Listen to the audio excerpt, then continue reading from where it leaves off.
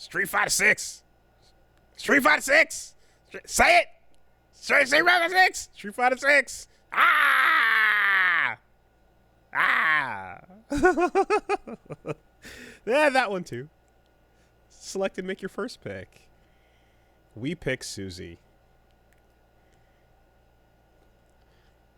No, you're not. Come on. Come on. But you weren't just a second ago. Don't tell me what I am. But you're not. Oh, you're saying I'm muted too. Oh no, you're muted. Oh, Woolie's muted also. Oh no, we're all muted. This is the part. This is my. You know what my favorite part of the podcast is? Favorite part of the podcast is where I load up the podcast on another monitor while listening to you guys also to see if I can hear you guys while I hear you guys. That's my favorite part. I really enjoy it. It's a very fun time to do. All right. It appears actually the problem is chat is muted. Oh, chat's stupid. Yeah. You guys don't know what you're doing. Fucking good job. Yeah, chat. Anyways, hello. Hi. What's up? Hey, Woolie, I want to say something right when we start. First of all, thanks for coming on the show, Susie. Very much appreciated. Welcome. That's Susie, the Spear Hunter. Yeah. I had a really good time playing a lot of Street Fighter before it came out. So I think I bugged both of you. I was like, I want to be on this podcast. I want to talk about it. It's really cool. Yeah. I mean, like there's been much of street fighting, and there's been much of you around the street fighting. I saw some shenanigans going down with Alex and so on stream. So we'll talk about it. There's much to talk about. And the second thing that I want to say is, like, I kind of resent today's podcast because I was playing Street Fighter 6 up until 12:54 p.m. and then Woolie's like, hey, and called me on Discord, and the Discord noise made my match screw up, and I'm like, damn it, stupid podcast. I don't want to talk about Street Fighter 6. I just want to play more Street Fighter 6. And that's the best possible compliment one can make to that game. There you go. Exactly. Right? Stop playing it to come talk about it for a second. Yeah. It's like for our mental health, like right? to stop playing it. Yeah, man. No. It's been very fun, obviously. Like this has been a very positive launch. It's been nice to see a lot of people warming the fuck up and going like, oh my god, I kind of get what these idiots have been talking about for a long time now. And yeah, man, it's like there's always that little thing where you're like, okay, in these opening hours, how do I want to spend my time, and you have to really go like, okay, how much do I want to like go figure stuff out? How much do I want to just like mash my face against whatever's going on in the battle hub? How much do I want to like actually jump online and look at what other people are figuring out? And like, you got to just like put a fucking plan. You have to get a planner out for how you want to run your day. It doesn't help that I continue to have a million other things going on, and I'm very busy regardless of this launch window. But nonetheless, when I'm doing one thing, I'm like, fuck, I want to be over there doing this other thing, and like the old community from my locals are all like in a chat room popping up, and everyone's showing tack off, and and that thread is impossible to keep up with, and it's flying a million miles a minute, and like anytime you jump in, you're like, oh my god, that's sick. So you're just drawn in like 15 different directions at once with these things. Did you know that Honda invalidates JP's fucking zoning game? Fucking headbutt just goes through all of his fucking projectiles. I found that out 5 minutes ago. Sure. Yeah, there's a couple ways of dealing with that. Lily can just fucking just spire right through most zoning, so that's nice. Did you guys know that JP does not have a chin under that beard? Oh god. It's horrifying. Oh. I can show you a picture if you want. He has the bearded curse that many of us have, including me. Just put more hair on. It'll even out your fucking head. When you say doesn't have a chin, do you mean like has like an underwhelming lack of chin, or do you mean like literally? I just sent you a picture. Oh, that is. Oh man. No. Oh, that's ugly. I'm putting this up on the Twitter.com. Ew. Oh, yeah, where'd you get this? This is disgusting. I'll send you the tweet that I found. Oh my fucking god! It's Zangief versus JP, but they're missing their facial hair, and it's kind of horrifying. The modders need to stop. We've gone too far. Oh, I don't care for this. Okay. What a different energy. That now that just turns into like Lord of the Rings villain, you know, just like our evil Harry Potter villain. Yeah. Oh man. Hey Wooly, before we get too far away from it, there's gonna be a lot to talk about today. It's gonna be hard to keep these threads. But you said that like you gotta have like a spreadsheet or like a planner to like actually figure out what you want to do with this game. It's funny because you mention it about like the launch. Usually for anything on the internet, that plan would be made for you. And the plan would be, I guess I'll play the goddamn single player for the first it comes out on Thursday. I'll play the single player until this coming Tuesday while they figure out and get the fucking matches working and fix the problems that the Battle Hub has. And yeah, people are rampantly disconnecting and there's server problems, blah, blah, blah. And I'll just do the single player and unlock the costumes while that goes. No, fuck that. That online beta fucking worked. I have had 0 problems. I have not talked to anyone who has had any problems at all. Just matches. And the fastest possible rematch ever. The fastest start. Like, it's insane how quickly you just fight, like in, you know? Even in like the fighting ground menu, when you like click on like casual or ranked, like you just sit there for 1 second and then you get a match. And then the match plays out and then you go back and then you get another match. It's like, it's insanity. Yeah, like, I think so many people are playing this game right now. I think the biggest, like, the longest lag you feel is that moment when you're at a cabinet and it goes from training mode over to the match and you can't press buttons for a second. Yeah. Like, that little second is like, okay, what's happening? Someone's jumping in, and then you kind of, that's the longest you have to wait. And then once the match starts, you just hit rematch the whole time and just keep going. Yeah, I'm looking forward to the day when we don't have to point out how awesome it is that these things just work and we can just talk about the other things, you know? The things that should have been always there are just like no longer taken for granted or no longer ignored, and you can just move on to like the content and not like actually making sure that it fucking works, you know? Maybe this is the beginning of that. Maybe. You never know.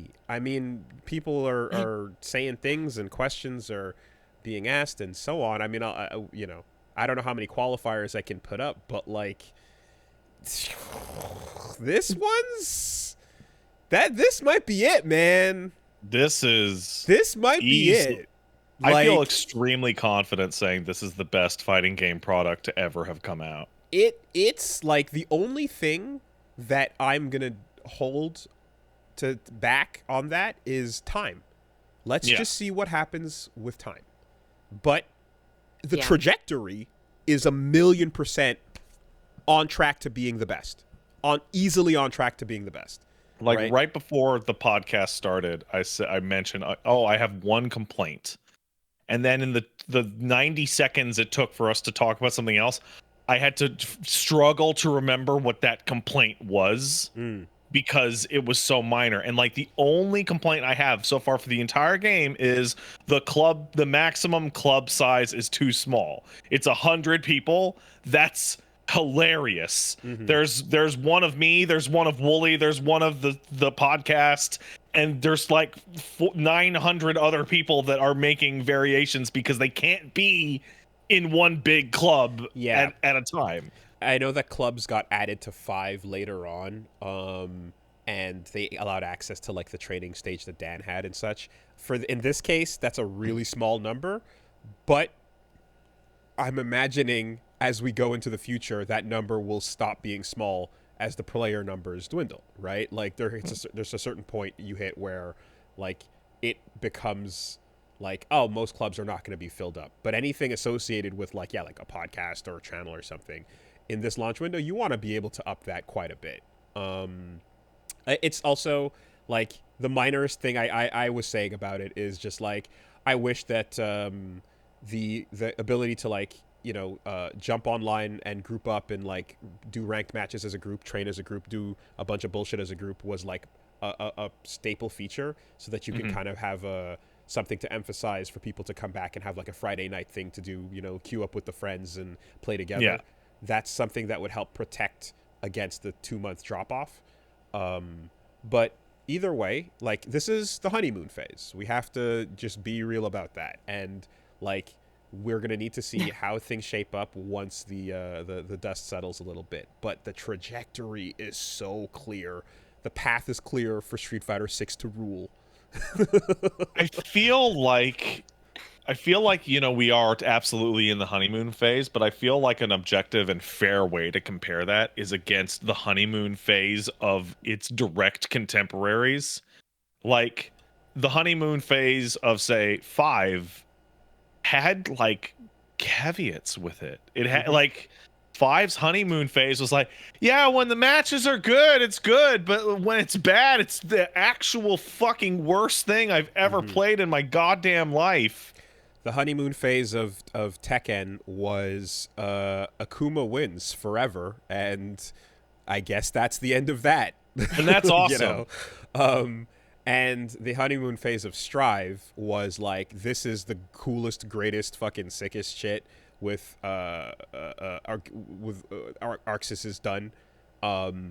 And your story mode is just an anime, and this is how we're going to separate things. And you're either down for that or not.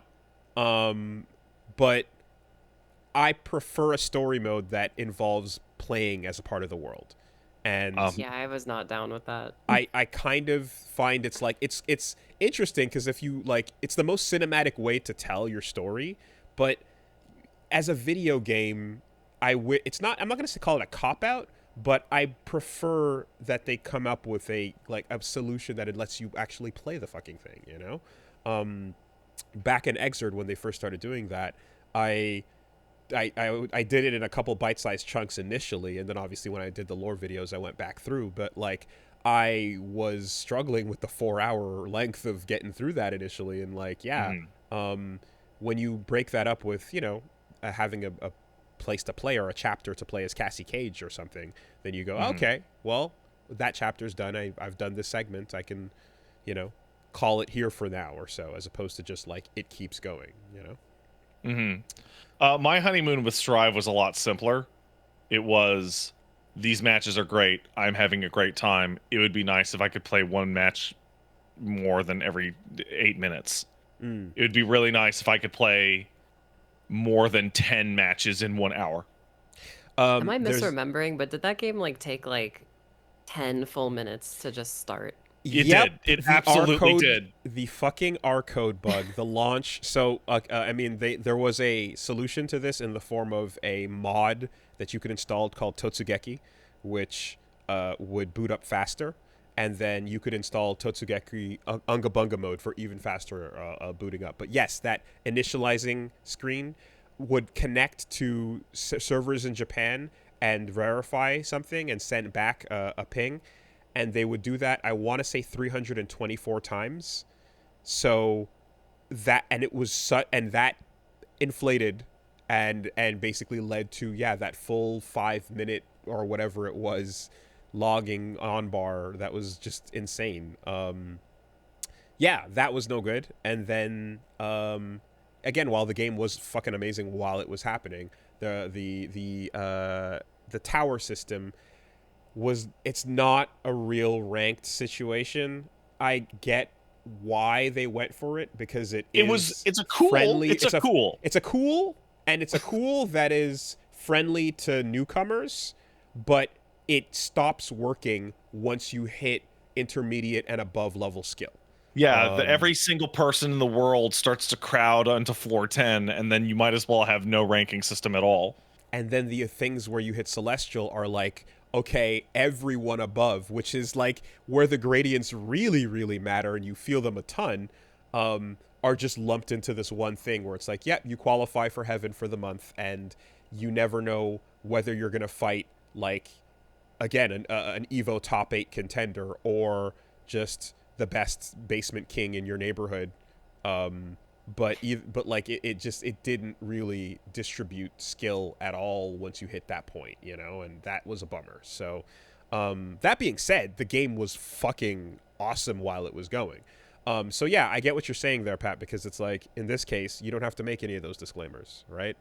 I have 0 disclaimers of any kind.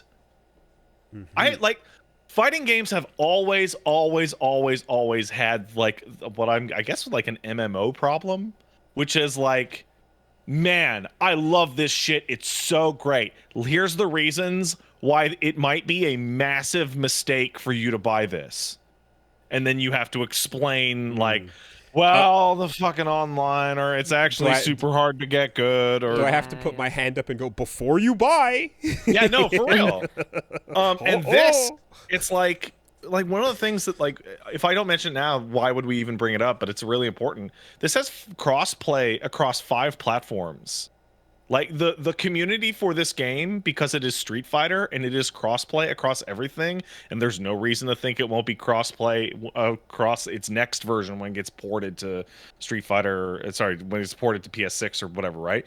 This shit will have players forever. There will always be matches to be had, and the net play is so good. I don't know how often we have to talk about it. I have had 2 bad matches, and they were with Wi-Fi 1 bars in Asia. Yeah, the Wi-Fi indicator. Man. No, but like the worst conceivable situation where I'm dealing with 400 ms ping. Yeah, that is bad. Like 99.9% of my matches have been A+ in the room level of good against anybody across the Xbox or the PS4 or the Steams or whatever. It's quite phenomenal that people who, for example, like usually end up with the Xbox version of something that is massively more popular on PC and PS4, in this case, can still participate and have as healthy of an online experience as anyone else does, you know? That nature of like being like, well, you made the wrong decision at the beginning of the generation, fuck you. You know, and you're just gonna be shit out of luck for the rest of this. Try again next time, asshole. Like, also, that's not here, you know. The indicators of signal strength or Ethernet speed are hilarious, because 1 bar connections, bright red connections in Street Fighter 6 are better than every other fighting game's 4 or 5 bars. Like, so, if I see like the Red Bar Go Home podcast that we had a year ago or 2, like is like nonsense now in the context of this game. Like, I can play people with 200, 300 ms, no problem. It's that good. I've had bad matches, but like, it feels as if what is bad for this game is a higher level of overall match integrity by comparison to like the match has completely shut down and now we're just teleporting, you know? Yeah, I haven't had that yet at all. Like, I've only had like a few hitches in like low signal games, and like the worst it's ever gotten for me was the match just disconnects, which means okay, then the video game just gives me a new match right away, you know, type of thing. So thing is, though, is that, make no mistake, like, it's still there's still these little hit moments and hitches and things where it's like, god damn it, that dropped, that sucked, you know, like the instability, like it's not, I'm definitely not going to co-sign that it's like we have solved the internet problem forever, because whatever's happening from the user end is always going to influence, you know, how solid your quality of a match is going to be. But at the very least, the server is doing as much of the heavy lifting as possible, and the game's fucking code is doing as much of the heavy lifting as possible, so that like it's not compounding bad factors on top of each other, you know? I think the way that we could say it and feel good about our phrasing is, like, I think the game end of this problem is as solved as it's going to get. Right? Like, if you're in a shack with your cables actively being hit by lightning, yeah, no software in the world is gonna fix that. But in like 95% or higher case of like normal setups, this thing is putting the work in to make that problem go away.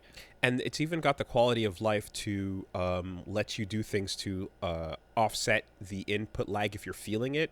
Like if you're someone who actually like, a lot of people don't notice and don't care if they have a little bit of if you put like your rollback delay up by 1 or 2 or more. But yeah, I don't feel that. I'm trash. Sorry. Okay, but like so it's funny because against characters like charge characters like Boxer back in the day and stuff, it's like that shit is affected more because you have to like react to things, But anyway, the ability to put like input delay reduction on as a little like extra quality of life that the game has is like, oh, we can put this on. It might be a little bit extra taxing on your system, so be warned. But we can bring that lag down even more. And what does it actually do? I don't know, but it's some fucking wizardry going on. Do you feel it? It absolutely makes it better. And the thing is crazy is that like it's like it's like they were looking at all the lag tests are basically just like, okay, PS5 is currently like the most responsive. I think it was at like 1.5 or something like that. It's crazy. But like PC is doing like really, really solid. You can put this setting on to improve that. And it's some optimization, whatever the fuck it is. It's Blitz, netcode, whatever you want to call it, is going on. Is it the placebo? I don't think it is. But the thing is that depending on everyone's PC setup as well, another thing is turning VSync off, right? You're going to have obviously fucking, the problems that happen when VSync is not on. You're going to see your fucking screen tearing pop up. But if you're okay with dealing with that, you get even more responsive, like, match play. You know what I mean? Everything is like a really, really solid with that. So like the ability to kind of go in and tweak and get that that responsive time up and everything is like a nice little, they didn't have to do it, but here you can, I'm somebody who, That's like the whole game, honestly. We didn't have to do this, but here you did it. Yeah. Screen tearing is not going to end my world, I can deal with VSync being off, so. Well, I mean, VSync being off works really well. Like I have monitors that all support G-Sync. So okay. VSync off is how I prefer it because it kicks on the G-Sync instead with lower latency. So it's like, and also the game defaults to borderless windowed. In fact, I think it's only in borderless windowed on PC. No full screen. Which means your desktop is going to take care of most of that VSync shit anyway. So Susie, you've been out there doing it officially. You got the meta level 5 going on right now. I do, yeah. That is pretty sick. How is, like, I was saying to you in Discord before, it was just like, there's not going to be a single character that ever gets released into fiction that has that hairstyle that will not get cosplayed. 100% of them are getting covered by you. Yeah. Yeah. I have the Menno cosplay like in the works right now, like the whole thing, but yeah, I'm really debating like doing color 10, which by the way I don't have in the game, and like I don't know how to get it. Pat. Go back in fucking time and pre-order. Instead of getting a review code, pre-order it. Yeah, I think that's what it was. I guess we'll have to wait 2 years for that to. Color 10 is extra weird because I assume they would just put it up for sale later, but like only like 8 characters even have a color 10, which makes it even weirder. Yeah. Not everyone has one, and then I guess some are just not out yet.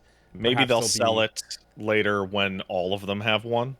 There were some obtuse rewards though, like there was register your Capcom ID with 5 to your account beforehand. I think it's still open till July, where you'll get a bunch of extra titles for online as well. And you'll get Super Turbo for the little arcade and so on. Yeah, so there's these little promotional things that they're gonna do with your Capcom ID. You get Super Turbo? Yeah. If you register.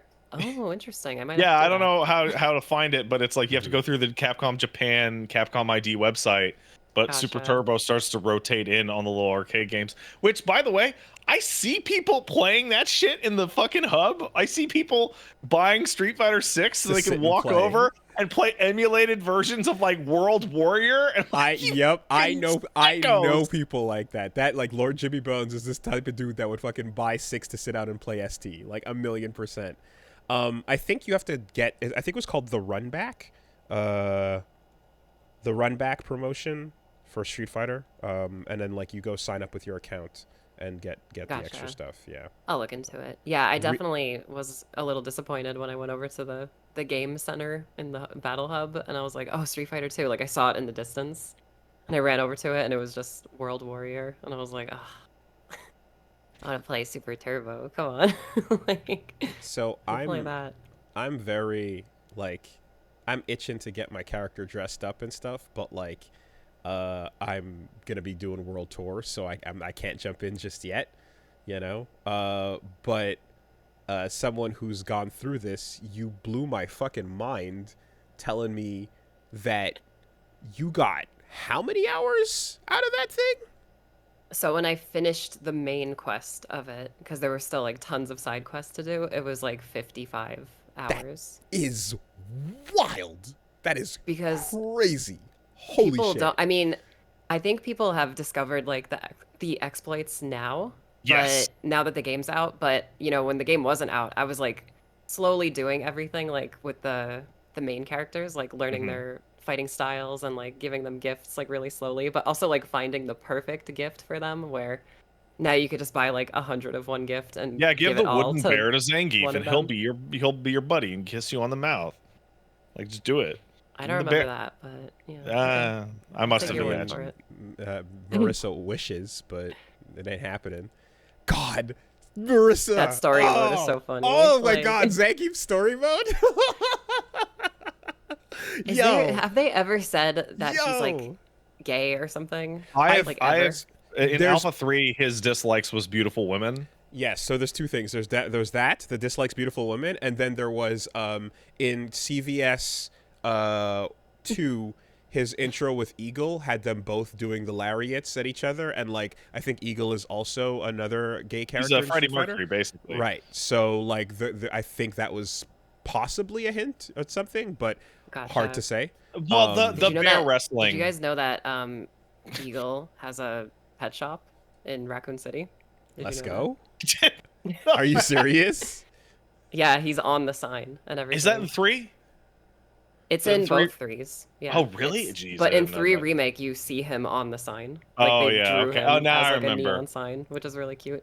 Like, I Amazing. But remember. yeah, So- like that story mode is hilarious because he's just Yeah. like, oh yeah, I like fighting, and then he doesn't read the fine print of Yeah. like marriage as well. So I had the this- fine print, the sign too. It says like looking for a partner, and then he's like, yes, a partner. I will go and fight and show my power, you know. And then like it's like, oh yeah, only serious about marriage. Trial by combat to prove your strength. And then it also has like a circle around. Everyone is welcome. So Yeah. Marissa's like, hey, Oh, okay. everyone's welcome, baby.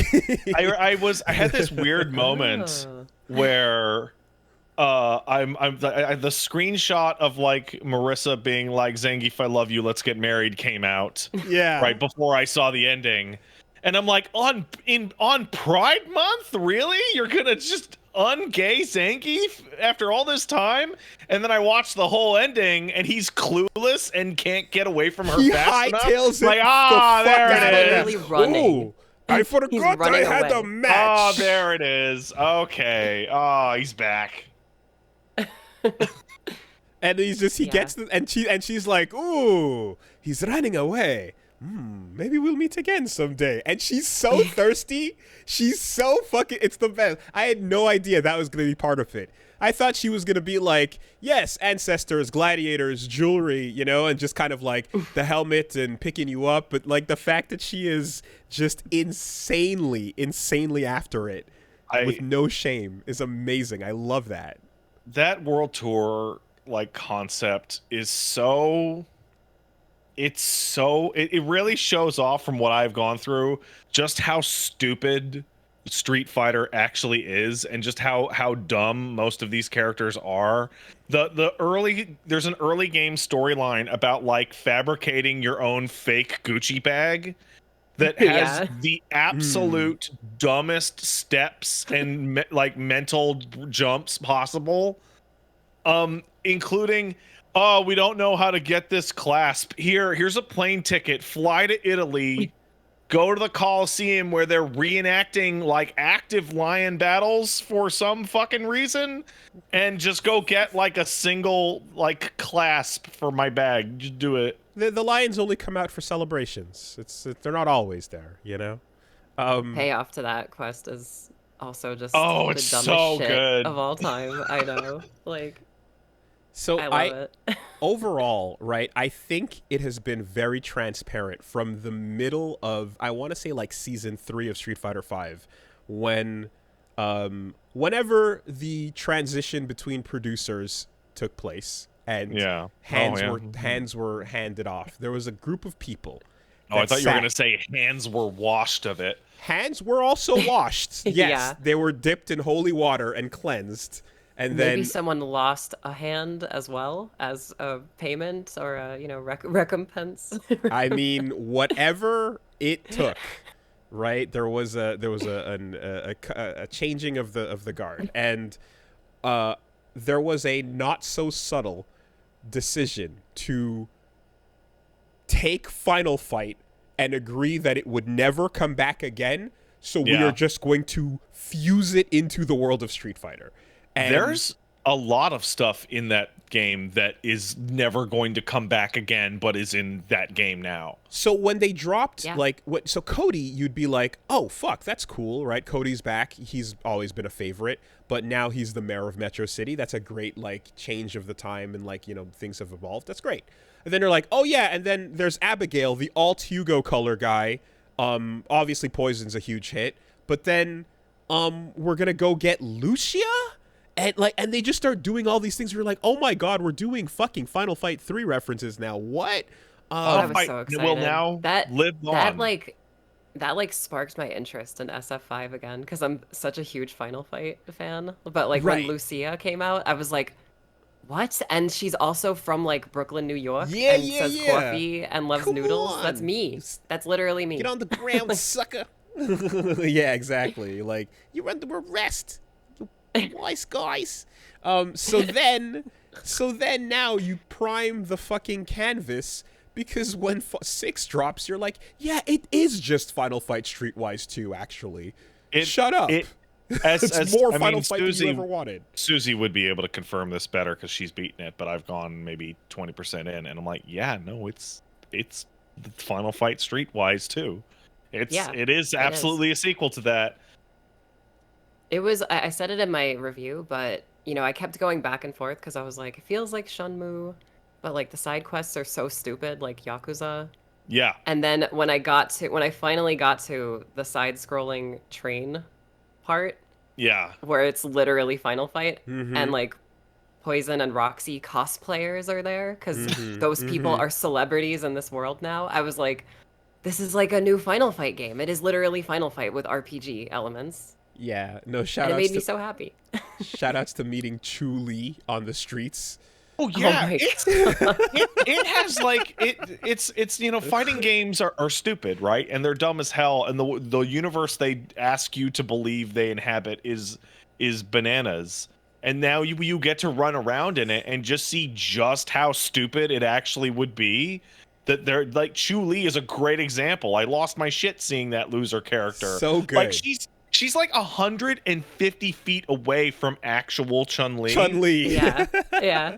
Standing outside of Chinatown, just like, come fight me. Did you guys meet Kenny yet? Oh, no, I have not. no. I didn't. He's a very thick Ken. I'll just say that much. Nice. Yeah.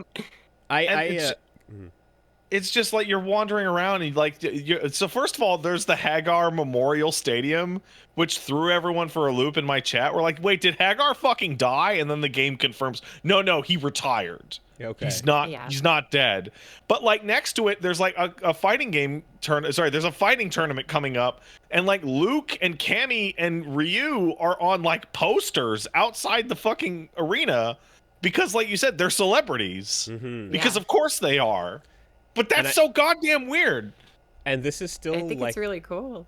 This is still Earth, but like Metro City in particular is Battle World, where there's just and like that. I've joked about this many times in the past of just like what happens if Fight World though, and this is really Fight World where it's like, yeah, beat up that store owner for a discount maybe, and everyone's cool with it. Everyone's like, yeah, upload that. That's gonna be great. Like they're super down with like chasing. Well, it's not strength. just Metro City. It's the whole planet. It's the entire fucking Everybody, planet. yeah, everybody knows how to fight. Okay. Wonderful. I did see some clips of like, yeah, you go to like Nashal at some point and like just you're running And through it's slums. even bigger too. It's larger than Metro City somehow. Everybody's gonna throw down. Yeah. I don't know if you guys ever felt this way, but like I always liked Third Strike's aesthetic, where it was like, you know, like gritty, like street, like rap music and all this kind of stuff. And like, yeah, I know, but like, I always kind of like hated like the SF4 and 5 like Cartoon Network, like every song has like bongo drums in it. It's silly, goofball, stupid world. So like playing SF6 as like main content, I was like, oh yeah, we're in the streets again. This is great. Yeah. There's so much rap music and like Yes. neon lighting, and everybody just looks cool and they act cool. And then I played World Tour mode and I was like, oh, this is where stupid Street Fighter is. And this is where it should stay, honestly. Like stay in Final Fight. Like come on. Like I definitely didn't mind the like video gamey, you know, soundtrack, because it definitely is a reminder of like the legacy soundtrack, the legacy Street Fighter themes and stuff. But I like Third Strike was a watershed moment that was like, oh, this is the feeling of this brand, and these two should never be separated again. And then when they were, it was like, okay, but we get a little bit, right? We get a Cody theme, turn the beat back, okay? Yeah. You know, we get a little bit, and every time you do, you're like, oh, but that's what we want. We just give us more of that, you know? Yeah. And every time they did promotional material, it would go straight to hip hop. I think, but then like, it wouldn't mean in the game. yeah, and that's it, you know, with the exception of like Indestructible, which was, you know, but like that was just that was like the weird read on it. So like sure now, is a song. yeah, but now you're like, okay, so the new people that are fans of Street Fighter are like, yes, let's get hip hop everywhere throughout this thing. If you go to the new producer of this game, like his Instagram, it is all rap music, only rap music. I'm not even kidding you. Just like, here's a song that I like. I believe it. Yeah. You know when it hit me? Because it's weird, because I played a bunch of it, and obviously the hip hop is all over everywhere. But when it hit me is when they're like, hey, get on a plane and go to Italy. And they drop they give you a world map. And the world map has the best song in the entire fucking game in it. And it's a menu you only have to be on for 5 seconds at a time. Ever. And you sit there for minutes because it's the best song in the game. I saw footage of it on one of the Capcom JP streams, but I don't recall what it was yet.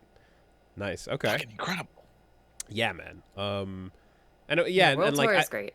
The homage to the old plane flying around the planet, you know. Yeah. That's a fun callback as well.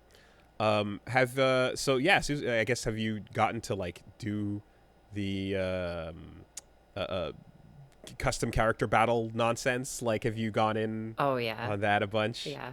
Okay. I had a 6, maybe 7 win streak because my character is like level 69 and I have 3 life bars. So I was just like mopping the floor with everyone with my stupid moveset of Mano that can do cannon strikes, but then also pile drivers from hell. Jesus so, Christ. I played some of those and they're super broken. Like your level is a massive factor in your character. Can you eat food like you can, like in World Tour in the middle of the match? I don't think so. Okay, no. Okay, you can't do that. No. Yeah, perfect. Man, yeah, I'm like, what is the current nonsense meta with that? You know, is it teleport to SBD? Is it is it fucking throw out a Blanka-Chan doll and activate while doing a fucking Lily Windspire? You know, I don't know.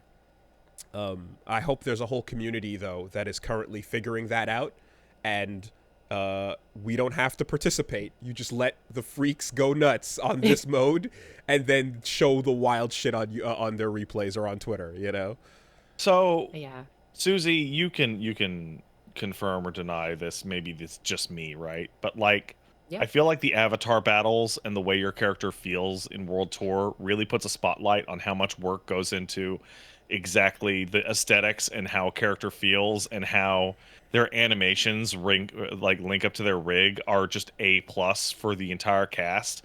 Because picking any created character and putting Chun-Li's moveset on and doing her like medium punch is like, oh, every character but Chun-Li looks deformed when they do that medium Yeah. punch. Like, your custom character can be a broken nightmare, but they also kind of feel like dog shit compared to the real characters. I saw Yeah. Blanca Chan costume doing Dalsim's moveset, and it was horrifying. It was absolutely nightmare fuel, just stretching out and, you know. I Like, actually haven't done Dalsim's like quest line yet because I don't want to see my character stretch. I'm just so like terrified at the idea of that. Like, I don't want to see myself like have stretchy arms. Like, this better not awaken anything in me. oh my God. I, But no, it is actually really impressive how well the Frankenstein movesets like animate with each other. Like it's really cool just, you know, being Ryu and then jumping forward and doing a cannon strike. Like it works. Like it actually looks good, you know. And they have restrictions in place too, so you can't just be a full character. Oh, So really? like if you yeah, and like cuz when I was first playing it, like my strongest character is Cammy, so I was like I'm just going to make Cammy, you know, and Yeah. like mop the floor with this game. And then it was like, well, you can have quick spin knuckle and hooligan at the same time. And I was like, why not? Why can't I do that? That I doesn't think make I know the sense. reason.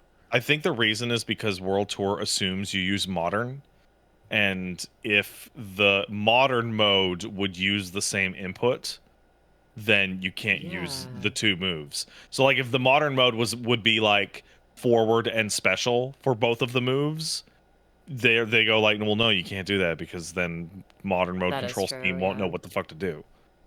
Yeah. But you can be fully Ryu if you want. I guess Mhm. they figured that one out because he's the guy.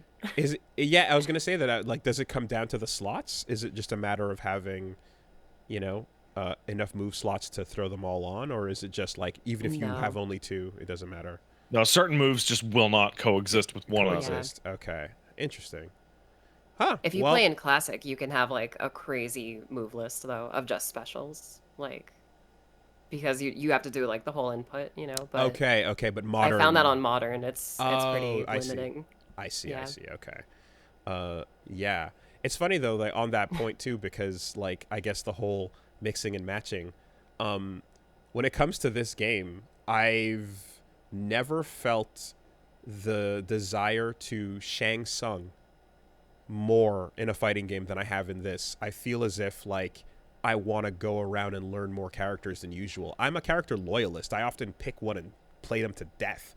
You know, I often love my character more than the game itself in many cases. But here, there's so many interesting things that I kind of want to just mix it up and, yeah, well, Shang Tsung it, as we say. You know? I feel really strongly, very similarly. I played 90 minutes of Honda matches on stream earlier this week. I don't like E Honda. I have never ever liked playing as E Honda. I had so much goddamn fun playing as new Honda. He's so fucking cool now. I didn't. That's the thing. Like I feel like they went crazy with modern controls to get people in the door, but I feel like it had like an alternate effect of like, well, let's put so much work into making every character feel good with this control scheme that like every character just feels good, you know, even in classic. So it's just like, yeah, I'm the exact same way as you guys, where I'm just like, I would like to play as Zangief now. I would like to play as Blanca. Like I've never played as them before. Like I didn't ever want to play as them, but I want to play as them now, you know? Yeah, I really like I never thought about like using Lily at all based on the promo stuff. I was like, okay, yeah, there's a cool T-Hawk, second coming. And then messing around, I was like, oh my God, she's so much fun to use. Like I was like, I'm like, holy shit, I want to fuck around with this. Yeah. And that's a really good sign too, which is like, every character is like a fucking sinkhole you can dive into as usual, but the ability to just kind of like have a ton of fun across most of them is a really, really good sign, because in a lot of cases, if you're somebody that's like, oh, I can't play this style of like BlazBlue character, or this type setups, puppets, things that are just like, I'm never gonna ever go for one of those. Like, I feel like this is a really they've done enough here that they've made it interesting right across the board, even in play styles that I'm usually not down with. 100%. Yeah, everybody feels good. Have a little pocket, everybody. I can't believe they made a good fighting game again. What happened? Like, we're talking about the excitement that comes from playing DJ. Like, oh yeah, what world do we live in where people are like, "Yo, DJ is so hype"? Like, what? I got like trapped in a 50 game set with DJ on the day the game came out stream, because DJ's so fucking cool. Like, you want to talk about me not liking Honda? I really don't like classic DJ. I don't like anything about his character. He's fucking so cool. He's like an SNK character. He's like Rock Howard being placed into Street Fighter. His corner juggling combos are like they just Insanity. swag, like yeah. does all this cool shit on you, and like, man, like, talk about the glow up, I didn't think the fakes were going to be that scary, and then I played 50 matches against DJ, and he grabbed me off the fake kick every single time for 50 matches in a row. Like, you see it's the fact that it actually activates the flash on the kick and the ping sound effect, but nothing happens. I'm like, oh man, your brain just goes block. Oh, I'm thrown. I think DJ is the biggest glow up from all Street Fighter characters that have returned into the new era, including the ones returning from 5, like old to new Birdie, old to new Karen, etc. I think DJ is the biggest glow up of any Street Fighter character ever. Yeah, just in like every regard too. Like, even his design is like, I feel like just so much cooler than his original. So like, when I saw his classic, I was like, who's that guy? Have you messed with his level 2? Yeah, so you get the 3 different variants of it, and it's like, what's the difference between them? And because the move list didn't actually specify, but now we kind of know. The light version of the level 2 is the easiest to combo into, where you just like hit the next button, and it does the least amount of damage. The medium version requires medium timing for the strictness of inputting each button, and then the heavy version, the strictest timing for the most damage. But if you fuck up, you get super low damage right across the board. Yeah, so it's a super that'll do like 1700 if you fuck it up, but if you land it properly with each one, it's like, I think 26, 28, and 3000 respectively. And the other thing is, like, it is Neo Deadly Rave from like Rock or Geese. Like, it's an SNK super that is just hiding inside DJ. Yep. Stop it midway through to do a combo as well if you feel like it, Yeah, man. And then like, again, the fakes are blowing everybody up, and it's like you're seeing him do it, and it's like, even if you're getting dunked on by it, you're like, oh, but look at him go, After all this time, it's nice that fucking DJ, the forgotten new challenger, is like he's doing his best, I literally got perfected this morning by a DJ, but the whole time I was just laughing because it looked cool. I was like, this is so cool with everything he's doing right now. Like, it makes me very, very excited for everything DLC that we know, right? Like, what's that gonna look like? How's that gonna be? I want to play I've played at least a couple times with everybody on the cast, and I'm like, this is the best version of this character that has ever existed, barring stupid shit like CVS2 Blanca, right? Like let's like that. Okay, You that's got not it, even yeah, a role canceling. Yeah, that's sure. a fake character. Let's not even talk about that, right? But like I play through these and I'm like, God, I want to play Street Fighter 6's version of Akuma so bad. Like, oh man, I want to play that version of Akuma. I One think they're gonna button, do Shun Goku. What's that look like? I was gonna say, do you think they're gonna do one button Yes, Raging of Demon? course. Absolutely, 100%. There's a one button SPD. There's a one button 720. Why wouldn't there be a one button demon? You know. That is true. And like the good Akumas learned how to do a Kara demon anyway, which is just it's almost like a single input that because it just buffers the buttons together. That's a whole other thing. Yeah, all of that is absolutely coming. New Ed, what's that going to be? New Rashid, you know. I'm really like it's exciting to see like what this kit is going to look like based on how they used to play in the past, you know. It's also like we're in that nice early period where stupid shit is getting discovered. So like earlier, like, oh yeah, you can just dash through JP's projectiles. Like, okay, that's weird. Like, no wonder I was getting blown up if the game was like, no, the way to get past these projectiles is just walk through them, idiot. But oh no, oh it's gone. Oh no, wait, it's back. But like earlier today, I saw a thread on the Street Fighter Reddit. It was like, hey, did you know that Ken can bring you from one corner all the way to the other corner by launching you and then doing the fire hurricane kicks in such a way that he's like carrying you on his back into the other corner on the cross up Tatsu side. Yeah. Like from one end to the other. Coast to like, coast. That's zany as hell.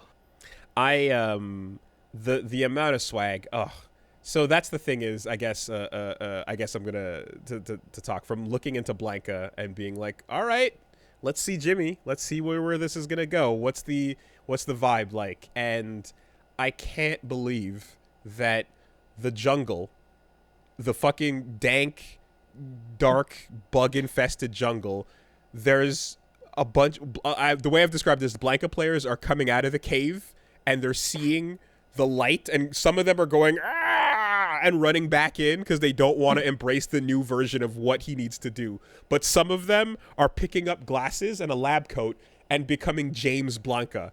And they're realizing that the way this character works now is the most technical it's ever been. And the idea of being a, like, just complete gremlin that skips neutral and does gimmicks, that does not fly. You have to do a million super labbed setups with everything he does in the most small intricacies to get him going. And, like, I saw some combos that people are doing with him where, like, the way you are using the level 2 Lightning Beast to, like, cross the screen up, throw a toy out while they're being juggled, and then find a place to hop and mix while the toy's coming at you while you zip past them is fucking IQ 4000 level shit. You know? It's fascinating because you take a character that, I'm going to steal a term from Gerald Lee from Korea Gaming, a character that was like defined by their ungamentals and is now like a fucking high-end set play character. Insanity. You have to become Hank McCoy.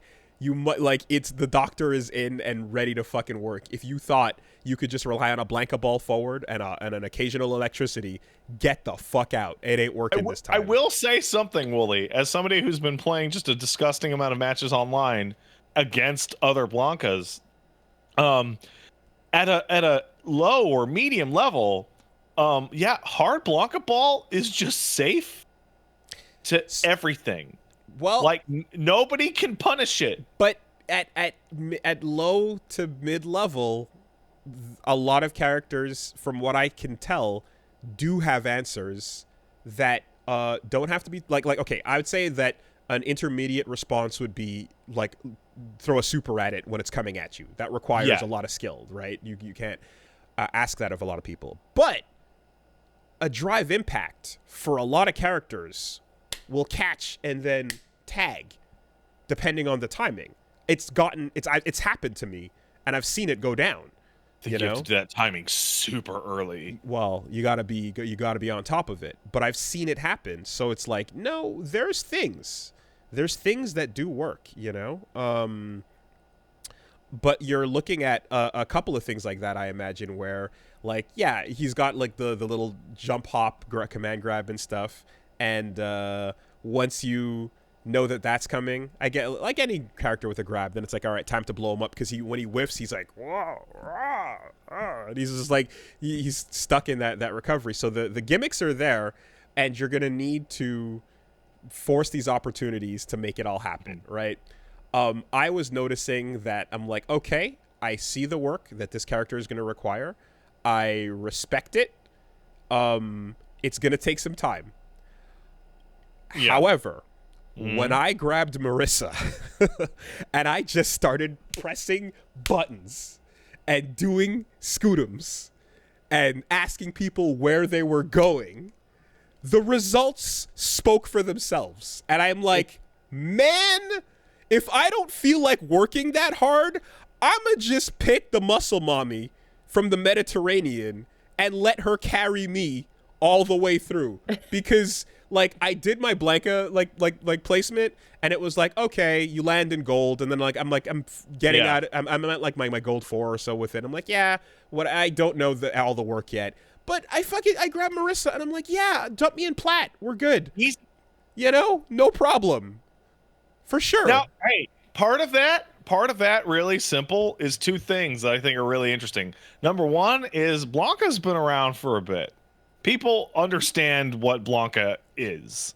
Marissa's brand new, so that helps, right? The second thing is that all the new cast, they all interact with the drive system in ways the old cast doesn't. Like Marissa's her big punch, I forget the name of all of her moves. Gladius, her big fist forward, right? If you charge that up, it blows up everybody's new desire to drive impact, because it just beat every drive impact in the game clean. It sure does.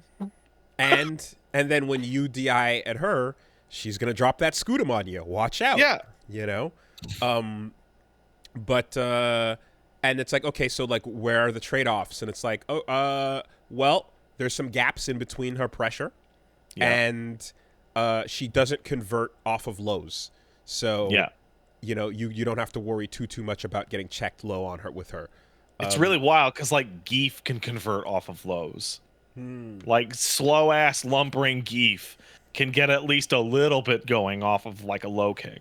Oh my god, he's got so much swag. Holy shit, the stuff I saw people doing. So Geef has something going on. I've been playing a lot of Zangief. I named my dog Zangief. I like playing Zangief. He has a lot of shit going on, but probably the zaniest thing is the way they've handled the input buffer for his SPD. Creates a lot of really fun situations. So he's got his air SPD, right? I forget what it's called, but the air Borscht Dynamite. Borscht Dynamite. He's got Borscht Dynamite, which is SPD, is a 360 in the air and kick. But the way the input actually works is if you just do SPD with kick, he will do the fucking thing 1 inch off the ground. Oh, yes. And you can catch people you can catch Ken out of Dragon Lash. You can catch people before their character physically, like the animation of their character leaves the floor. Or you can just hold the kick as late as all the way at the top of his jump arc. So and it'll count. Tiger kneeing it, right? So that was a thing that was very important, starting with Street Fighter 4, when Guy can do his air grab, and he could do it super low to the ground, which meant anything that was an aerial state, including a part of like focus crumple, he could just go like do the input and then end on up forward, and then like grab you as super low to the ground as possible. Borscht Dynamite being able to do that is super clutch and crucial, because like, you just input it and hold up a little bit more. You get it right off the ground, which lets you do amazing things like fucking drop kick, wall bounce back 50%. Into that shit for half your life. 50%. You know? Off one good drop kick. Insanity. and like you get the ability to like optimize a bunch of stuff too, where if they're low to the ground and like maybe you're not in range for like the super level 1 to work or so, you can just get that right off the ground, just SPD at the end of a certain juggle. Super swag with that. Got 4 normal throws depending on what kind of Oki or 6. position you want. 6? I believe it's 6.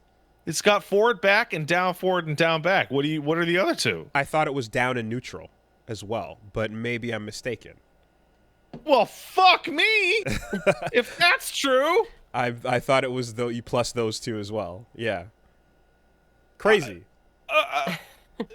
What? They're sick! You can put them wherever you want them to be. Wherever you want them to end up on the screen, he has a throw for it. Didn't even know. Didn't like played like 1,000 fucking matches with The game is Geef. called Street Fighter 6, Pat. Come on. Boo. Boo. But yeah, everyone is the most disgusting version of themselves ever. Yes. Like everyone feel like you called it way before, Wooly. You called it like a year ago. Where like everyone is going to get every tool that they ever had, and then some of them will get more. Some of them will get even more tools on top of that. It's a page out of Strive, really, where the thing that this in Strive, there is a thing that each character gets that enables a steamroll, and you don't know, like what everything else around them will determine ultimately how strong they are competitively. But there's a thing that you must fear for everybody, and if they get it going on you, you just die. You don't know what's going on, and you're just dead. You know. There's a great little tweet. Like jump in, slap, command grab, Uh-huh. and then walk forward, little kick, command grab, and just do that forever. You don't know what I'm gonna do. You see this? You don't know what I'm gonna do. Do you know how bad it feels when you die in round 1 and she's at medal level like 4? You're like, I don't, fuck this, because I do that. I very much know exactly how bad that is, and let me tell you. Do you know how bad that feels when you're a command grab character and they're beating you on your command grab setup? Thanks for walking towards me. Let's dance. Yeah. Yeah. I mean, it also doesn't help that it's like 1 frame, like the regular command grab, not the spinning one. It's like, but it's you have to be like touching. Yeah, you have to be like right up against them. Yeah, and like everything is like all command grabs are like 5, and then the specials have that like it's 7, but the flash counts as 2. So the whole thing ends up being terrifying when you're like, I know that I have a grab. And I know you have a grab, and let's grab. We want to grab. Let's all grab. Let's just mush up against each other and Got a lot of light pokes into grabs going on with this. Yeah. That's my whole game plan. Yeah. And then JP is back here like, grab me if you want.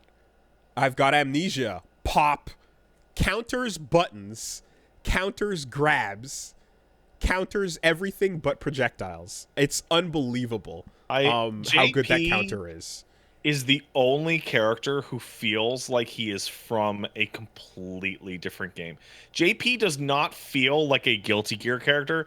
JP feels like a fucking Blaze Blue character. Blaze Blue, yes. In the same way that Crimson Viper is a King of Fighters character dropped in to Street Fighter, this is a Blaze Blue old man coming into Street Fighter 6, like, clearly, you know. Like, it feels like Geef versus JP feels like Tager versus New 13 in Calamity Trigger. Yeah. Just like, just stop hitting me. Stop hitting me. Let me move, please. Glacius is also a really good comparison from Killer Instinct, you know, just like sitting across the screen going,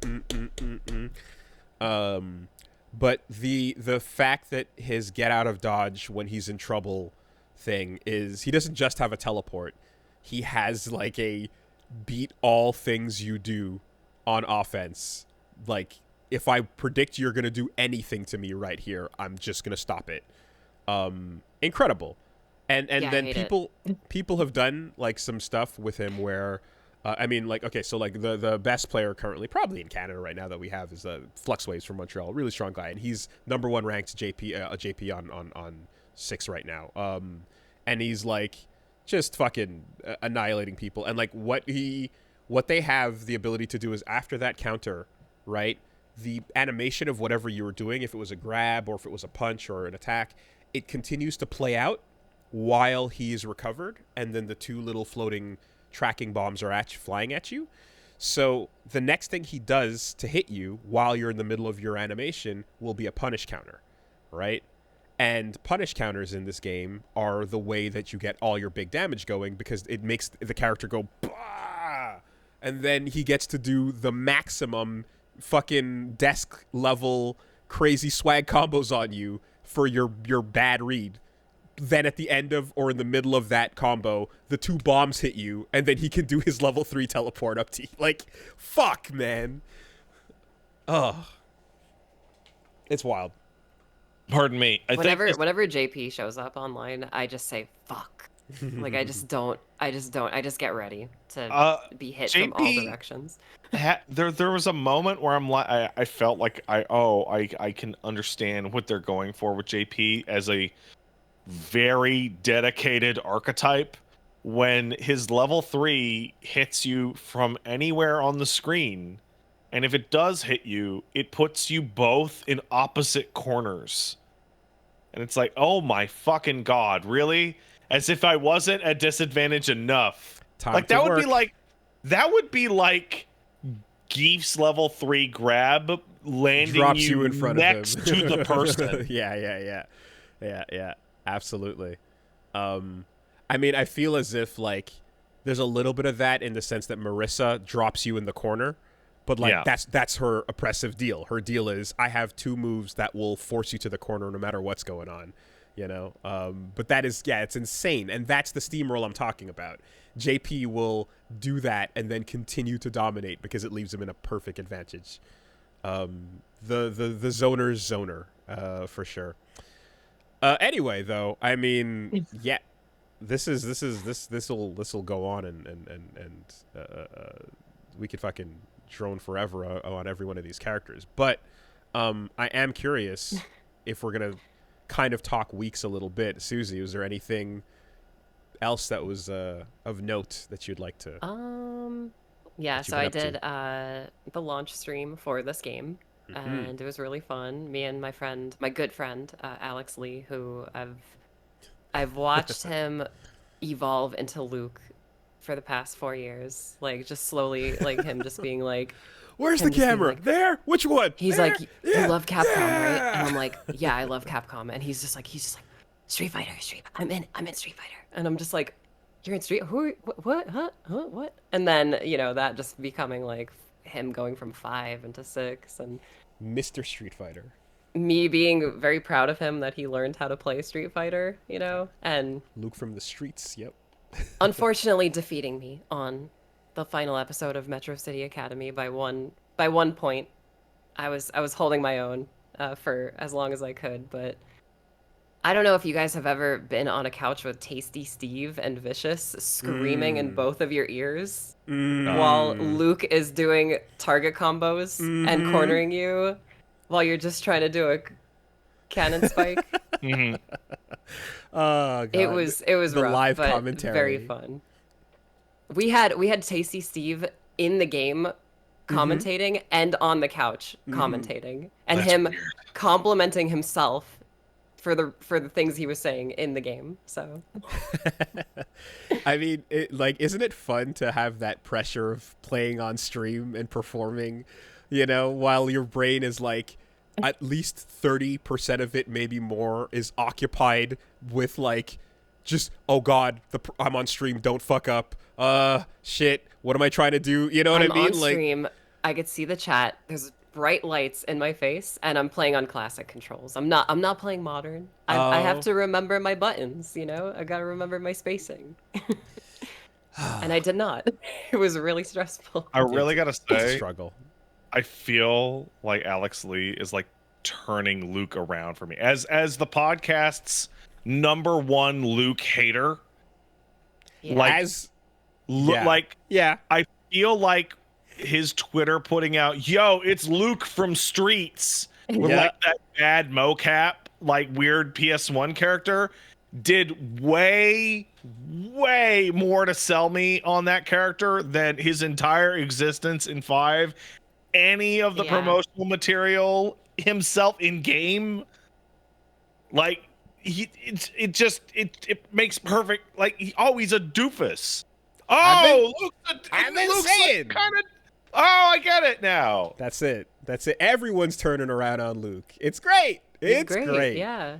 He's I'm awesome. love to see it, you know? And like I said, like I was never down on him. I thought I liked him from day one. But like we were saying this to Gianni last time, like the amount of heavy lifting being done by the dankest memes on Twitter when the voice actor decides to just become the character and fully Yeah. embrace it in everyone's mind.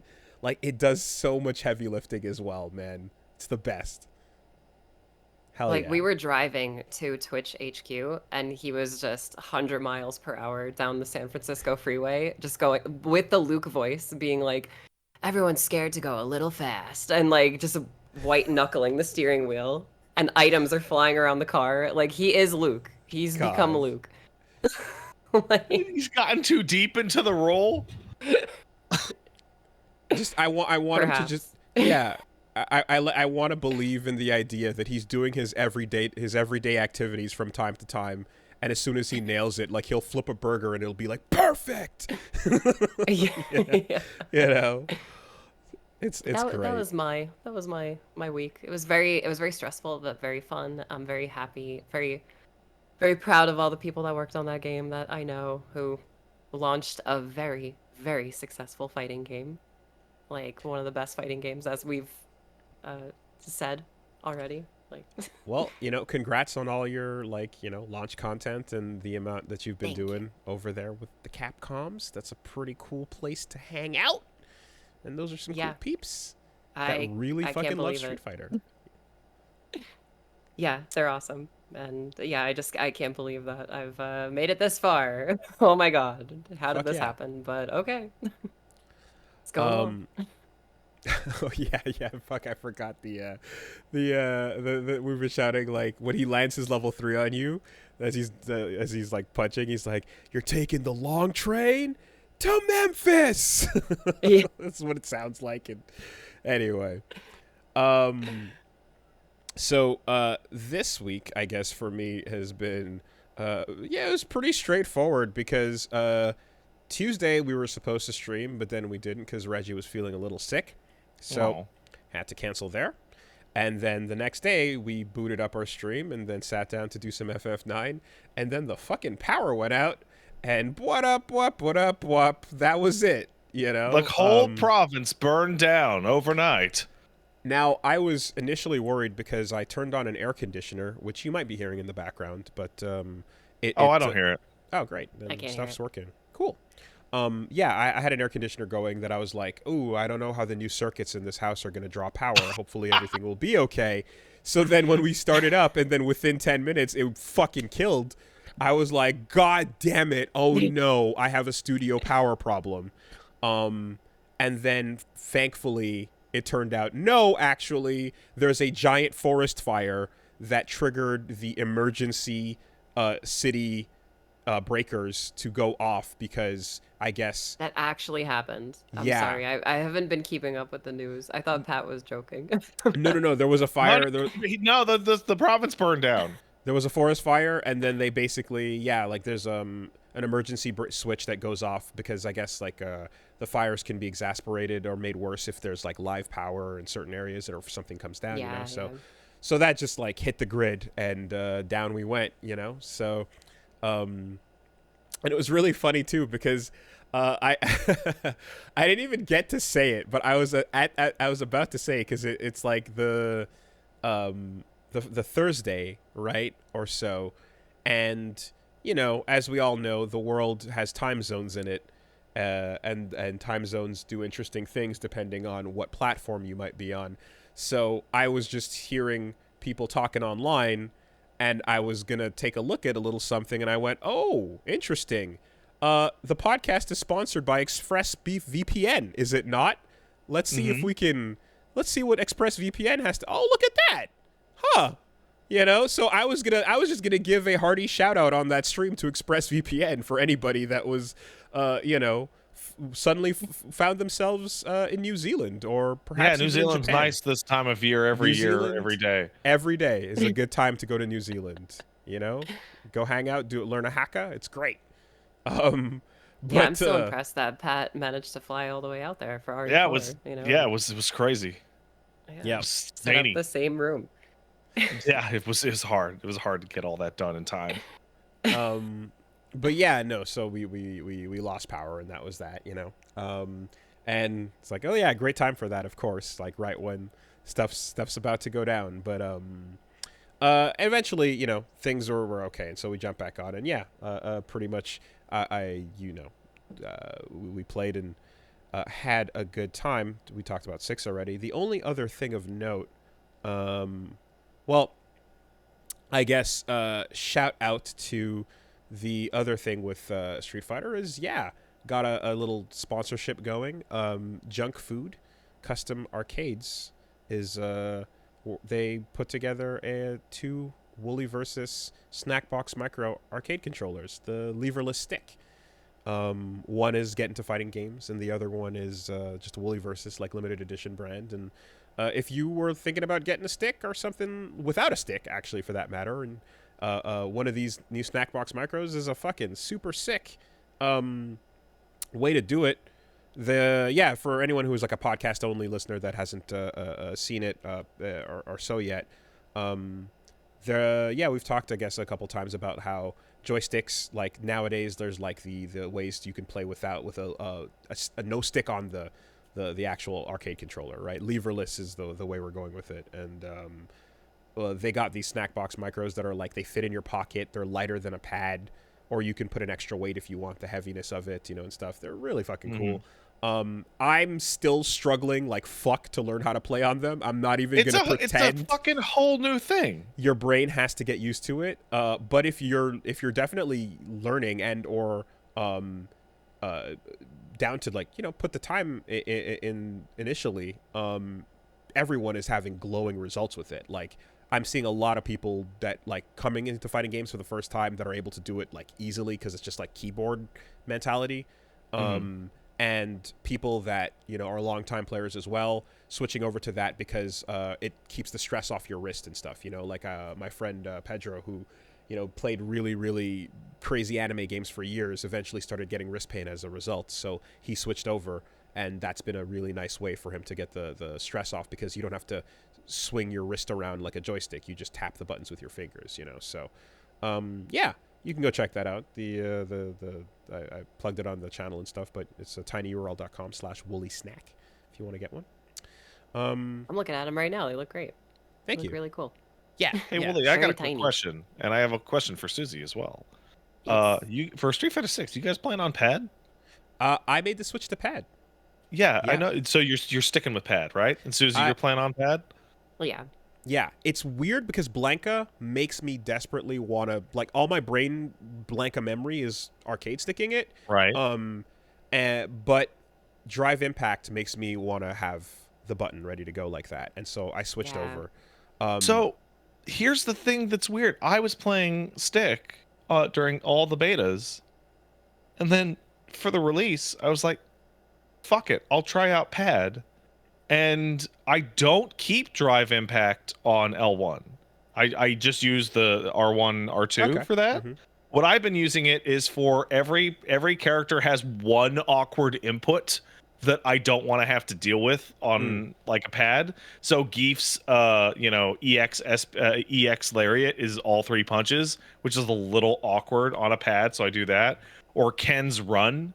Yeah. I find Ken's Run I find incredibly awkward on a pad until I put it on custom button number 2 and then put it on that. And yeah, I've played all my matches on pad. I'm back off stick after playing stick for 15 years. I'm wild. Back to pad. Yeah, same here. I used pad for Strive, and like again, it would just go game to game for me for a while. So like Strive, Tekken, was always a pad thing for me because the fingers and stuff. But like in this case, yeah, I switched for the DI, and then I stayed for the consistency of everything else that I'm able to do. I had more drops with like supers, on stick that I don't get on pad just because I'm able to twitch it out faster. Somebody asked thumbstick or D-pad. That it is always D-pad, 100% of the time. The thumbstick is just by de facto a worst way to play. You can do it to like get a quick 720 out if you'd like to, but never ever ever play a fighting game with that thumb pad. I don't recommend it. That's how I've been playing. Really? Okay. I don't recommend with the it. left thumbstick.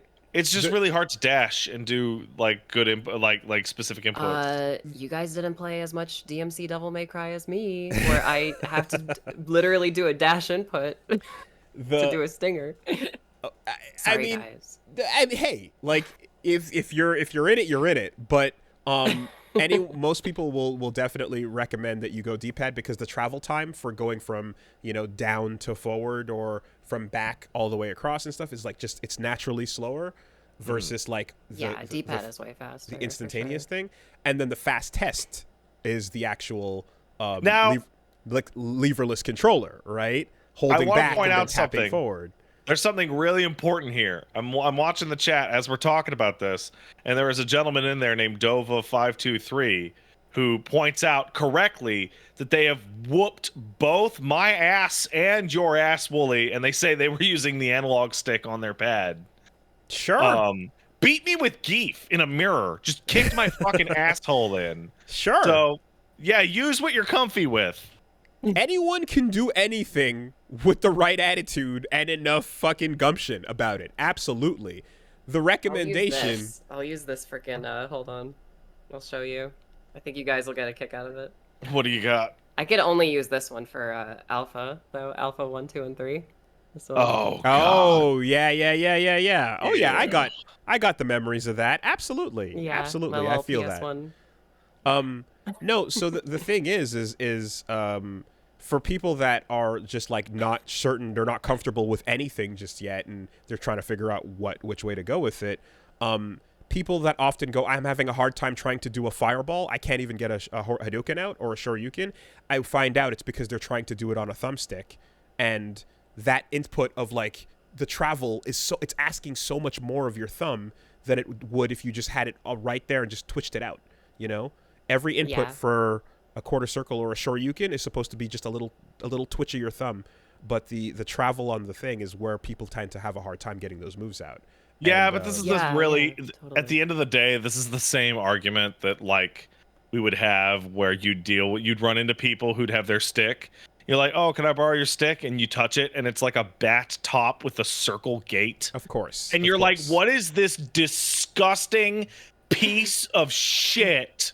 Where is my Sanwa fucking square gate? And then the octagon weirdos show up. I used to run octagons. Oh, you freak. And then I made the mistake of it broke one day, and then I couldn't use a normal stick, and that was the end of that, I was always under the impression that everybody who used an octo gate is doing so that no one wants to borrow their stick.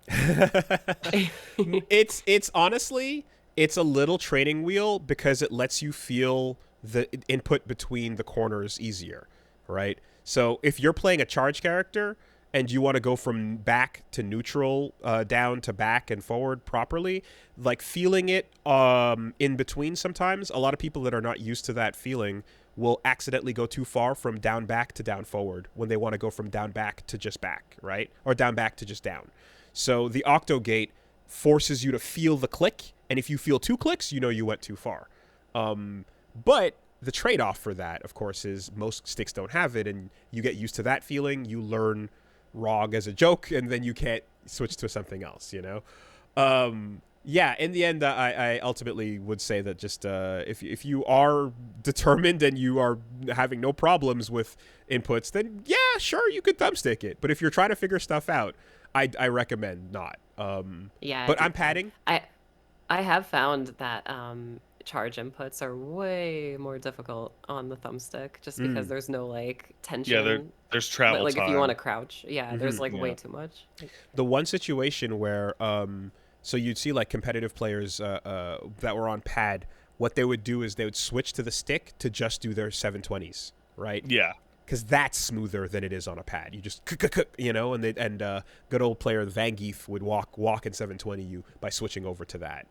Amazing little accessibility option, by the way. In the walking around the battle hub felt awful on a stick, and Sure does. Oh my god. I was like, you guys need to fix this. And then they did two things. One, they put in the ability to hold down, I think, RT and rotate the camera. So that's like a nice. Still sucks though. Yeah. Or grab player 2, which is our controller, and run around on that, and then pick the stick up for the fights. can you actually do that? That's Yes. cool. Yeah. It's such a great idea where they're like, okay, we designed this for sticks, for controllers, for pads. We didn't have the stick in mind, but it's Street Fighter, guys. What are you doing? And it's like, so like, okay, yeah, you can just grab a pad and it'll be fine, because it's, running around in a third-person video game with your finger on the thumbstick, pressing your trigger buttons, which is what everyone else does when they're playing video games in every other genre, naturally works for this environment. An arcade stick does not, Great idea not. to do that. But You know what an arcade stick works really well with, surprisingly, and maybe Pat won't be surprised by this, but Wooly might be. Classic Resident Evil games. Yeah. Huh. There's Tank no controls. reason. tank controls. Yeah. You don't It need a works second perfectly. analog stick.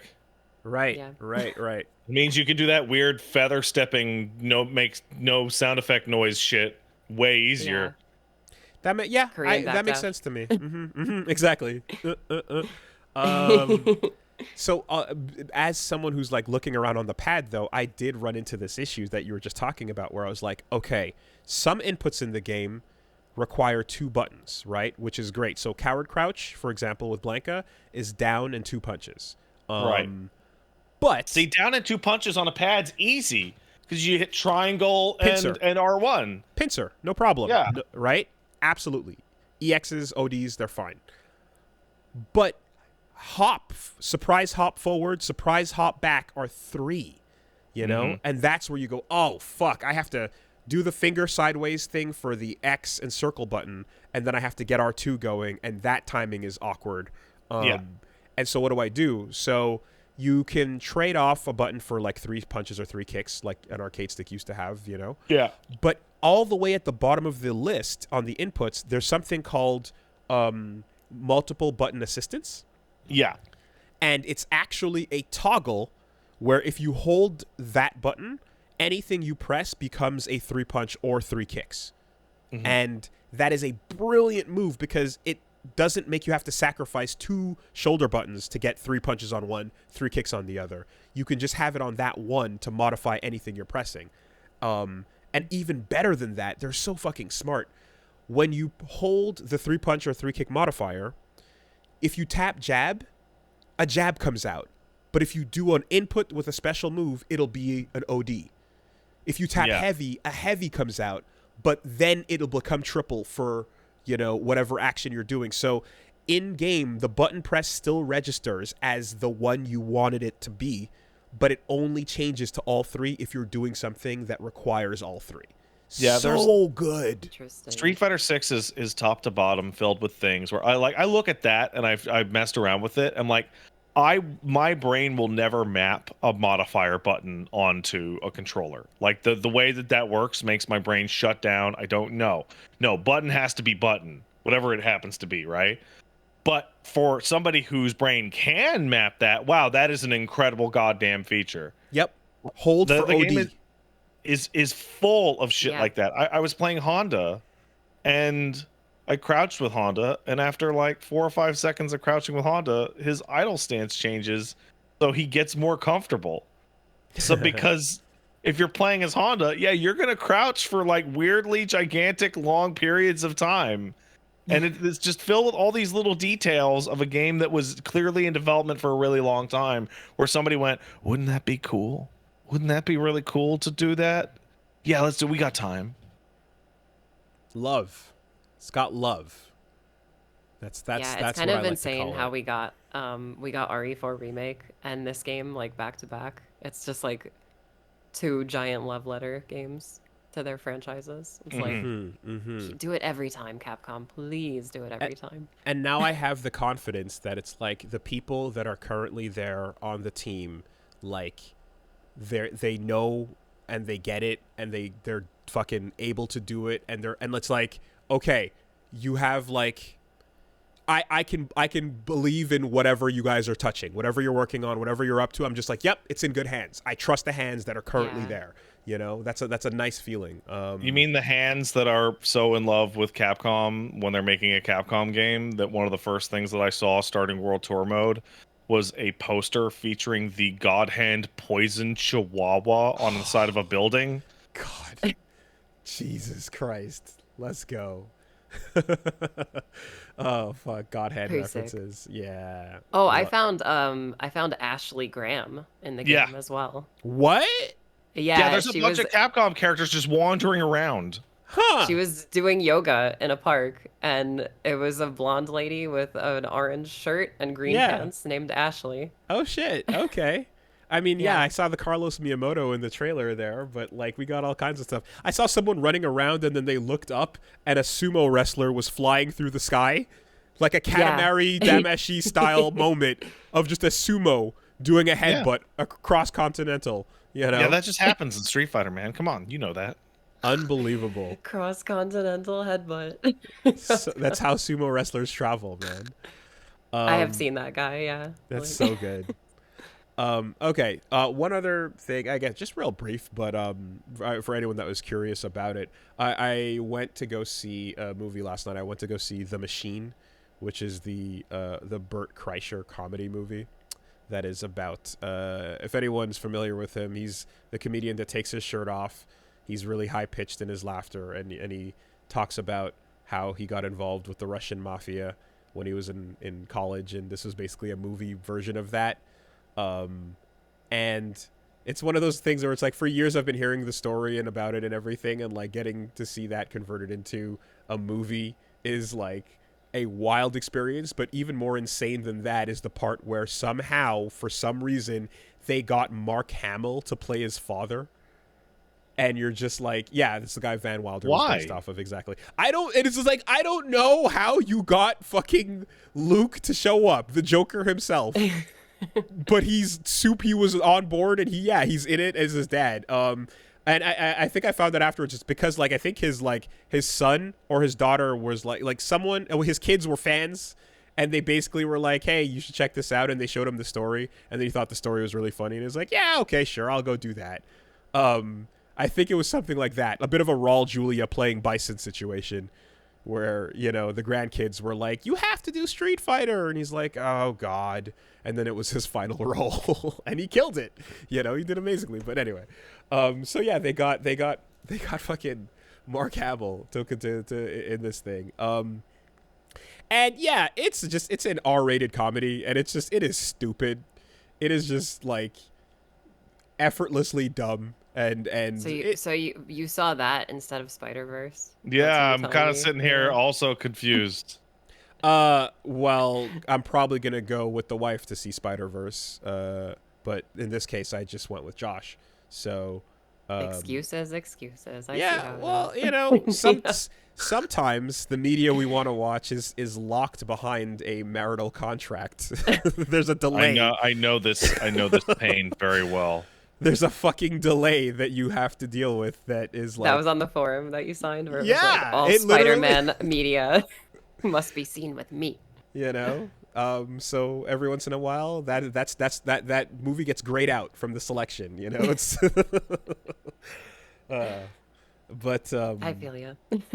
But in any case, though, yeah, no, it was just like one of these things too, where like, yeah, goofy comedy movie, but it was also like, it was supposed to come out a while ago, but seeing as it involves hijinks in Russia, it was kind of delayed in its release, you know, understandably there. So, anyway, it's one of these things that was just like, it's as stupid as it plans to be, and ends up like, it has some moments.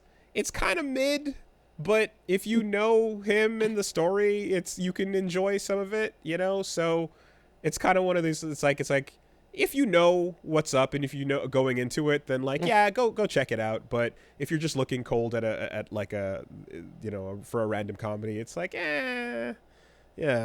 But shout outs to Mark Hamill just being like in his, I don't need to act anymore, but yeah, you can fucking get me interested in something and I'll show up for it and then He's sell just the having fun. Yeah, I'll have fun and I will kill it in whatever role I'm doing because I can probably just go and ignore scripts for the next 10 years and then maybe, you know, something else might catch my interest or maybe it won't, you know? Like he's in that part of his career now. Like he's like, I did the Joker, I crushed it. I'm good. I'll just talk about how good comics are, you know, and just get super in on that and have fun with whatever he wants to do. So yeah, that's a machine. It's called The Machine because the premise of the story is essentially that Bert Kreischer went to Russia as a student trip, and part of and this was in the early 90s, and part of the way to get around Russia safely back then was the students had to hire, or rather the school would hire a Russian mobster as a protection person, essentially, as a guide that would be around, so they'd have like security, but security was just the fucking, it was a mobster. Crime. It was just it was a banditti, right? And so he basically was like, oh, these guys they're partying and drinking and they look like a fun time. Let me, you know, go see if I can hang out. But he didn't know any Russian, obviously, because he was just like a dumb fucking whatever, like dropout. And he kind of learned one phrase, which is supposed to be, he's learned how to say, I'm a badass. But if you mispronounce it, the word for badass sounds like the same word for majin. So when he knocked on the door to the mobsters and they're all drinking and partying and they're like, what do you want? And he just said, I'm the machine. And they're like, get in here, say that again. And he just went, I'm the machine. And everyone was like, this guy, what the fuck, he's a machine, which is a whole other thing, because to them it's like the most absurd thing ever, because it's much more literal, you know, like everything you say is supposed to be much more direct, and so anytime you do something like that, it's absurd. So they're like, wow, this crazy American. And then he just started partying with them, and from there it went into a fucking crime heist nonsense adventure. So his nickname became The Machine, and then he tells that story on stage, and then everybody knows it as that, and that's why it became his name. And that's why it's the name of the movie. I am the machine. Yeah. Pat looks so confused right now. Yeah. It's a whole Why does thing. he take his shirt off? Yeah. That's the question everyone wants to know. Oh, is that? Oh, okay. Oh, I see. That's the $1 billion question. Why the fuck does he take his shirt off? But yeah, it went viral like years back on Facebook and around. So, you know, you might have like been like, oh, I might have heard that at one point, you know, type of thing. Seen that guy? Why has he never got a shirt on? Never got a shirt on. Never. That's his brand. His brand is, I'm gonna show you my moobs and my dad bod and my gut. He's got the hang going. It is what it is. Oh yeah, put your shirt back on. Nah, never. He won't do it. But anyway, yeah. So that's pretty much me.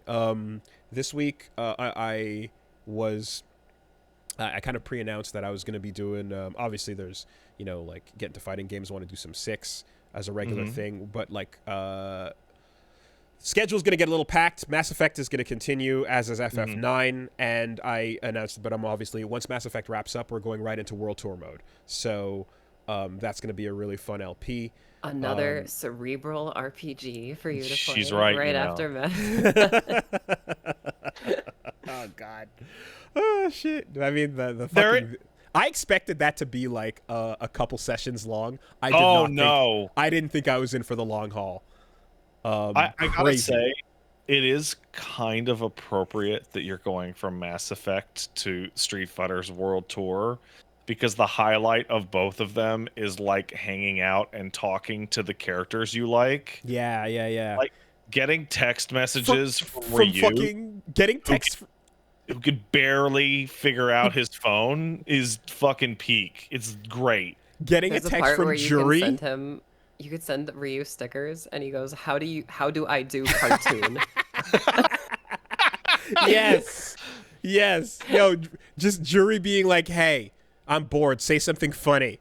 And you're like, I'm really under pressure here. God, you suck." You're just like, damn. Fumble the fucking bag, right? There is an amazing Ryu text that I want to tell you guys, but I also want you to just experience it. Okay. But when I Okay. read it, it fucking blew my mind. I was I just am like, oh my 100% God. certain I know which one you're talking about. I think somebody sent it to me like the day the game came out. Yeah. It is fantastic. I'm looking forward to these texts like more than anything else in that mode. It's like the number one thing I want is S-links with Street Fighter characters. That's what you get. Yeah.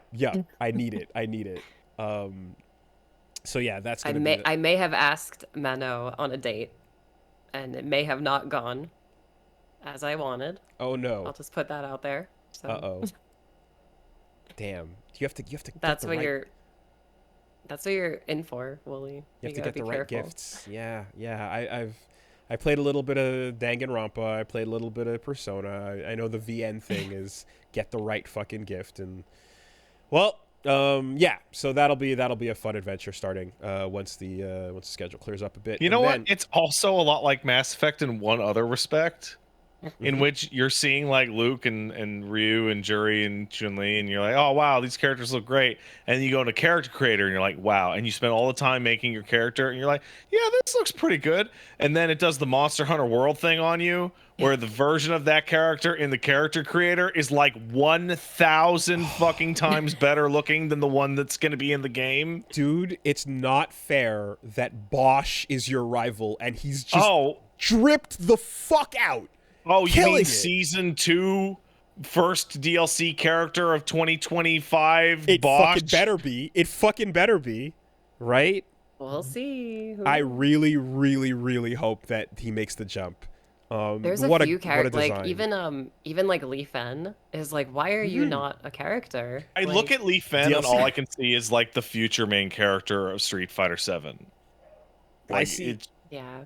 I see her as like an easy like torch pass DLC character to bring out at some point. You know, like Ed was already set up in that kind of like, okay, here's your little boxer thing and the new generation and so on. Sean's got to make a comeback at some point, I'm sure. No, like, he doesn't.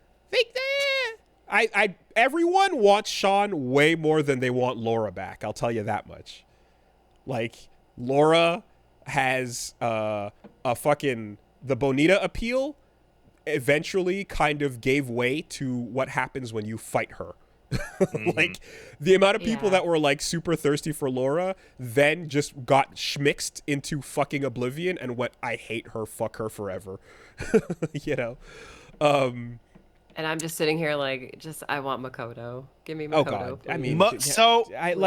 I mean, we talked about it in 4 and we talked about it in 5, but 6 is the game that actually would work really well for Makoto. Makoto could do Makoto things in 6's system. Sure. But yeah, no. Shout outs to, God damn it, I don't have the name, but somebody, I'm sure you must have seen it, Pat, made us as recipes in Street Fighter 6. I did not actually. Oh my God! I need to see. Anyone with the sound of my fucking voice. You made a really good Pat in your Character Creator, send it to me, because the version of me I made is dog shit. It's a piece of shit. It's really detailed, and I basically like I was like, oh shit, yo, nice job on that. God, it was posted and tweeted some time ago. You'd have to go. Fuck! I want to see. Send me.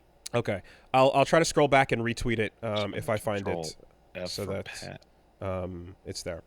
But yeah, Detroit become Wooly. Do it. That's what this game has become. Do it.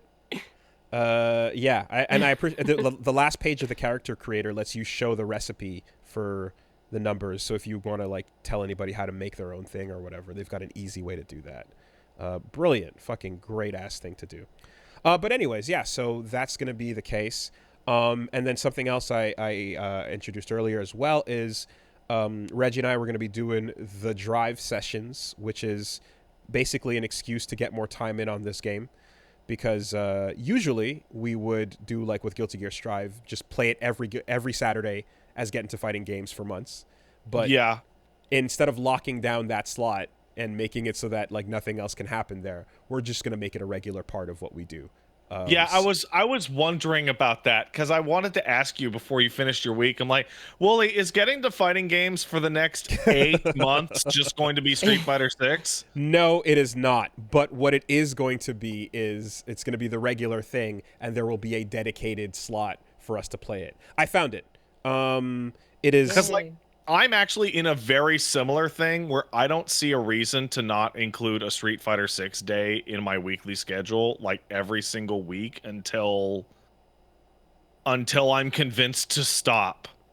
it's a good ass fucking excuse for a slot. Here, I think Pat, both of you guys should do I will that. send you a link to I the will U. enjoy that.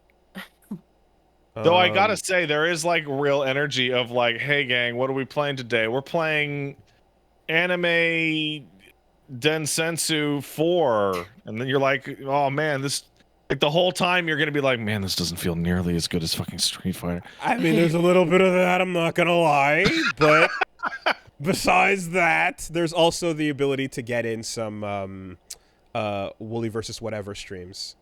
Yeah. Which otherwise wouldn't have a slot. All right, Pat, I'm sending you a link to the tweets. To me. Electric. Oh my god. Oh, Syrinx. that's pretty good. I can change a few things with the eyes and the Oh hair my color. God. Shout outs But, to like- Electric Syrinx on Twitter. Height 0. Xenozoic. Yeah, there you go. Oh man, your arm length. So when you make a minimum height character in that game and have like a normal arm length, certain characters' movesets, like the model really doesn't like it. And it just doesn't even approach looking like a fucking human being anymore. And I guess that's kind of what it's like for me in my real world. I mean, dude, there's a setting that is like, what's your sitting height, right? And you can actually do the Yeah, thing where yeah. you make your Yeah, body so longer. right? I put my height to minimum and put sitting height to maximum, and it's bad to do. It's not good. Yeah, amazing options there. But anyway, so that's going to be the foreseeable future with the schedule. So just heads up about that. And I also just quickly wanted to give everyone a heads up. In about, I guess, towards the end of this month, June 23rd to 25th, I'm going to be going to Philadelphia. There is a con, too many games going on. And I'm going to go hang out. So, yeah, probably be there. I'm sure there'll be some games to play. I'm sure there'll be some fucking Wooly, are you going to Evo? Yeah. Okay. Yeah. Cool. I mean, so when they're like, I hey, asked you this question. yeah. And- Oh my god. And now- can you compete at Evo, Wooly? Yes, I can. So we can fucking just straight up, like, I've already said it because the game's out now. So it's like, yeah. When they went, hey, do you want a code like 2-3 weeks ago? And I was like, yeah, I wouldn't mind the code. And they're like, okay, but if you get it, you can't compete in any tournaments officially as that are CPT for the entire 2023 season. And you go, well, I'm probably gonna be at least one of them, you know? And then they're like, yeah. So they're like, yeah, well, if you want, then, and you know, I mean, I sit down and like, anyway, Reggie talks me off a ledge, and we have a big old chat about it, and he's like, yeah, dude, and I'm like, yeah, I know. So I declined it. We say no, and then it's like, I'll get it, and then they sent the fucking box, and that's cool, and I got the toys, and Luke's over here, and that's nice. I appreciate that. Thank you from Capcom, but I also am just like, yeah, that's a fair sacrifice. I get it. You know, the entire response to the fucking crackhead trivia has led them down this insanely paranoid line where they're just like, okay, we also have to make sure that if anybody has anything like that seems like it's crack-like an advantage, where journalists, for example, will be getting embargo code, but also will be able to get more out of it. that they want to be immune from that criticism. And I get it, because when we went down there to literally do the little recording that we did, and the first thing was like, okay, so you have like, I clicked the watch, go now, and I'll be back in like an hour, and I'll tell you where else you can go, but start, you know. And you're like, fuck me, I get how much time? And it's like less than you think. We got like, I think 2 hours in each mode, you know, and it was just like not enough time to get a ton of it. So the coverage was also very it was you know, it was they basically wanted to make sure to not have any of that crackhead fever hit a worse point. So I completely understand wanting to shield themselves from criticism on this. However, here's a new criticism. That's fucking stupid. That's stupid as fuck. I, however, Wooly, was presented with the same problem. I know I'm not going to Evo, and I have no fucking shot in hell at winning a fucking $1 million. So I said, fuck it, ban me from everything. I'll be too strong. And according to Capcom, I am now too strong to be like allowed to compete in the Capcom Pro Tour, because that'd be ridiculously unfair. It's like very obvious they overreacted to the crackhead thing, and maybe they should have hopped on that earlier. I don't know. Silly as fuck. Absolute zany. I do want to say though, I didn't go to New Zealand for Street Fighter 6, right? Because, and I really have to say, they sent me that code at fucking 5 o'clock in the morning, the day before release, which is a definite improvement from the Resident Evil 4 situation where they sent it to me at noon and then a different code from a different person at like 5 p.m. Like, but yeah, Wires 5 crossing. a.m. That's a good time to be banned from the Capcom Pro Tour. So now to be fair, right? While you are in fact too strong for the CPT, Much too strong. confirmed, Yeah.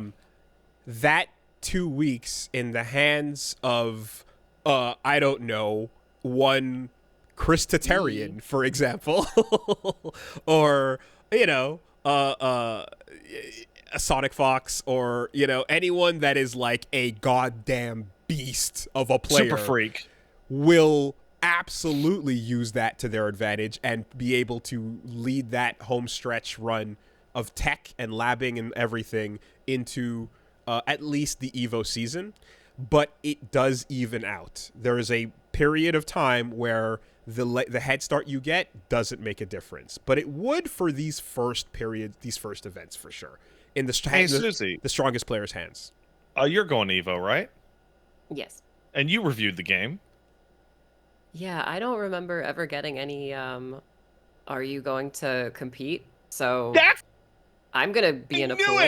I knew it. It's the funniest thing in the world. The way this shit worked out is that reviewers who do shit for publications and YouTube, you guys can have it a couple weeks early. You guys can't get an early advantage because you're all trash. You know, I won't. But streamers, though, ooh, danger. I won't say anyone's name specifically, but you know, I know a fair amount of FGC people who have all said the same thing, like, oh, like I didn't get it early, you know, because I'm gonna compete, type Right. of thing. And they explicitly said that, and I would go, oh, weird, they didn't say that to me, so I guess that means I can compete. Sorry. Yeah, when I signed the thing, it was like a very specific part of the code request process, which was like in big bold letters, you are banned from Capcom Pro Tour events of the 2023 season if you get this code a day early. Do you say yes to this and be banned from the thing? And I'm like, and I didn't hear that from anybody who was reviewing the game. And I'm like, I guess what Capcom is saying is that reviewers are trash at fighting games. I will say I did get a few, and when I say few, like 5 complete perfect victories, like just both rounds perfect. Playing as Cammy in the battle hub. Nice. Pee on him. Before the game was out. Hell yeah, hit that R. Kelly. Let's go. Actually, you know what? Now that I think of it, you know what it actually says more than any of that? What it actually says is that the decision to fix the crackhead problem came super late. it was Came dude, really, like, the fact that the second beta was like the exact same build as the first one, no changes, but the demo was changed and Ryu and Luke had different things they could do. But this, I mean, come on, it was very clear that we were probably going to get a demo with the rest of the cast and the original 8 gone, or something like that, or you know what I mean, like some sort of interesting mix it around type of thing. And then they went, oh no, fuck that, and swerved it. So it was really funny, Wooly, watching you and Reggie play. You do your Modern Man stream, and you were doing like the Luke auto combos, and you were both like, oh, they changed it, weird. And then I checked the build of the game that I had, and I was like, they did change that. Oh my god, this is crazy. Things like that actually fucking, like, they came into the demo and you're like, ooh, they are gonna make things different, and then they're like, the open beta still has all that old shit, so but yes, it was a very last minute decision, and I don't know, hey, see you in Vegas, baby, let's do it, like, it is what it is. Well, Wooly, now that you have made your decision, yes, it is your responsibility to place top 8 at the CPT. Well, that was the sacrifice, right? It has to be. At the end of the day. Like, you must. No, I basically, honestly, like, there was a part of it where I was kind of thinking, I was like, what are the odds that I'm at, like, another CPT? Because I haven't done any real Capcom Cup traveling before, And it's like, I might do a CEO or a Combo Breaker, because I've always wanted to go to those, I've heard such cool things. Like, I've loved Frostings was a good time. Like, I might do some events, like, it's always just a fun hang. And there's a good chance as well that, like, the MTLSF community gets reinvigorated and starts traveling a little bit. So, not that I'm in a phase of my life where that time is as free as it once used to be, but I still want to, like, make it out to a couple things. And the idea of traveling somewhere for a weekend and not even being able to enter the bracket, like, that's just a motivation killer. That's just a bummer. It's still a fun hang without the bracket, but fuck. It is your goddamn God-given right to drown in pools with everyone else. Amen. Anyway, Woollyverse is on Twitch. Wooly Wool is on Twitter and on YouTube. What's up? That was the longest Wooly week of all time. No, we've done ones that went like 2.5. We've gone insane with them. And oftentimes it's because the week will break off into subjects that are interesting for everybody, and then we'll just go wherever. So the format is stupid, but hey. That's that. Pat. Okay, aside from Street Fighter, which I think I still have a couple things to say about, but aside from Street Fighter, Diablo came out. I played it. It's good. You know what it is. I'm going to move on. I used the excuse to do a Diablo stream to put a gigantic devil Bobby Kotick on the screen for the entire time and use a voice modulator to talk about recent Blizzard stories, which I thought was very fun to do. Careful though, you might get fired if you say anything that's a little too close to home. Yeah, you might. Oh, yeah. Well, at least that would be better than being hired and then just being unhired during the hiring process because the quote unquote needs changed during your hiring process. But moving on from that, the System Shock remake came out, and the System Shock remake is fucking fantastic. And is a really incredible example of how, like, games from all eras of time were all fucking fantastic, but interface is like the best thing to change since the 90s. Like, every game that came out in the 90s had like the shittiest fucking UI you could ever imagine, and System Shock had one of the shittiest. So just cleaning that up, wow, this game's incredible. Wow, what an incredible fucking game that a human being could play with buttons. That is really good to hear that that it's a solid remake so far, because obviously, that's a bit of a toss up these days with the whole remake thing. There's an interesting conversation that I just thought.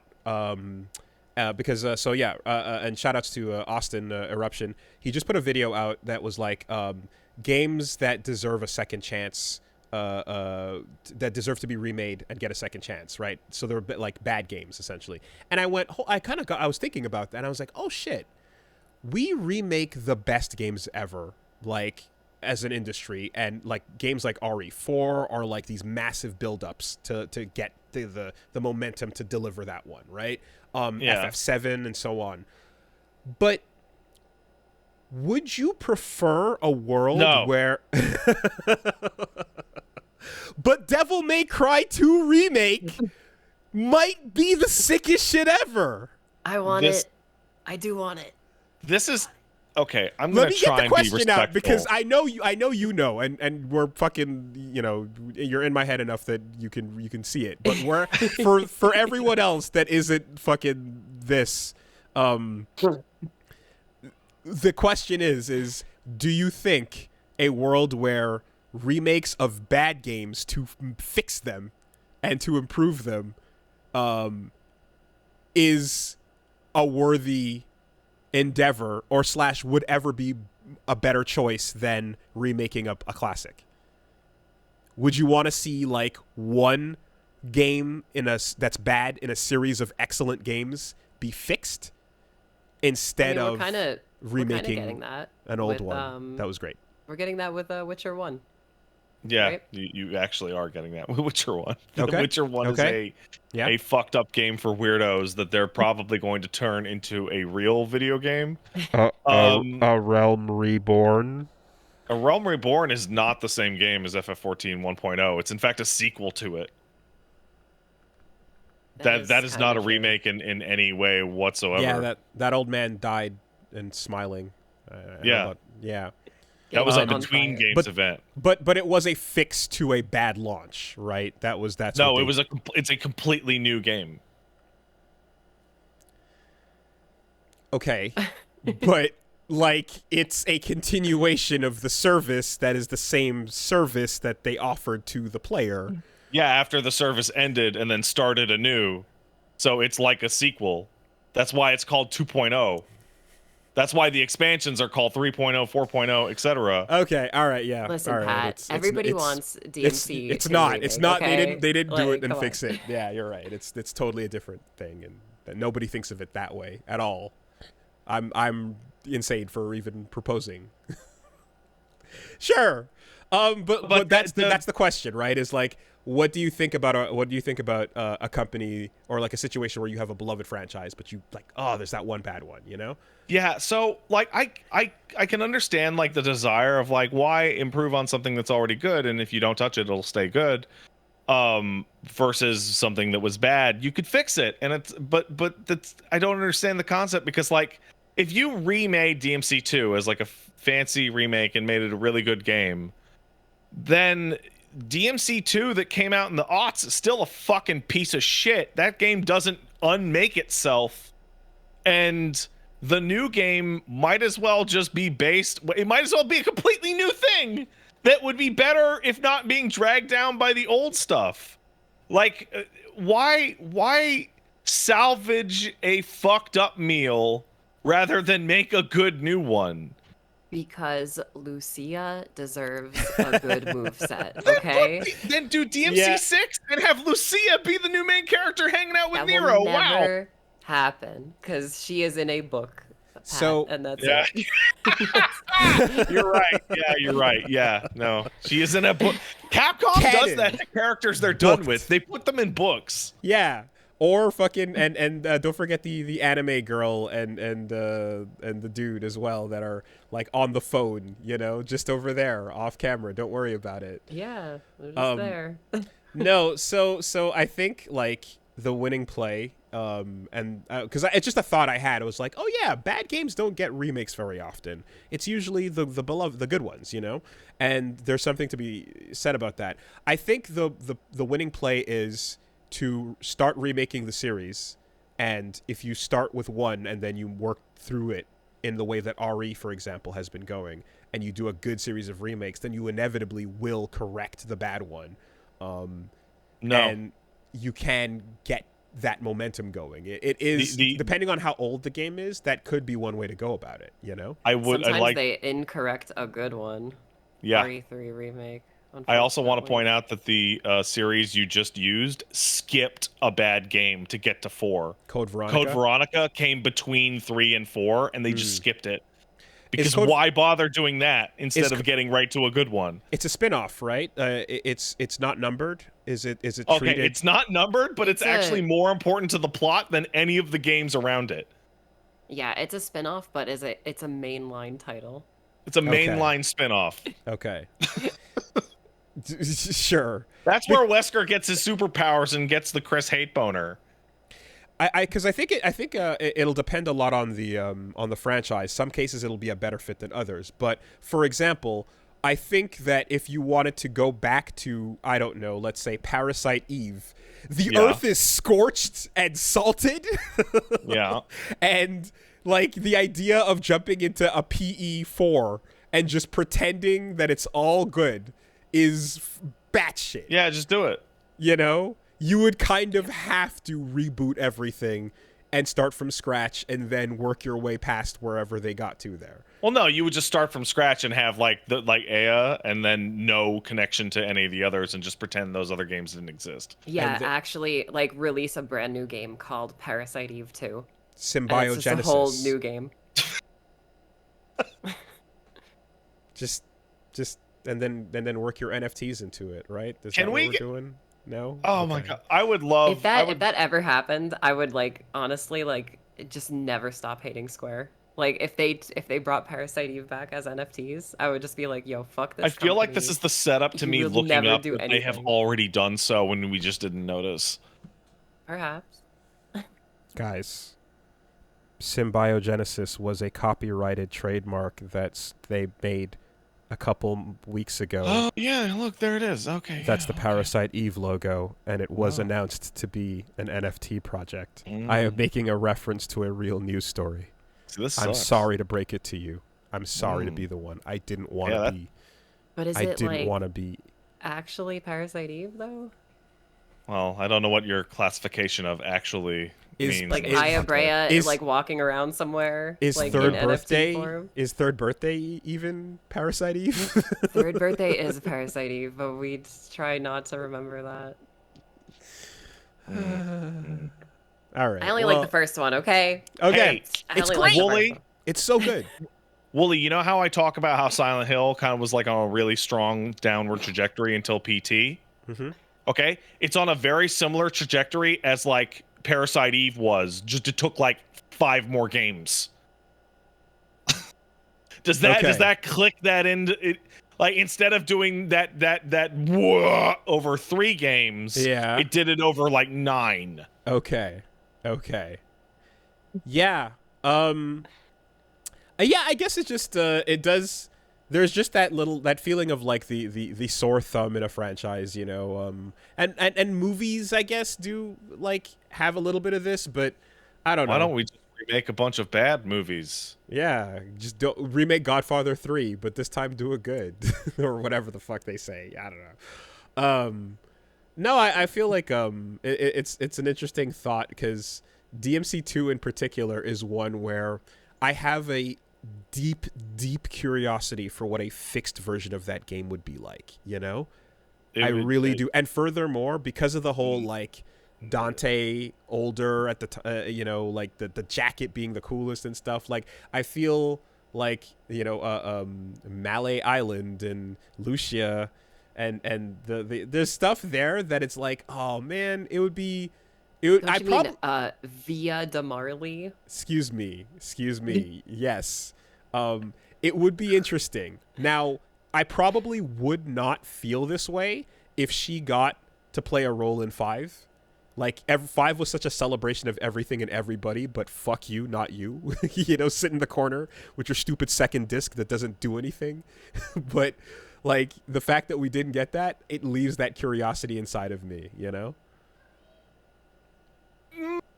I don't know. So in film, you do actually get situations in which bad movie or mediocre movie gets remade into classic. So the obvious standout on this, I would say, is like The Thing, moving from The Thing from Outer Space to John Carpenter's The Thing. But the difference with there is like someone looks at it and goes, the core concept here is so unique and so strong that I want to take it another crack at it, and it's usually a completely different group of people. Like it's like the equivalent of The Thing would be if like I don't know, like Square Enix was like, let's remake DMC2, for example. But for games, because mechanics are so much of a larger part of them, like okay, we look at Devil May Cry 2 and like what do you like about it? Okay, well, Dante has a cool jacket, and there's a second playable character, and the second playable character uses bladed weapons as their projectiles, and they don't work the same as the guns. And it's in a destroyed city, and there's a demon, and I'm just like, a lot of those ideas got improved and remade into a game called Devil May Cry 3. Yes. Game over. And so the parts that you would want to remake in 2 that are unique to 2 and never got in is just Lucia. And like the cast of the shittiest bosses you've ever seen.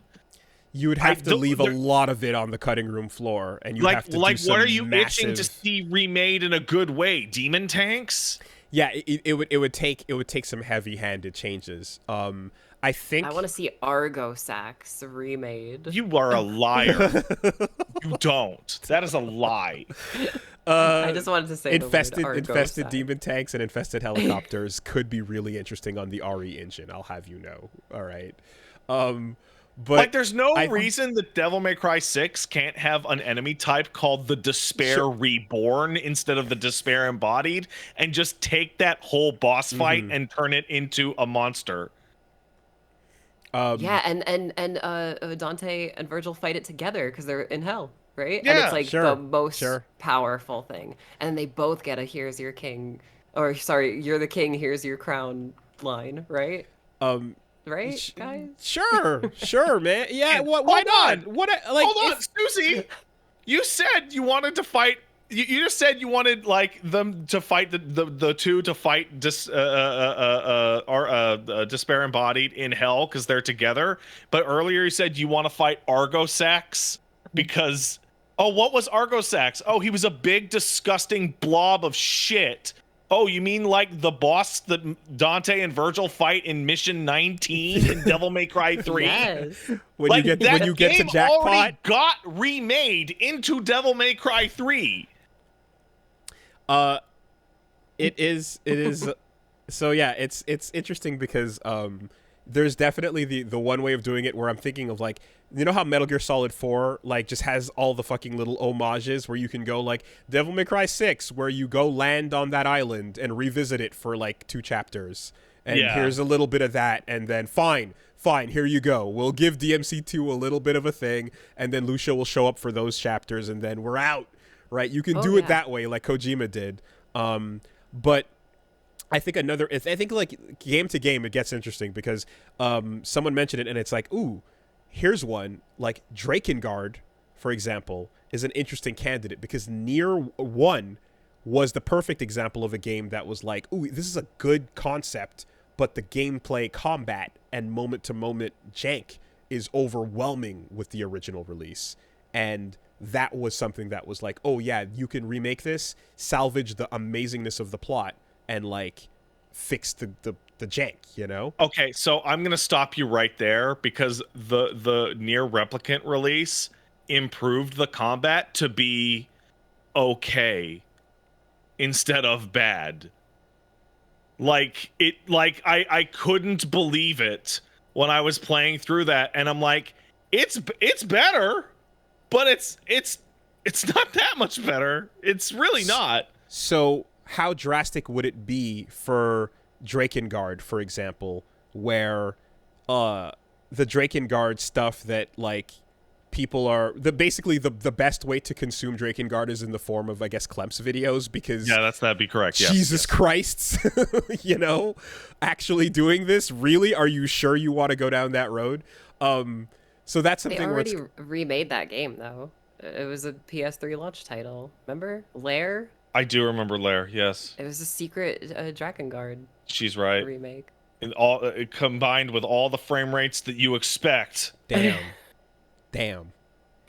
Well, fuck me then. I don't know what I'm talking about. All right. Like video game sequels steal and improve their prequels mechanics so often that asking for remakes of bad games is weird, because if that game got a sequel that was good, then the bad parts of that game got thrown away, and the parts that you care about often got recycled forward. The only times that something doesn't, like DMC2 is like probably the best example.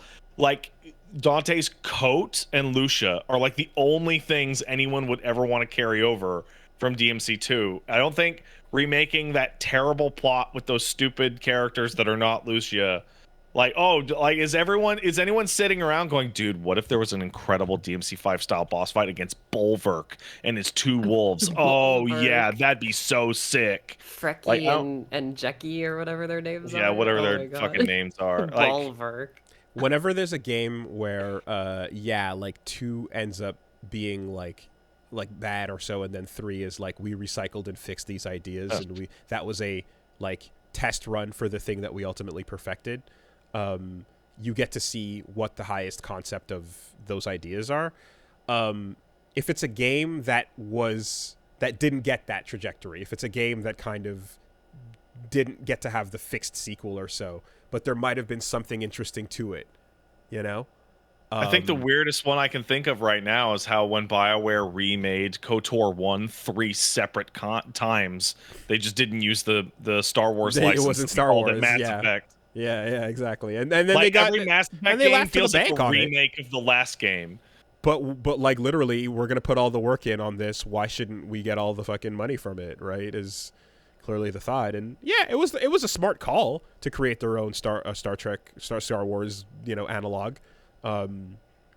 But like kind of both, honestly. Yeah. That's whichever. But like that's the thing is, I guess it's just like, what about the concepts where it was something that like never got that chance, But anyway, I don't know. It was a thought I had, and I was like, yeah, I wonder if that would be interesting. I mean, we've actually kind of like skipped over the real reason. Like the actual reason why that doesn't happen is because people like RE4 and no one likes Devil May Cry 2. So when someone stands up and goes, "Hey guys, you remember DMC2?" People throw tomatoes at them and spit on them. Mm-hmm. They're not going to get very far into the remake discussion at the company. Yeah, it gets pretty wild at Capcom. No, tomatoes. The legendary games that are very, very popular are always going to be the biggest drops whenever someone announces a remake of it. Absolutely, it is for sure a easy way to confirm money in the bank. I have a question for Pat. Yeah. Would Dragon's Dogma 2 be technically a remake of the first one, since Dragon's it's just the Dogma first 2, one, but with all the content? I've been looking at the trailer every now and then. I'll go back and watch it. It seems really obvious that Dragon's Dogma 2 is Dragon's Dogma 1 again, but more. All the same areas from the, like, that you can clearly identify in the trailer from the first game, just remade. And like all the enemies look the same too. Like it's kind of like exactly what we're talking about, in which Dragon's Dogma 1 was like beloved but really fucked up. And Itsuno seems to have gone like, hey, what if we did Dragon's Dogma, but like we finished it and stuff? Wouldn't that be cool if it was like done this time? Ooh, that'd be sick. Yeah. I'm starting In fact, that's what Devil May Cry 5 is too, actually. What if we finished a full Devil May Cry game after DMC 4? Wouldn't that be a great idea? It sure would, Itsuno-san. That would be a super good idea. So I'm trying to think about how I would feel. I'm just trying to expand it into different franchises, and it's like, we're gonna try to redo Assassin's Creed 3, and like my brain just shuts the fuck down. I mean, we already had this discussion last week or so, but like I'm like, oh god, the idea of trying to do that to that franchise terrifies and puts the deepest horror in me. The idea of like trying something like a Watch Dogs again, you know, where like, yeah, I kind of feel those examples, it falls the fuck apart on these Ubi drops, you know? Oh yeah, so silly. That being said, you don't even have to go even far. Like, we can stay on this discussion even within Capcom. Hey, Capcom, I have an idea. Instead of like, why don't you put out a game that's like a fighting game, and like you finish all the parts of the fighting game before the fighting game come out, and then people are happy with the fighting game? What if instead of Street Fighter 5, you released Street Fighter 6? Ooh, what a good idea. That'd be incredible, wouldn't it? Like, this already happens. Like why? Hey, why don't bad games get remade? Okay, Street Fighter 5 got remade into a good game called Street Fighter 6. I mean, it's significantly more complicated on the timeline, but the things that they fucked up that they didn't do that time, they get to do this time, yes. But no, completely different people driving the school bus, whether that be to the school or off a cliff, will determine the state of the product that launches. Shit, I can keep going with just Street Fighter. Hey, what if we remade New Generation, which sucks, into a much better game called Giant Attack, which is good? Right. And let's keep it going. In fact, the entirety of the franchise that is Street Fighter is the iterative process. No, I'm not. I'm using these examples because I really fucking hate New Generation. I think New Generation's a fucking piece of shit. I think that game's trash. The first version of most Street Fighter entries is rough. Yeah, Alpha. Oh my god. Alpha 1 is what? Like, do a fucking jump in roundhouse, crouching fierce shoryuken with Ken, and it's a touch of that. Like, it's batshit insane. Alpha 1. Yeah. World Warrior and the amount of just like busted, broken, unintended shit. Like every first iteration, for sure. You know. So like let's apply the same logic. Hey man, Street Fighter 1 had a lot of cool characters, and that guy said there are plenty of guys just like you all over the world. What if instead of making a new game called Street Fighter 2, you remade Street Fighter 1 and it was good? No, just make Street Fighter 2. That's better. Street Fighter 0 is technically a remake of Street Fighter 1. That's what they were kind of going for. Yeah, but Retsu's not there. He's not there. He should be there. But Retsu's cool. But they did bring back in 6, okay. But yeah. Eagle, Adon, Birdie, right? They grabbed everybody that, like, you know, a bunch of the other old characters from Street Fighter 1, and that was the goal. Street Fighter Alpha, called Street Fighter 0 in Japan, was technically supposed to be a like Street Fighter 1 remake, taking inspiration from the animated movie, for those of you who don't know what we're getting at there. Yeah. Like, Do you what guys if mind if I step away for like 1 second? Oh, I yeah, gotta no go problem. Grab Yeah, let's something. just take a break. All right. BRB. Yeah. We've been going. I'll be right back. Okay.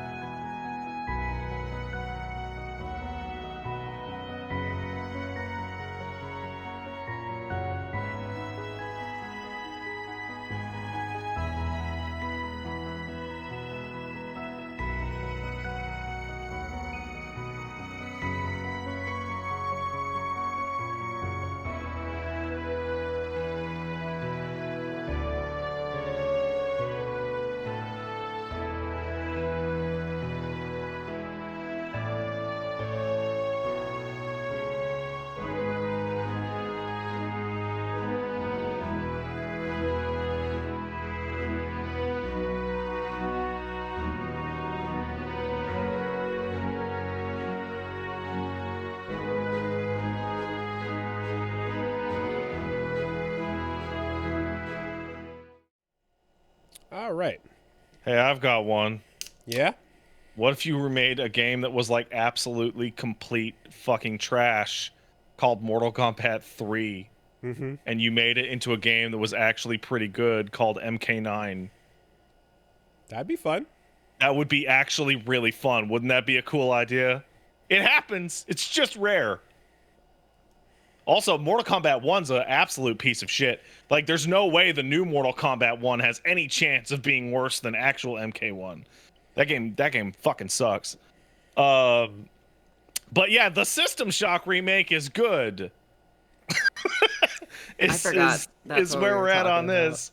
Well, why are you falling over? What's up? I mean, I just thought it was an interesting thought to go down, and No, it is. It absolutely is. Okay. Like games that are bad or like kind of flawed.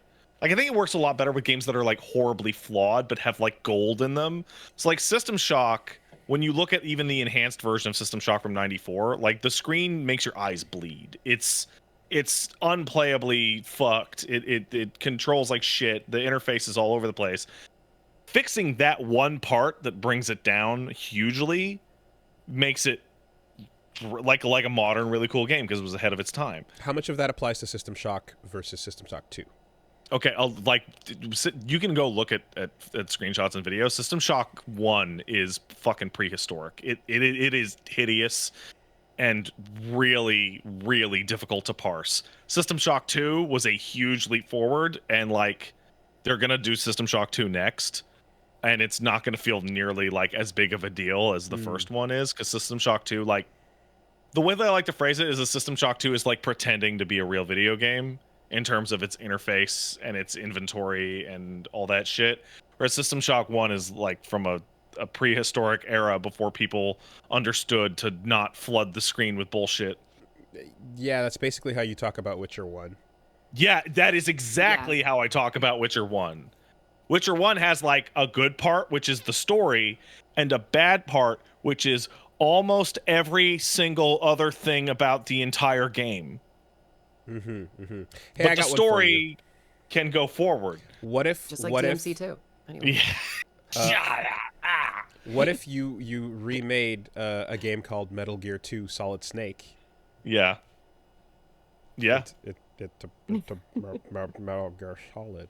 You could totally do that. And what if you remade Metal Gear Solid into Metal Gear Solid 2 and then told the characters that it was a remake of Metal Gear Solid? That would be weird. And then what if the portable game that was its own story was also a remake that was a virtual mission that canonically was included as a training sequence? I think the idea of like Ghost Babel being a bad remake of MGS1 is like the funniest thing in the fucking world.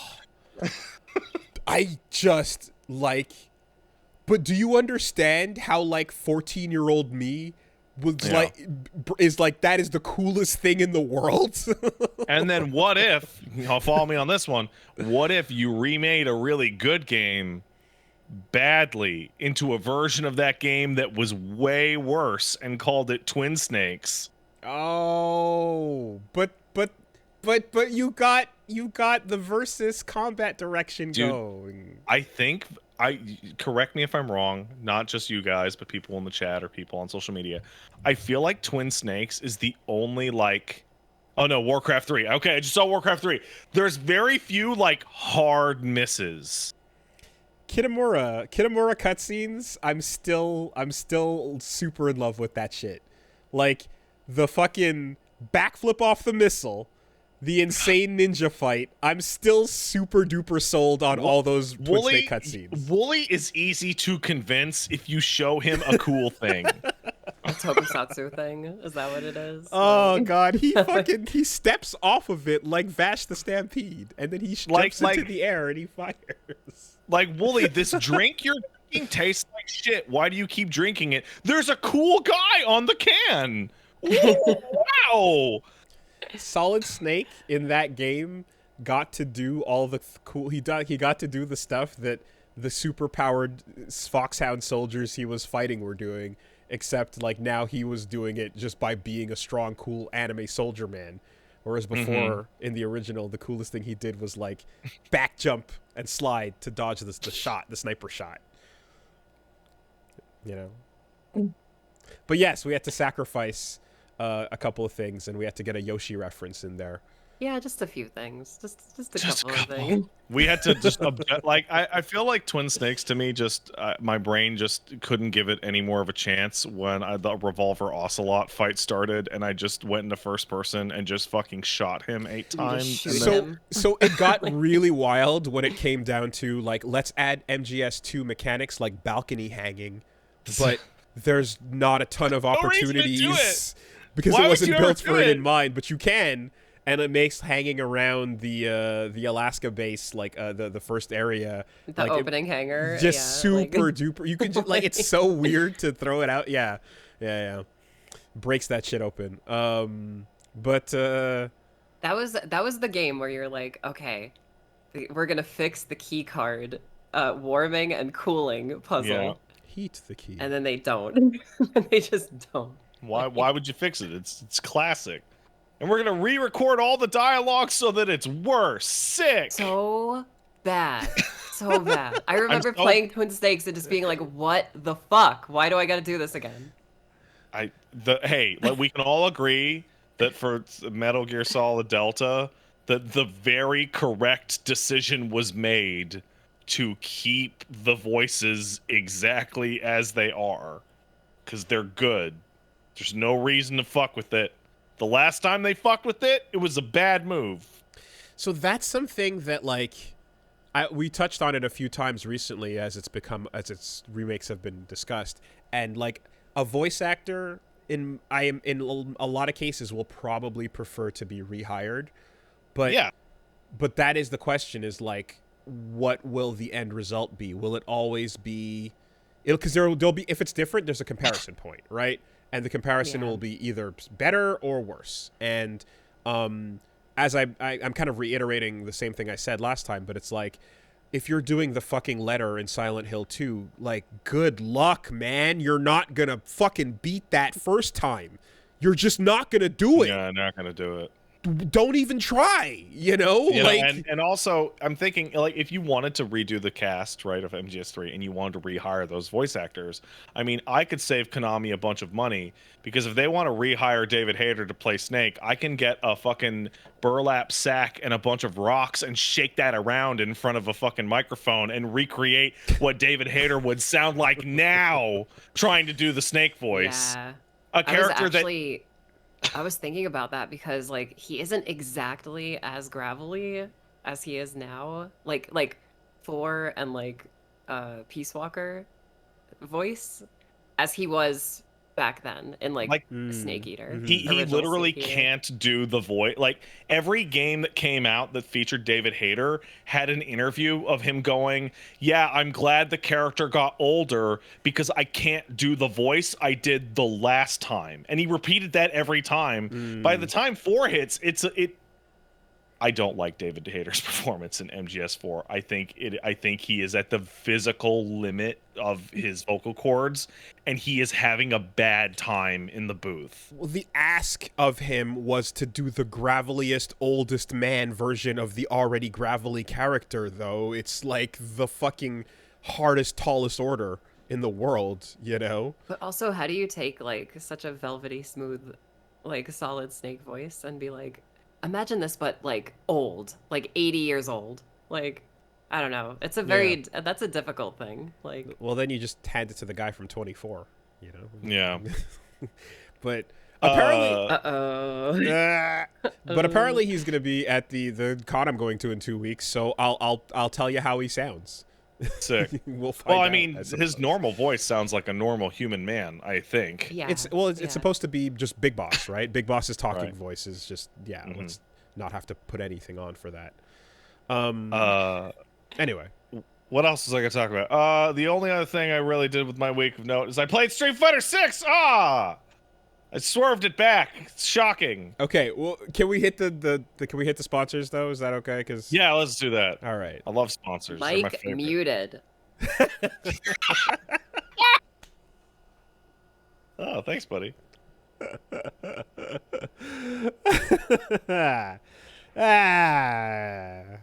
You gotta do that. It's fine. Hey. No, it's better this way. It's safer. It makes more sense. Okay, Let's all get right. come on, sponsors. I love them. Yes, we'll just facial expressions. We'll do all the talking.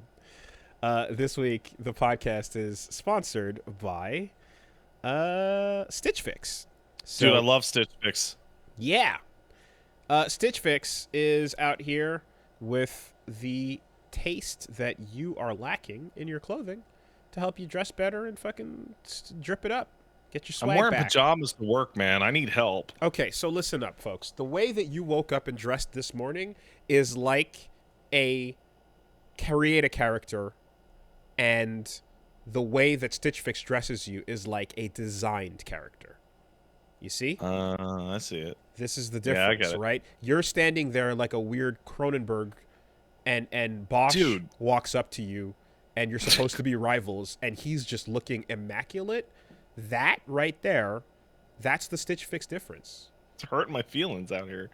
So, look, we can't do much about the body that you were given through special effects and animatronics, but what we can do is we can put some fabric on it that looks really cool, and we'll leave it up to the experts. Because what Stitch Fix is going to do is they're going to get you clothes that fits you, that looks right. You're going to work with a stylist to get your best look going. You'd fill out a quiz to find out what your personal taste is, what you like, what's your overall genre, and then your price range as well, your sizes, and so on. They'll pick out a couple of options and put them together, and you'll be able to try them out. Yeah, they'll send them your way. You've got thousands of brands that you can choose from, styles that you know and recognize. But the combination is where the magic happens. And so they'll send you some combos. You try them out. You keep what you want. You send back what you don't. And yeah, just like that, you are suddenly upgraded to a designed classical character, you know? Is it going to help hide this shit? I mean, you'd be amazed. Yes, science and stylists can do miracle work these days. I'm not going to guarantee and underline and promise that the situation occurring over there will be taken care of, but I can say that it'll do better than your own random select. Yeah, you're right. So, yeah. My wife tells me what shirts I can't leave the house wearing. That's a good step. Right? And even better is when you get Stitch Fix to hook you up with some clothing that once you put it on, you'll want to turn to the camera and go, oh, right? You're going to want to strike that pose. Yes. So Vogue out. Or, just get the stuff that'll look the best on you, because really the experts are helping you out here. So Stitch Fix, you can try it out today. If you go to stitchfix.com/superbeast, you'll get 25% off when you keep everything in your fix. So that's stitchfix.com/superbeast for 25% off today. One more time, stitchfix.com/superbeast. Yes. Thank you, Stitch Fix. Thank you. This week, the podcast is also sponsored by Green Chef. And yeah, Green Chef's been getting it out to you guys. The healthy meal, the healthy lifestyle. If you're trying to eat in a balanced way, if you're trying to figure out your food, I know I have been quite a bit over the last I like couple to months. balance the plate so it doesn't tip over. Is that what you mean? That is not what I mean. However, it's a start. There's a lot of balancing. If you have one side of the plate stacked up and the other side stacked up even higher, that's unbalanced, Yeah. You might need to lighten the load. So, no, I'm thinking of the different kinds of things you want to eat for a better lifestyle. Of course, if you've also got different preferences that are like vegetarian, vegan, if you're doing paleo, if you're doing keto, if you're doing gluten-free, otherwise just like cleaner meals in general, less processed stuff is definitely good for you. And Green Chef can hook you up with that. You've got 50 plus weekly menu items you can choose from, mixing and matching meals in the same box. They've got different meals covered: quick breakfast, brunch kits, lunches, dinners, all of it available. So yeah, just a wide variety of choices. And you can, of course, swap in the size that you want. You can get a little bit more protein if you're looking for some USDA certified ground beef or certified organic chicken, some sockeye salmon, all that stuff. You can mix and match a little bit. And they've got 10-minute lunches as well. So who doesn't want to save time on their healthy meals? That's Green Chef. So check them out. Right now, you can go to greenchef.com/superbeast60, and you can use the code superbeast60 to get 60% off plus free shipping. 60% off? That's crazy. That's more than half off. That's a crazy amount. Yeah. That's greenchef.com/superbeast60, and you use the code superbeast60 for 60% off plus free shipping. The #1 meal kit for eating well. Thank you, Green Chef. Thanks, Green Chef. This podcast is very sponsored by ExpressVPN. I love you, ExpressVPN. Oh yeah, oh yeah. So hypothetical situation, right? Let's travel to the world of hypothetical last Thursday, when I was very excited for the impending release of one Street Fighter 6, and hypothetically, I was staring at the preloaded data that was ready to go. Steam was. It said, hey, you've downloaded the game. It's here. But the reason you can't play it is because the dirt you're standing on. You know? In New Zealand. Isn't as good as that New Zealand dirt. That New Zealand dirt's got something special. They can play it now. What's special about that? Well, the sun happens to be over there first, actually. So because the sun is over there first, they get it. But see, when the sun hits the digital locker, it opens. So while that explanation continues to go on and drone on about why you're not allowed, hypothetically, I go over to ExpressVPN and I click a button, and then I click back onto my game, and suddenly Steam is like, would you like to play now, Mr. New Zealander, sir? I see your passport. I'm sorry I didn't see it sooner. My mistake. Right? It's just that simple. Exactly. And I'm just like, yeah, kia ora, mate. All of that. Let's do a hangi. You're just making up words now. Totally. Yes. That wasn't Tereo Maori at all. And, you know, just like that, I got a fucking mint and lamb pie, and I get to play my Street Fighter 6 just with the help of ExpressVPN. So, look, it's as real as that. You just go, and of course, the benefit of playing a hypothetical game from hypothetical New Zealand is one side of it. You also get to protect your privacy from tracking. You also get to watch shows that you're not allowed to watch otherwise because, you know, fuck you where you're standing. Get it. Get on that. Protect your online privacy by visiting expressvpn.com/superbeast today. That's expressvpn.com/superbeast. And you'll get an extra 3 months for free. expressvpn.com/superbeast. Love you, ExpressVPN. Thank you. Really, really, from the bottom of the heart. Thank you. I do. And last but not least, the sponsor of the podcast this week goes to Honey, PayPal Honey, that is. PayPal Honey? That sounds delicious. The easy way to save money when you're shopping on your iPhone or your computer. Takes a few seconds to get it, and real simple. If you haven't heard of it before, when you go shopping, there's a promo code box that is sitting there on every checkout screen, and you know that there's money to be saved, but you don't know what you type in. And you type in up, down, left, right, BA, select start. It doesn't work. Doesn't do nothing. You put in Justin Bailey, and it's like, nah, fuck you, you know? And you're like, God damn it, you know? Maybe my old Mega Man codes? No? All right. Well, I don't know. I give up. Can't get a frugality on this PayPal screen. I don't know how to do it. That sucks, right?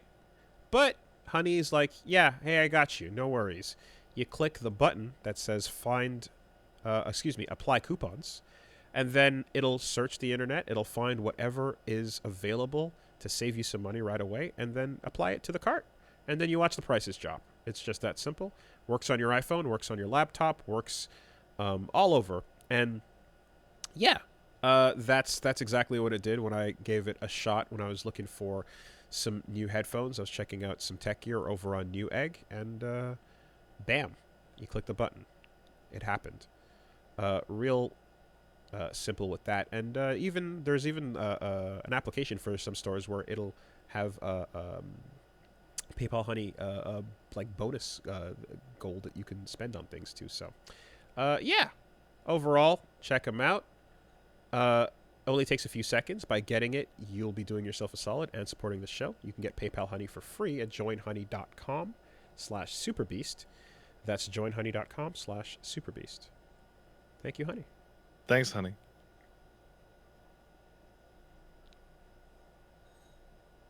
Hello. Hey, what's up? Hey, what's up? Nicely done. That's good. That's good stuff, Susie. Yeah, that was very, good hand gestures, good energy, good like Vanna Whiting of the situation a little bit there. Yeah, And no tanking of the of the Very spots. appreciated. So, Definitely appreciate that. always good. yeah. I'm glad I could not destroy your entire operation with one off letter. Like, but yes. So you had a little bit more to say. I did. I had at least one or two more things to say. First of all, I did a what you would call slop stream earlier this last week, right before Street Fighter 6. I figured, hey, you know what? There's a lot of people trying to get into fighting games. There's a lot of people that are starting with Street Fighter 6. Maybe they don't know stupid shit, right? So we just watched a bunch of Core A Gaming videos. I want to shout out Core A Gaming again with Gerald Lee. Incredible work. Like I had Paige was watching some of those, and she's like, "Oh, I understand what a frame is now." For some reason, the way he actually explains it makes it like perfectly understandable to like normal humans, not just fighting game weirdo freaks like us. yeah, it's because Gerald writes in modern controls. Yeah, it's So true. it's easy to understand. We also took a look at, and this is one of someone recommended this video to me. It is one of my favorite videos I've ever seen about fighting games, especially after last week's diatribe about how I think NetherRealm Games makes pieces of shit. God damn it, I was muted. Shit. We watched Sajam going through, quote, Injustice 1 was a real video game that people played competitively for money, in which he just goes for 15 minutes about like what an absolute piece of fucking shit Injustice 1 is.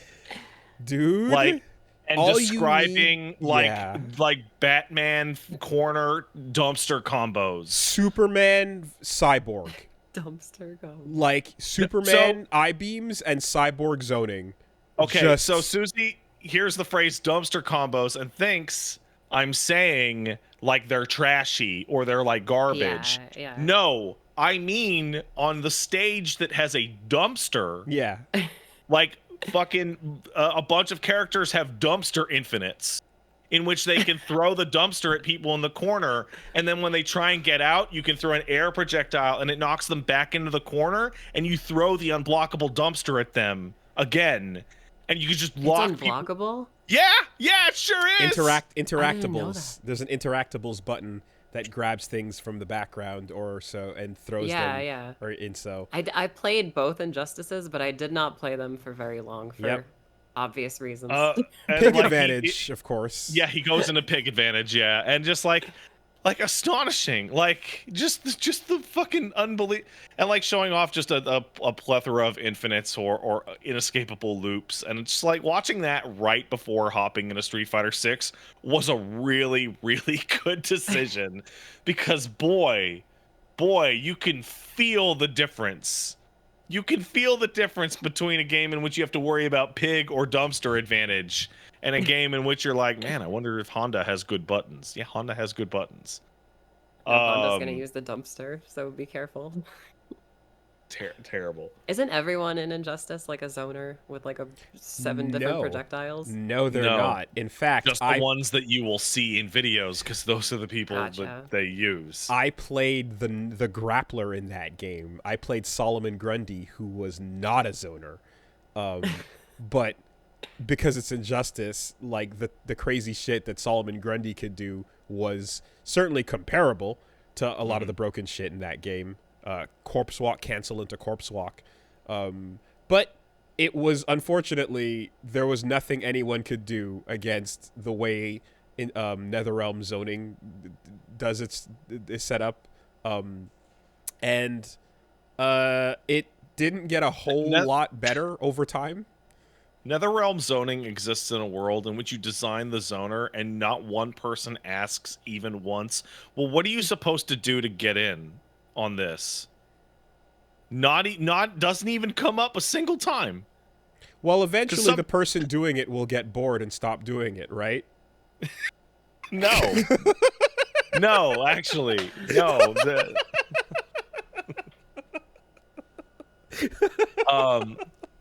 So the reason why I bring this up, specifically Core A Gaming, is I've been playing a lot of Street Fighter 6, and to date, I guess I could call myself unretired, as despite the fact that it's a new FF14 patch, I forgot that it was a new FF14 patch and didn't do any of my weekly or daily shit.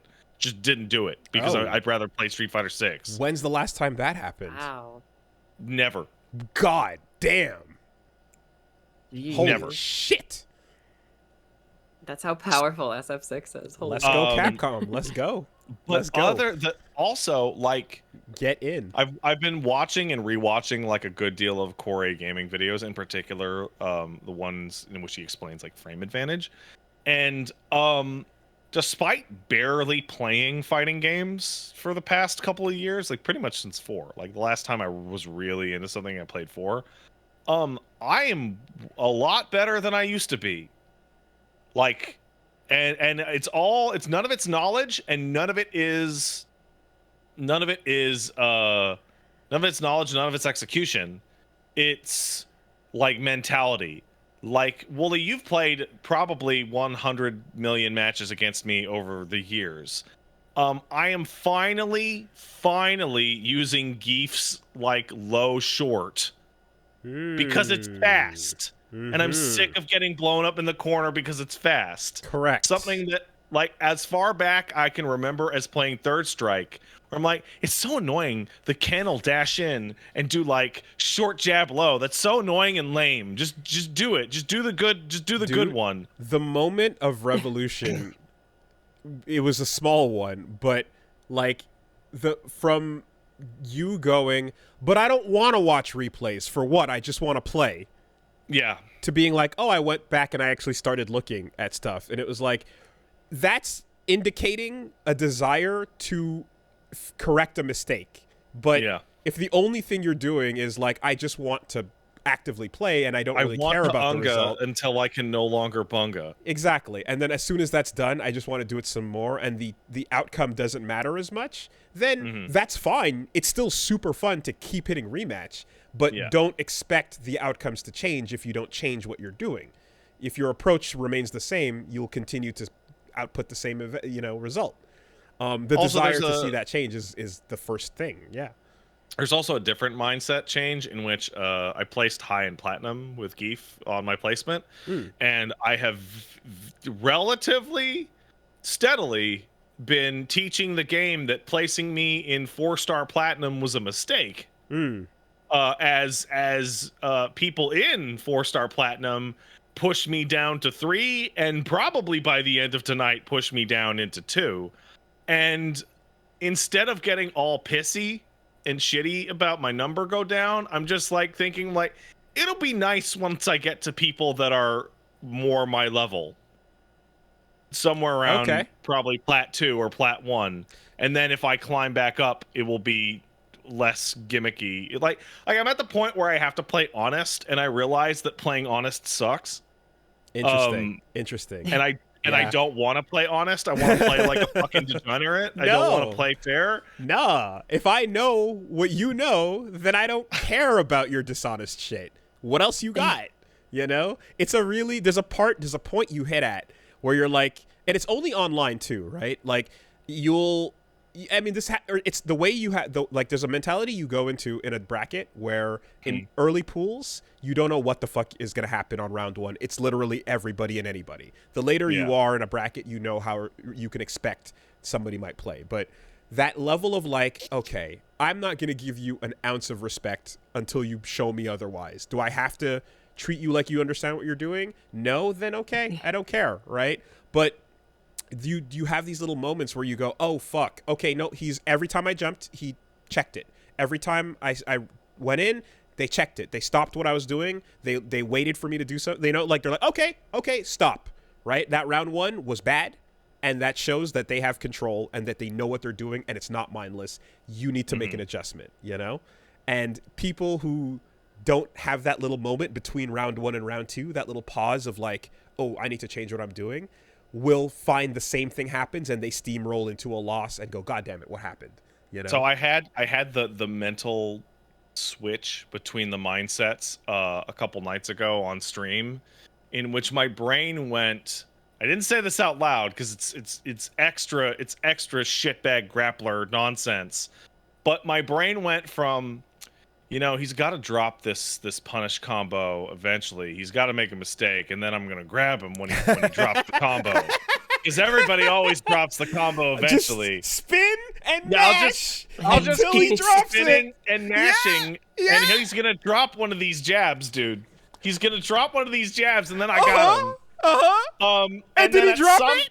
And at some point, like I stream for really long periods. At some point, on like hour 7.5, I'm like, I don't think these DJ or JP or Chun-Li players are gonna drop these fucking combos. Yes. I think. Yes. I don't think they're gonna just drop these fucking jab into special combos that are gonna happen. But did I'm he gonna drop have it to start though? planning about them not dropping them. Dude, let me explain something to you right now. Right now, because that is the best. Okay. The second I see you do that on my drop, or when someone is like someone at a level that's playing for real sees that, don't fuck me. The next time they start doing strings on you, they start dropping on purpose, and then you burn your stupid fucking 3 bars on nothing while they're in the air watching you whiff. Well, okay? Luckily, literally happened to me yesterday, by the way. Like, nightmare shit. You give them that information, and then they fucking exploit it because they know, oh, while this guy's getting hit, he's doing an autopilot of just grab if he fucks up. Just grab if he fucks up. So you can exploit that shit. I also got into a situation that helped this mindset of I played like a 50 game set against DJ, a guy from Honduras apparently. Great matches, excellent connection, and DJ's fake up kick leads to a really nasty cross up, and I got to go over this long series of sets in which he would just do it and do it and do it and do it and do it. And I'm like, I guess I have to just figure out what the button is here, or the backdash, or the jump back, or whatever. And then I didn't figure it out. Someone had to tell me what it was. And the answer is jump back and jab. So what you're talking about, is a nerfed version of what it used to be. So before DJ, because DJ has a button which is down and kick in the air, and it does the knee, right? Yeah. So what he could do back in Super Street Fighter 4 is he could jump at you from the same place, and usually the way that you can tell if something's going to cross you up or not is based on where they are in the air and where they jump from. If you've seen the setup before, and then like you go, oh, I know he's going to land behind me. I've seen the setup. I can tell the distance. I can judge it. He had a thing where he could jump from the exact same place, and whether he chose to do that knee or a different button, it would land in front or behind you, which meant that until the button itself happened, you did not know which side it was going to be on, making it a completely unstoppable 50-50 on every one of those jumps. That was the identical spacing. He could then combo into a sweep, because he has 2 sweeps, right? Crouching medium knocks you down as well as a slide with heavy. And then he could position himself to do it to you again. So DJ's strength was jumping and doing a 50-50, knocking you down, and then doing it again. And it was super strong, but the most boring shit in the world. Yeah. So the fact that they spruced him up and made him this wild kind of, just cool, crazy combo guy is a huge step up, because he can do all these cool things, and it's not the most boring shit ever.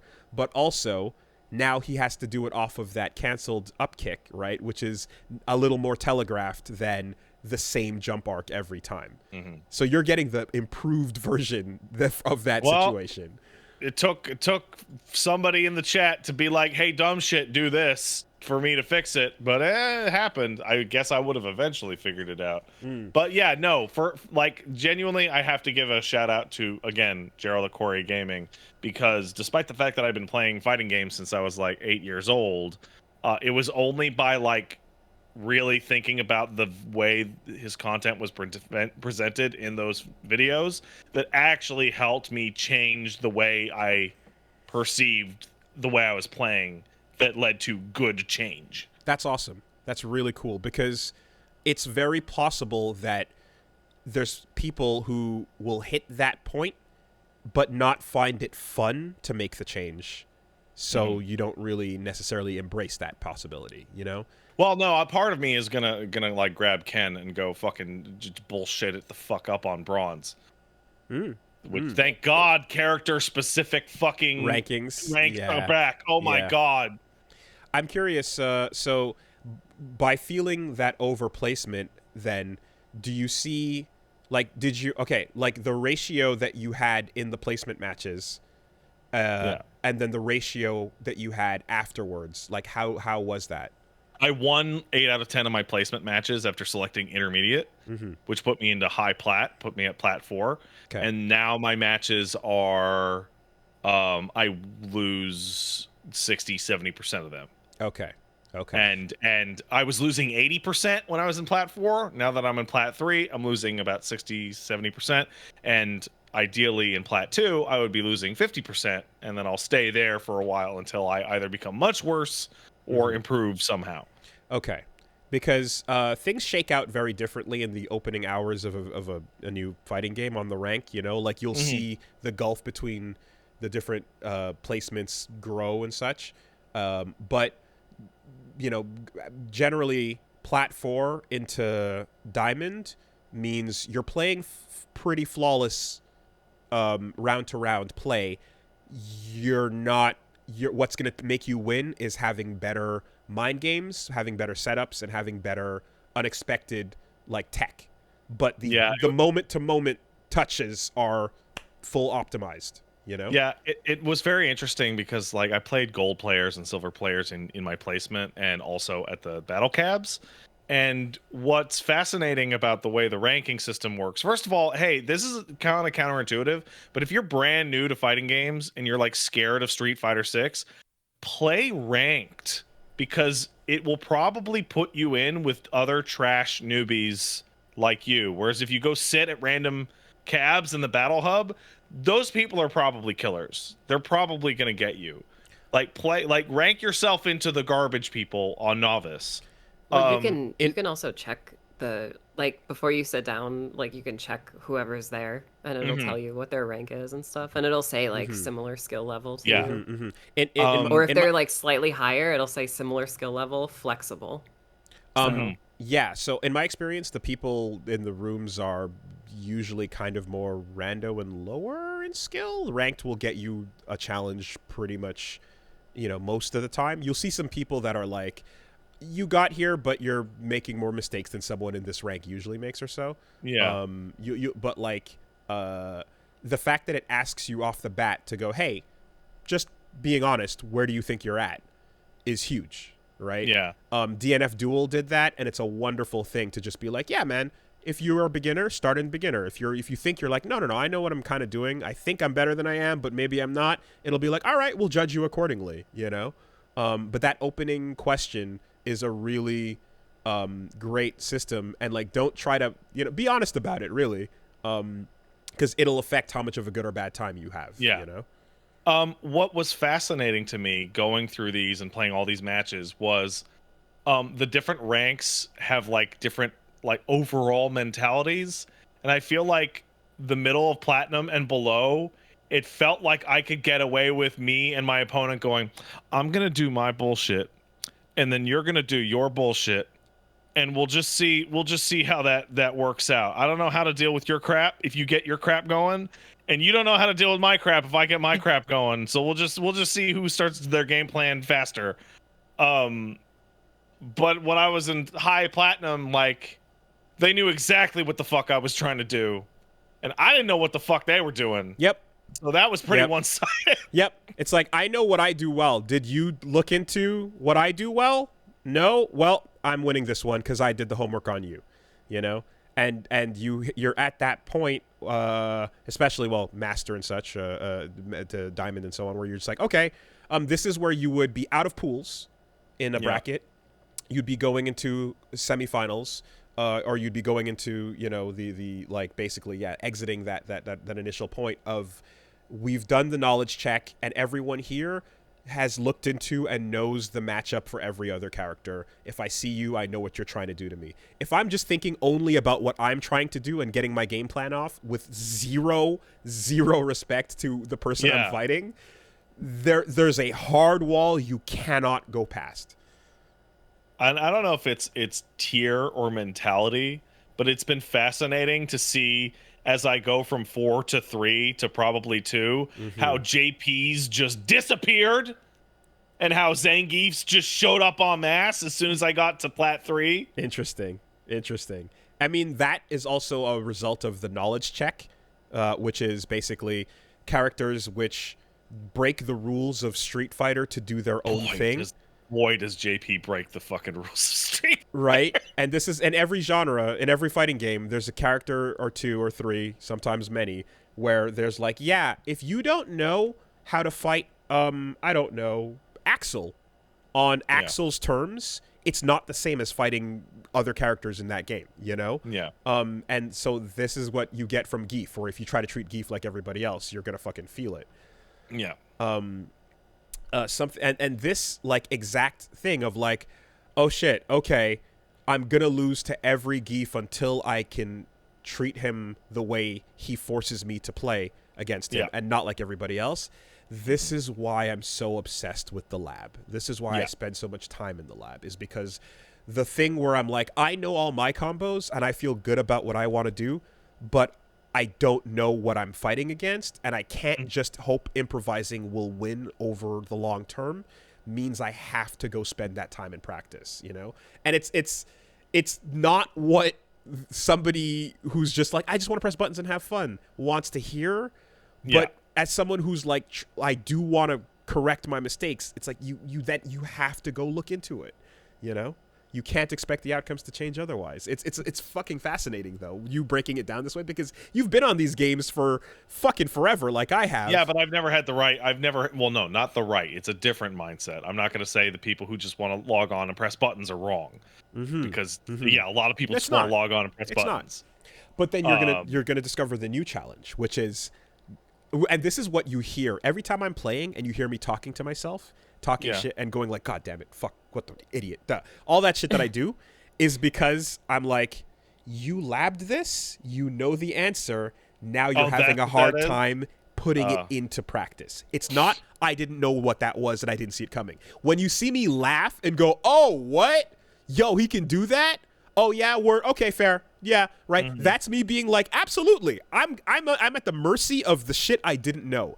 The times I get I get down on myself, and you hear that shit, it's like you knew that, you practiced it, you just couldn't apply it yet. Because the third step is now you've practiced it, now you know what's coming. How do I implement it in live matches? And that takes another fucking leap in skill that you're gonna find, you know. So far, the only thing that makes me really sad, like sad, is Geef mirror matches in which they do my dishonest bullshit to me and I fall for it. And I'm like, I should really know better. I have done that stupid medium knee into air SPD or SPD like a million goddamn times. How come I fell for this? Ooh. You know what Bummer. really annoys me because I play Menno and I do like a little jump in and then like pull them to me and then grapple. Yeah. And I do that like maybe 2 times in a row without thinking. Yeah. And I notice that they've never done that, Mm. and then they start doing that to me. And I'm like, Oh no, I taught them. You taught them. Oh no. You taught them. yeah, I literally just taught them how to do my bullshit. That's so rough. I know that. I've seen that too, and that feels so bad. You're like, oh, Yeah. fuck. Yes. So I mean, God, sorry. I love this shit. I love this shit so much. Like, so when we were doing our session, right? We were playing. So I've said this before, but like Reggie is a fucking beast. He's insanely really good good. and insanely strong, Really and good. he plays fucking optimally. And like he goes home and he knows how to lab shit in the smart way and comes back and puts it into practice, right? And I would like bash my head against things and like not figure out for at least like 10 games what is happening. And a lot of it is pattern recognition because he knows how I play a bunch and I know how he plays. So like there's a little bit of like I'm fighting against Wooly right now, but then he'll switch back to like, no, I'll fight your character. And you'll see that like he's just right. So there's a moment that I had in the stream where I was like, okay, let me show you guys what happens IRL, you know, if we're at a local or something and whatever. And it's like we went to break, came back, and it's like, let's talk about that set, you know? And those little moments of like, stop, digest it for a second, process why I just got cleaned the fuck up, right? Rinsed. I think it was like 7 to like 20 at a, initially or something, and I was like, okay, what am I losing to here, right? I don't have time to go back and rewatch these matches right now, but mentally, That's a lot of matches to rewatch. That's a lot of matches, right? But mentally, what am I losing to? And then I'm like, okay, I'm losing with whiff punishes and footsies. Every time I land my combo, I'm dropping some because I'm not used to it yet, but I'm otherwise getting damage from it, and he's getting his damage consistently on me. But when I walk up to him, he waits for me to try to clip him with a button because I think he's in range, and he just walks a little bit further back from that and punishes me for it, right? Yeah, I'm trash at whiff punishes, man. I am bad at that shit. Humongous for you. Like, you must master that. And the old Street Fighter games had something called proximity blocking, which is if I'm right next to you but not within range of touching you, and I throw out a button, you start blocking while you're standing in front of me automatically, right? So you'll block the air for a couple of feet, a couple of steps in front of me, and then when you start backing out of a certain range, you can just move freely again. But I can, I watch you blocking the air, and I can stop you from moving, and that's a big part of what Street Fighter feels like. The reason why Street Fighter feels slower and more deliberate and like footsies is grounded is a big part of that is this thing I'm describing, proximity blocking. You can make someone stop moving by doing an action, and they're going to have to do this, and just like, and then you slow it down. Street Fighter 6 has gotten rid of that, which means if I don't touch you with what I'm pressing, you just continue walking back forever. And because of that, something that comes low is that reaches out pretty far. It's much easier for him to dance just out of the range where I thought he would get hit a second ago, but now he's not there anymore. And because he's reacting better than I am, he's doing his best button, getting a punish counter, doing 30% of my life, you know? That little system, that little exchange, that little moment right there every win is made up of 3 or 4 of those small things. And I recognized this is what I need to improve in the set. And then we came back from talking about it, me recognizing that and going like, all right, I'm paying way more attention to this part of the game now. I started doing a bit better. I mean, not by much because he's still fucking great. But I started winning a little bit more in those neutral exchanges. But the sacrifices, I can't pay attention to his jump-ins as well anymore because I'm too fucking focused on this grounded footsie shit right in front of me. And I have to take my processor and decrease the anti-air.exe amount, to focus more on footsies.exe. And this is, and you're like, oh, God damn it. Okay. And everything in this game requires you to like, which one do I have to run against you? Okay, I'm going to shut down my ability to react to drive impacts for the next 30 seconds because I'm too focused on the other shit that I need to right now, Mm-hmm. It's all that game of like deprioritizing one thing you're thinking of and putting another one up there because you just lost to that a bunch in a row. I hope I'm not just rambling on, and I hope this makes sense. No, I get it. I've been going through that myself. The mental stack is what it's called. I'm dealing with people who, and like, since I'm a little more trash, or maybe I'm not, I don't know, but like I'll get into the situation of like, oh yeah, drive impact. I can drive impact this guy. I can drive impact this guy in reaction, until he starts doing some bullshit that requires me to pay attention to something other than his jump-ins or his long-range normals, and now I can't drive impact him on reaction anymore because I'm thinking about his tick throw bullshit, and now he throws a drive impact out and it hits me because I'm thinking about tick throws. Yeah. Yep. This game knows that you can only put so much attention to so many things at once, and it's designed to have too many things to juggle, And when you have level 3, I have to now add the fact that your fucking level 3 can come out at any second into the equation as well and be a little bit more scared of that. So now, right as soon as you get that, I'm like, okay, there's like 18 fucking things to be worried about right now. If you could see all the different task manager bars in my brain, they're doing this. Right in that level 3 moment. And then it's like, oh, okay, he jumped, and that is like, that's such a great thing because a game that is not as good as this will not have that variety. It'll be solved. You'll be like, I need to only think about this, and that. Yeah, I'm playing Lex Luthor, so all I got to do is push them in the corner and just zone all day. And it's preset, and you just got to autopilot it, And then that stops being fun. That stops being engaging. But everything in this game, the way there's a uniqueness to everyone's, like, there's a unique thing across the design where a lot of characters will have either press a button into a Hadoken or a special move where there's a hole in between the button and the special that you can interrupt me, or it'll be at the end. Right? Mm-hmm. And so they can use different strengths to put that gap somewhere, but there's a hole there. You're just not sure which one it is, And that wasn't always the case in previous games. But here it's like, no, for sure, if something feels like it's locking you down, it's because the vulnerability is in a different place from where you think it might be. It's amazing design on that like small in-depth level that is making this game feel so good. And like I love getting into that minutia because like it's fucking you can recognize it, you can see it here right away. And if you want to, it's very cool using the mental stack against someone, like when you realize they're not using theirs, and like because I've had like in my games that I've had, like I've noticed that a lot of people forget level 3 supers, like because they're just too busy thinking about like jumping in and drive impact and like drive rushing, like them drive rushing at me, like that kind of thing. Like I had a match with a DJ where like we just went back and forth like rematching each other, and for like the first 2 games I kept doing my bullshit where I would like jump in, smack, command grab, and eventually he got used to that. So on like the 3rd game, like I would try it and then he would punish it or whatever, like he'd just block or whatever and then punish or like sweep me as soon as my feet touch the ground.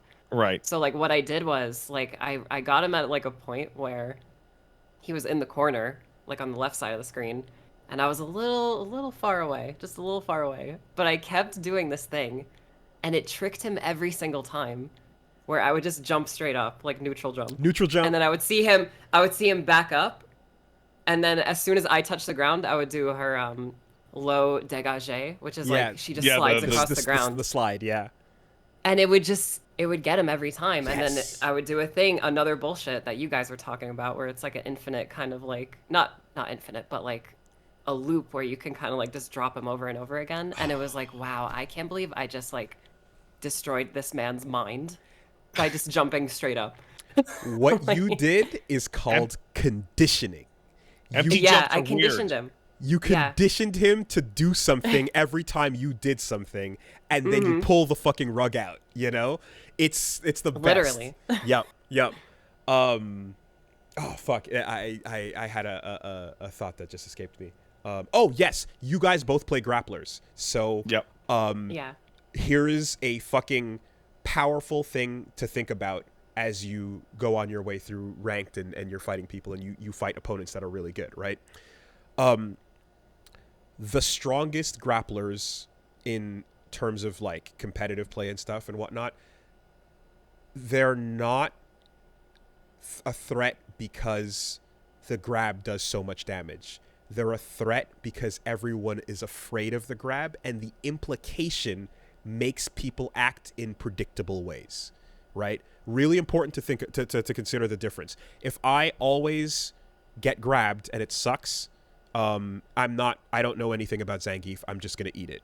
If I know that Zangief is always trying to grab me, I'm always going to be holding up. If I know Manon is constantly trying to grab me, I'm always holding up. And if someone is always holding up, you can start fucking them up in really predictable ways because that fear makes them more predictable. The strength of a grappler is forcing the person to play more predictably by being afraid of that situation. So, for example, for Geef, I know for a fact that I can force people to jump eventually.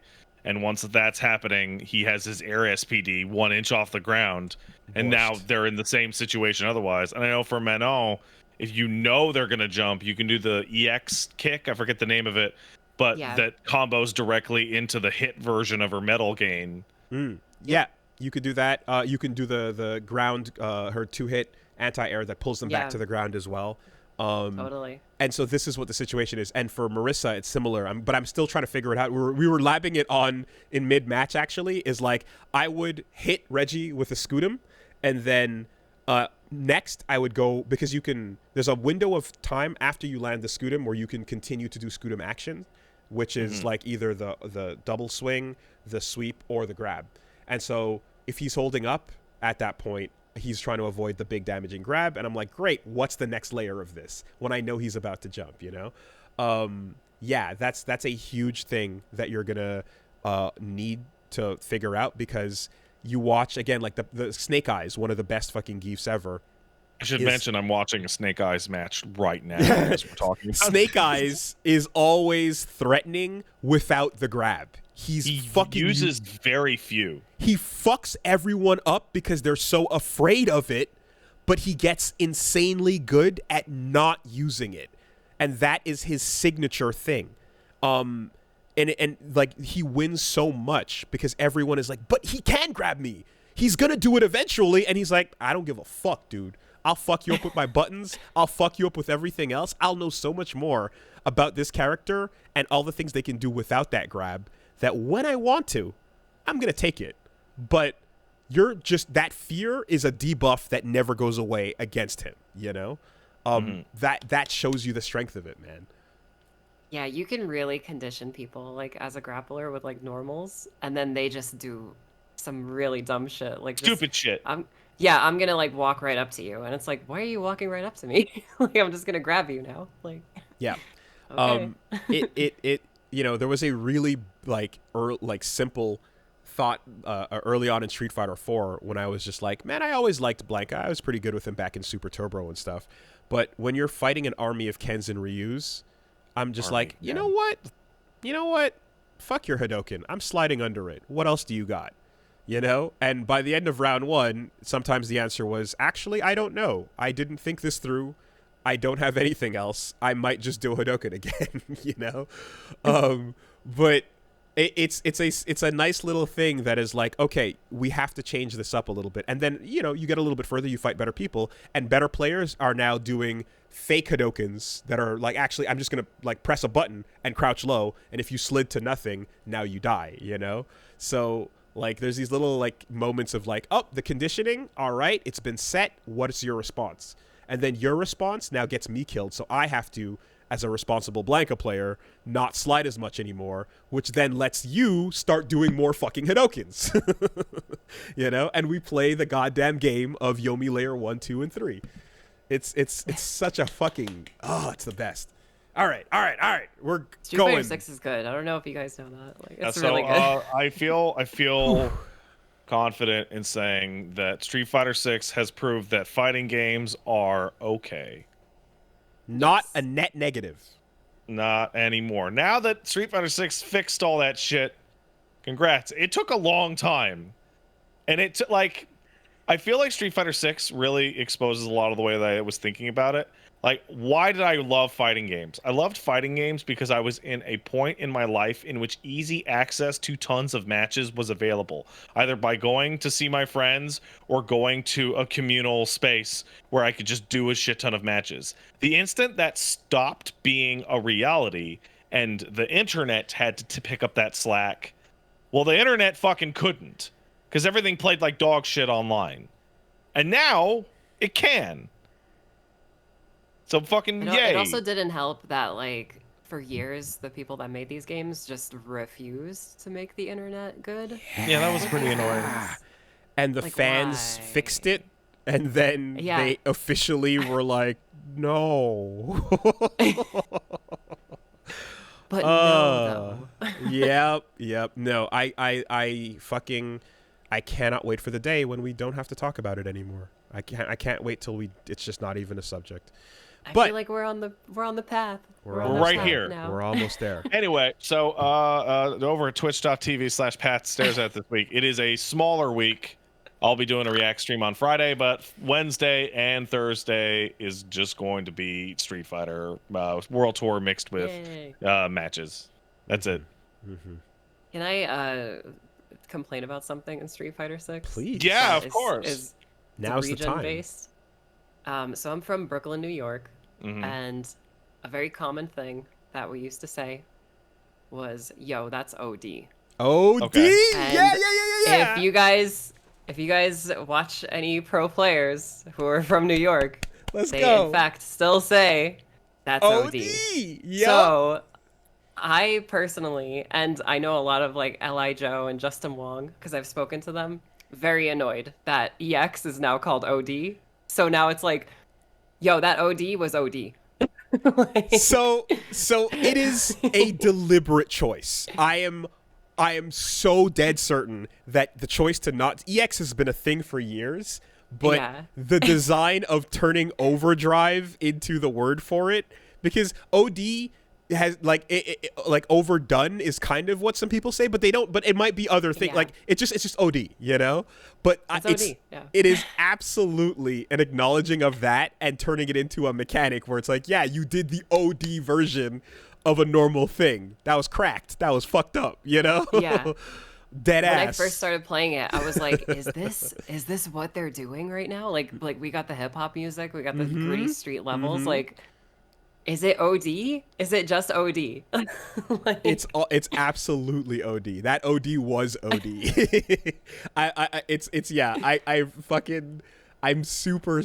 Because EX has been such a legacy thing. You don't drop it for no reason, and I think they dropped it because of fucking Brooklyn. I think that's exactly what happened. I think so too. Yeah.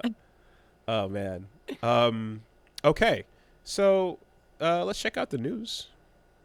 The fucking news. What's going on?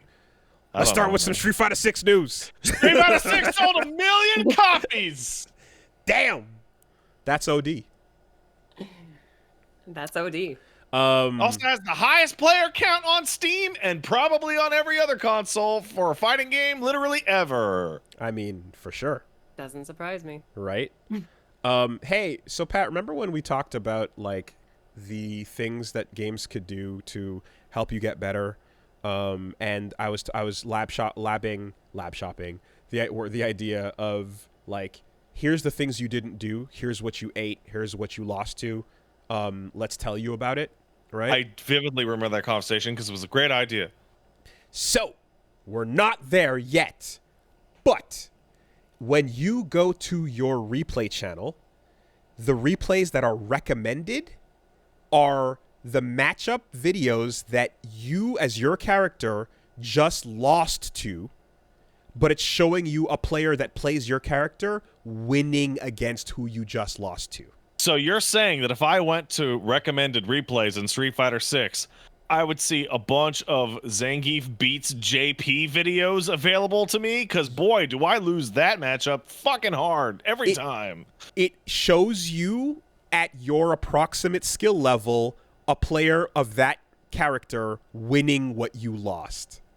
Yes. Like, how did they develop that algorithm? I don't know. How? That's tough. So it's actually, it's in like Strive and stuff as well. Not the recommended. It's recommended replays, but like that is simply like you can search for input character 1, input character 2, win state on, win state off, and if this is what occurred, just invert the win states and put that in a recommended replay according to your ranking. And it's not a guarantee that you're going to see someone who is good doing real tech that works that is going to win, but you're gonna see, you might. You'll see what someone at your skill level, we assume, is going to be winning against and when they fight. And yeah, JP versus Geef is probably approaching fucking whatever number. It feels like Vanilla Sagat, dude. Yeah, you want to call it 7-3. You want to, you know, we can sit there, but we'll find out. But this is all feels bad. But just as we get closer to this feature, it's like, yeah, the recommended replays are actually recommending shit that will hopefully let you learn something about what just happened. So keep that in mind. Okay. I will. Now, perhaps. Excuse me.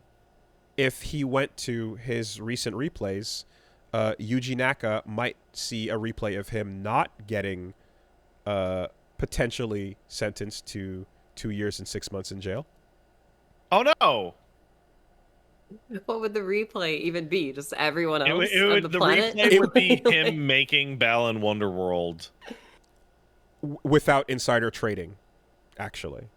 Is what would happen. It would be him not fucking with the money. So him not freaking erasing someone from a group photo and posting it publicly as if everything's fine. Like Zahand, like fucking just like complete photoshopped out. Damn. Yeah.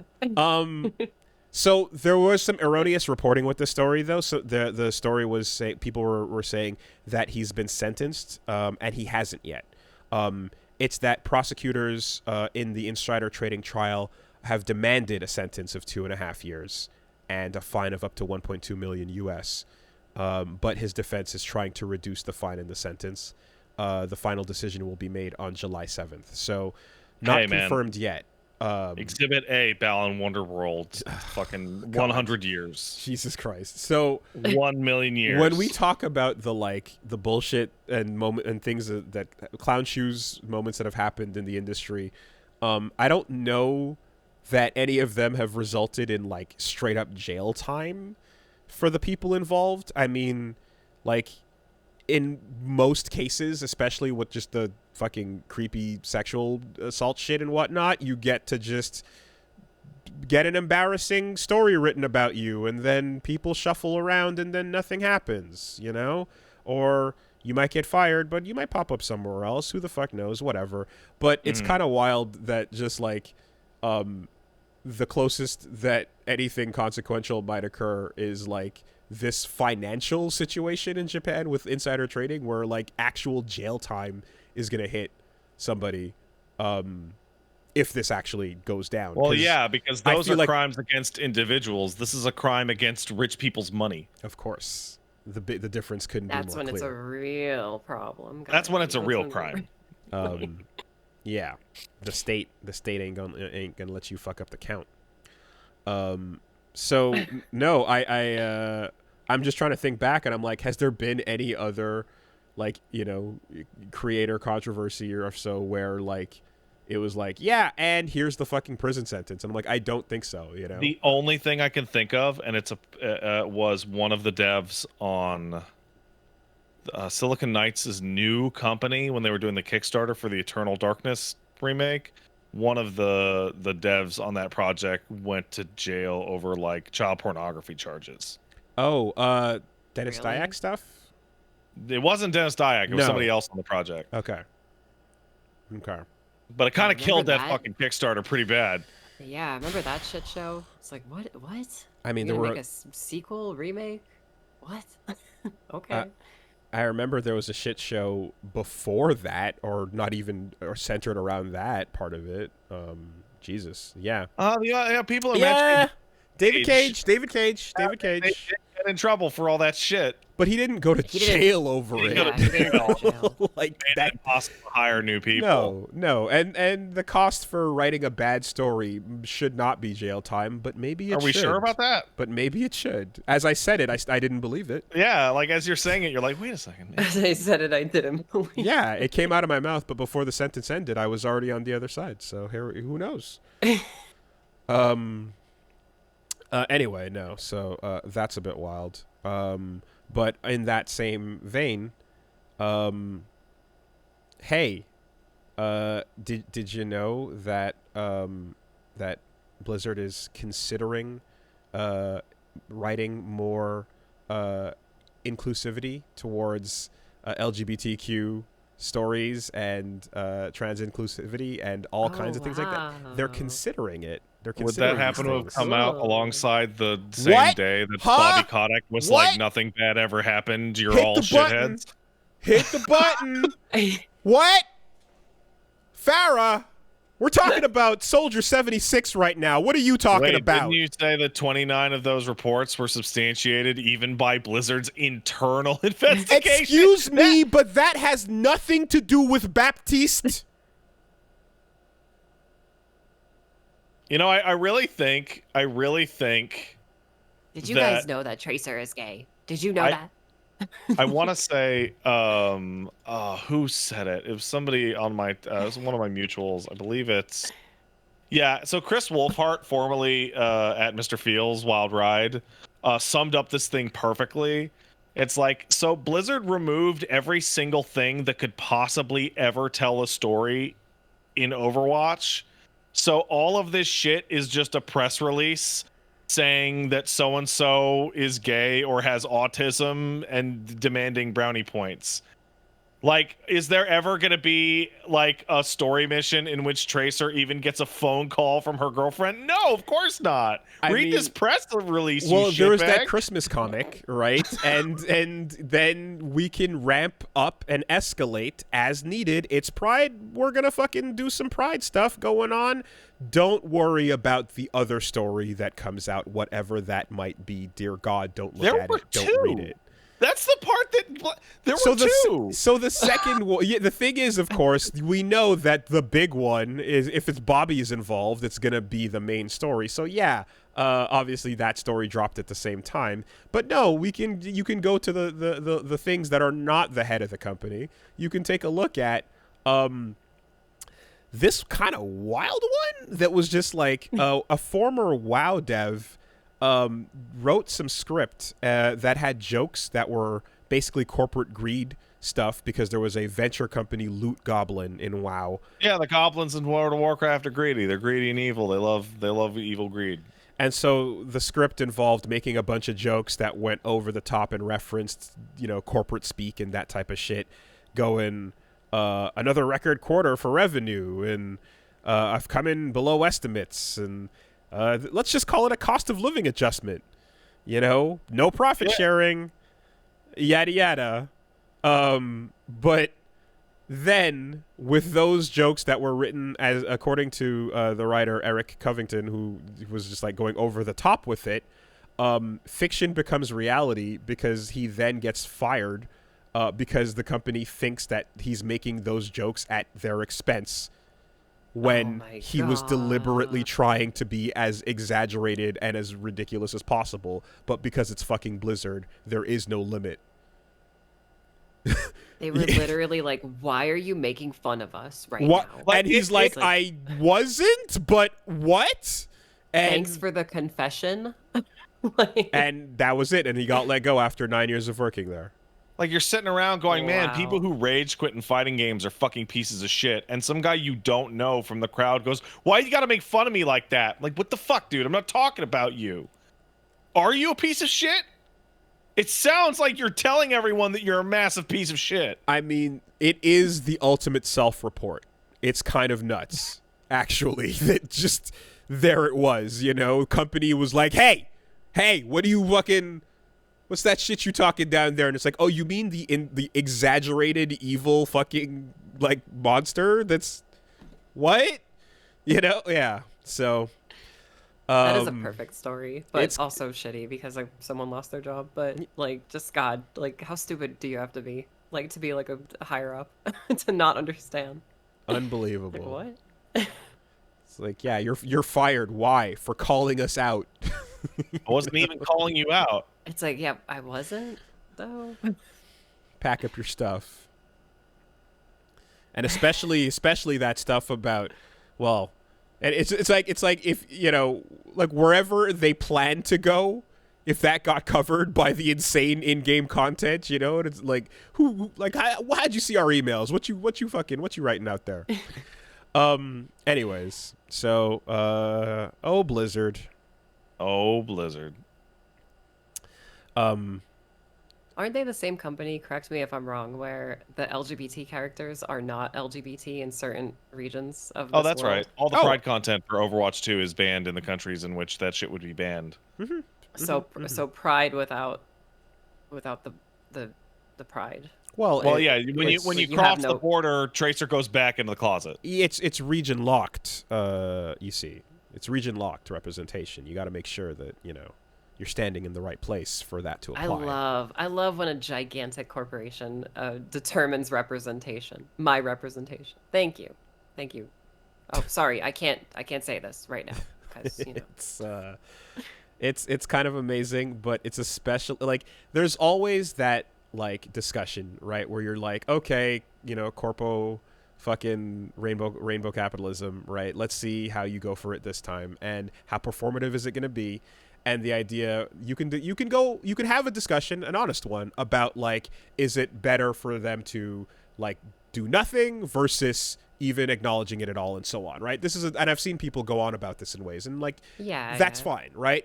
But the version of it that keeps happening every single fucking week, because I write the docket and see it pop up, is the Yeah. Blizzard, only in case of emergency, break out the rainbow logo. Like, that's the part where it's like, you couldn't look any more guilty. And you think the playbook still works, and you haven't caught on to the part where everyone else is caught on.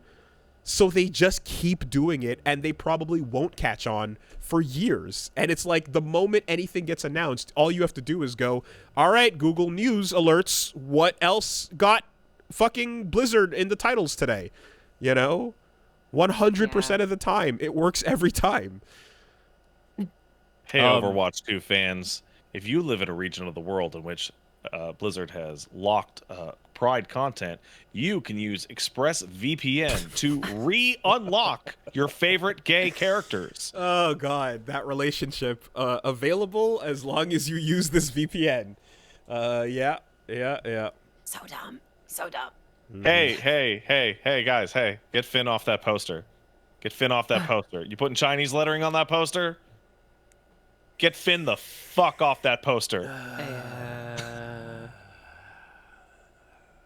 It hasn't happened too many times, but I do love when the company that makes a gay character is like, no, you guys just don't get the game. Sorry. Like, we're not releasing it in your part of the world because we're not going to compromise our shit. Which might be in a game coming up, by the way. Okay. Oh yeah. Oh, that's fun. You know, there's nothing We'll more see. there's nothing more convenient than like a there's nothing more convenient than like a kiss that like practically has the insert clipping beginning folder like in the shot and Oh, end marker. Oh, you mean Disney's first Like- gay kiss, whichever first gay kiss we're talking about? You know, like you'll see like the reel missing, like, and then it flips, and then you'll see the kiss, and then the reel will go again, and you'll just see the exact moment. You can just fucking, The screen just goes black for a second, and it's like it cuts to black, yeah, and then back in, yay! Oh, the camera blinked, man. Come on. Cut to black. I love Fuck. it. Oh shit, dude. Yeah, it's never anyway. It's never been less fucking embarrassing. All right. That being said, I don't know what the fuck to make of this, but like, apparently, according to co-director Motomu Toriyama of Final Fantasy VII R2, Rebirth.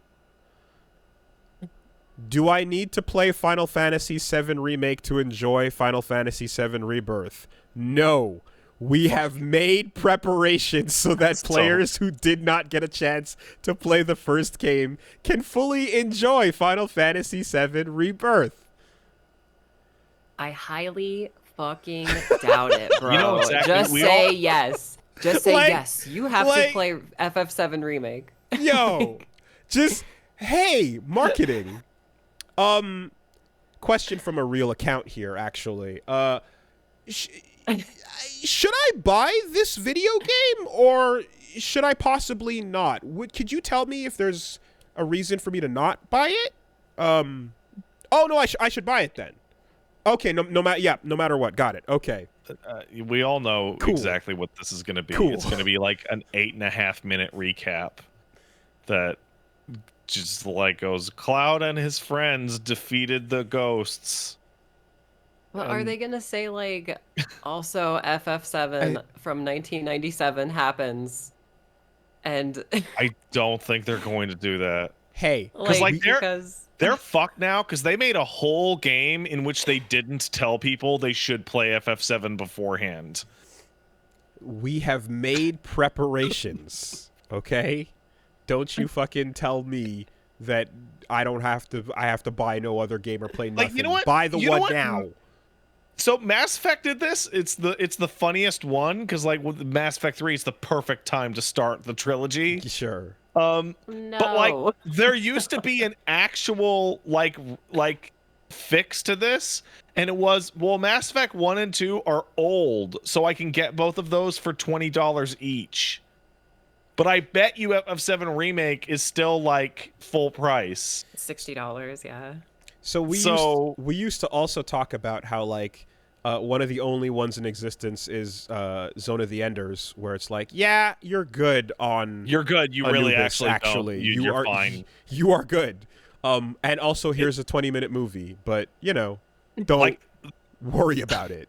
Zone of the Enders, the second runner, is so on top of that that the title doesn't even make it clear that it's a sequel. Like, Yeah. you could just say that Zone of the Enders, the second runner, is the only It's bingo. Zone of the Enders game, and that's fine. Yeah, the second render is not a reference to it being the second game. That's just referring. Well, you to know what I bingo. mean. Like, it's not Zoe 2, it's Zoe the second runner. Mm-hmm. Yeah. I know so many people that don't even know that there was a first one. That's fine. That's The first no one problem. is Fine. also like Yeah. 2 hours long, by the way. Yeah. Like, that game is Yeah. proof of concept. So, like- but it's just really like people who go, oh great, cool, and then they buy FF7 R2, and then they're like 10 hours in, and they're like, what the ever loving fuck Who the just fuck is happened? Zach? Like, go find this man and tweet at him. Go find Mr. Toriyama and fucking at him and be like, I don't understand what's happening. It's crazy that like we're still doing this fucking thing all this time later, you know? This question 100% of the fucking time, man. that game is going to start with Yuffie, like, popping out of nowhere and conveniently stealing all of the party's best It equipment is and absolutely running, going to do and then that. tripping, and then her bag of treats flies off the cliff, Yeah. and then that's the justification Yeah, for you to you're have to do completely everything right. again. Well, they're in this stupid problem where they don't want to say, "Hey, go back and play the re-release of a 60-hour RPG for on the PlayStation 1 from 1997, and also play the re-release of a PSP game from 2007, and also watch that terrible movie we put out a couple of years ago before starting with your high-end super nice video game that you should also play before this new one that you're interested in." Hey, man. That's a huge ask. I Are don't you know, saying but Advent Children is stupid? Is that what you just said? Okay, I really like Advent Children. Advent Children is one of the stupidest things that has ever come out. but the bike Okay. though. Yeah. I'm Yes. glad we're on the same page. No, that's exactly what I'm thinking about when I think about Advent Children. I'm thinking about this is stupid as fuck. But that part where Cloud spins upside down on the bike and then he takes the two guys out and then their bikes fall and they blow up and then vroom. The part where they simulate a turn-based battle at the end to kill Sin Bahamut, and it's like the hypest shit ever. Like, come on, dude. But then the trailer bike sword slash shot was not in the actual movie. That's fine. But then the sword breaks into all the other swords, and now they're all canon. And he does the move that he had in FF Tactics? Okay, weird. Weird pull. Weird Okay. flex, Weird. but okay. Yeah. Yeah, no. Anyway. Like no one is standing around willing to tell new people that want to play the new hot FF7 remake that unless you understand this meme of Sephiroth offering you a pair, then you can't get in on this right now. Look, man, I'm just not have despair, okay? So stupid.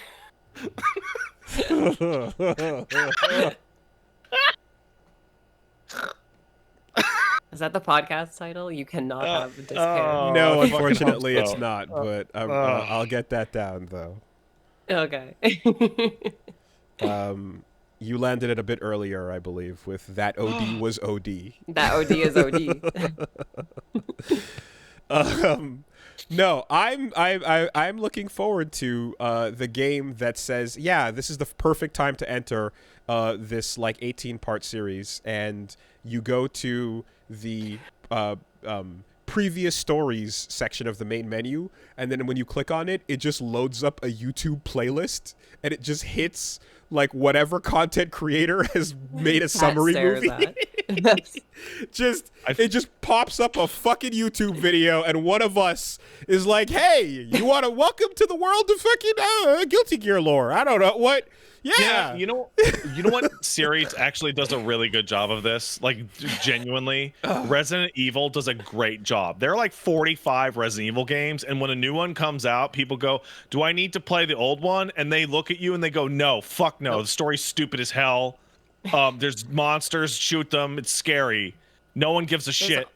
There's also that's a difference between like a Resident Evil game and a Final Fantasy game. There's enough connection to the rest of the series in the files of every Resident Evil game. So like you still get the satisfaction if you are a fan, like, oh, this game takes place right here in the timeline. You know, where like you can't do that with Final Fantasy VII Remake, Rebirth, like I have a question. Like Wooly said, an 18-part franchise, apparently. Like I have a question as someone who doesn't know many Resident Evils, talking to those that do. I'm under the impression that Wesker is a character who is better the less I know about him. You're accurate, yes. Is this true? Yeah. Because currently my impression of his timeline is that he's an evil man that was up to some shit, and then he did some stuff, and then he got the powers, and then evil plans went into work. But you know what's the idea of the Dio timeline of every possible thing he could have been up to over the course of all of that, I almost feel like I don't want to know what that must have been. Okay, so earlier today we were talking about what if we remade bad games. Okay, the game in which you find out every single thing about Wesker's deal sucks, and they skipped it. They skipped it. So when they That was remake CV. RE5, which I'm sure they will, Wesker's just gonna be evil? Cause fuck it. He's evil. Well, I don't know if I want to say this right now because Wooly will definitely play RE4 remake at some point. But Sure, I will just say, Wooly. My think... kid will be able to watch it. Oh my god. I mean, definitely right. by all means, go for it. I have played RE4, but like. So, I mean, spoiler alert, chat. Wesker is in RE4 remake. Okay. And okay. I feel like what they're doing with this new reimagined timeline is going to make him way cooler and actually like a threatening person instead of like a theater kid who like is over the top and dramatic and is stupid for stupid reasons. Like Wesker in RE5 original makes me think of like Wolverine staring at a photo on his bed, but it's Chris and he's mad. He's just lying in bed in his fucking black trench coat, his black carbon fiber trench coat, looking at a photograph of Chris Redfield. Just go, oh, Chris! Oh, I hate you. It just when he looks into the camera and says, "I hate Chris," like right into the Yeah, it's just anytime you've got a long-running villain over like a series that hits part 10, it's like, what have they been up to for the entirety of it? And like, really, well, luckily he only got to part 5, so okay. That's I did play that one. That is true. Wesker is in a weirdly small amount of Resident Evil games, considering how much people know about him. Yeah, but I want to say they're gonna fix it. Hopefully they're gonna fix it and make him cool again. Yeah. Anyway, FF7 Rebirth. Anyway, it's someone just mentioned it. It's totally true. It's like, Akuma, what's his fucking body count? Zero. Oh my god. Oh shit. Yeah. All right. Well, anyway. What a loser Akuma is. Jesus Christ. Yep. No. All you gotta do is like throw him twice and he's done. Come on. Glass cannon. It's fine. Yes. Yeah. He killed Goken for a week, and then Goken got back up, and then he killed Gen, who was dying of cancer, and Gen was fine. And then Gen was like, actually, I'm doing great. And then Gen lived on through multiple more games. Gen survived better than before. No. Oh my god. I guess, well, anyway, Nikali might fuck up the count. Did that Nikali happen? I don't even know. Wait, no, Ryu punches him. Did Nikali die? Punches him. Yeah, Ryu punches him. Ryu punches him with the fucking Does he melt into butterflies? He melts into the butterflies. And then there was Gotetsu. But that shit was stupid. What a waste of a villain. Like they're just Nikali's the new big bad, guys. It's like, and he's Street Fighter 5, man. He has the 5 on his chest. And he pops off, and the fucking sickest transition ever happens, where his dreads become these glowing fucking thing. Oh, what's that, Jamie? Cool, never mind. Hey, yeah. What? Like Wooly brought it up a long time ago, talking about Kotal Khan. Like, what is up with like the Aztec warrior becoming like the biggest jobber in the fucking universe?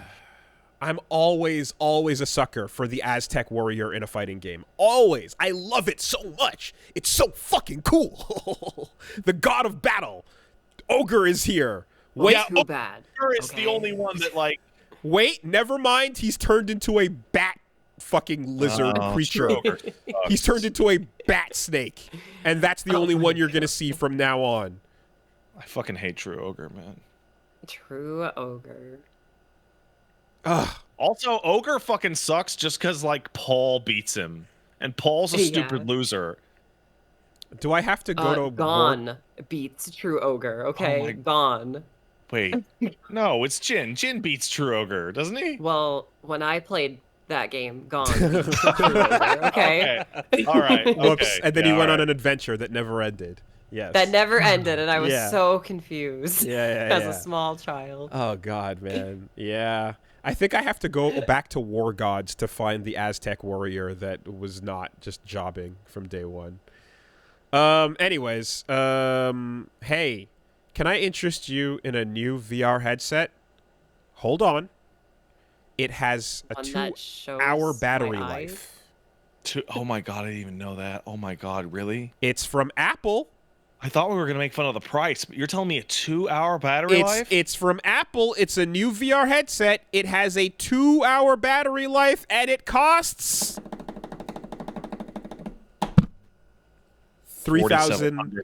$3,500.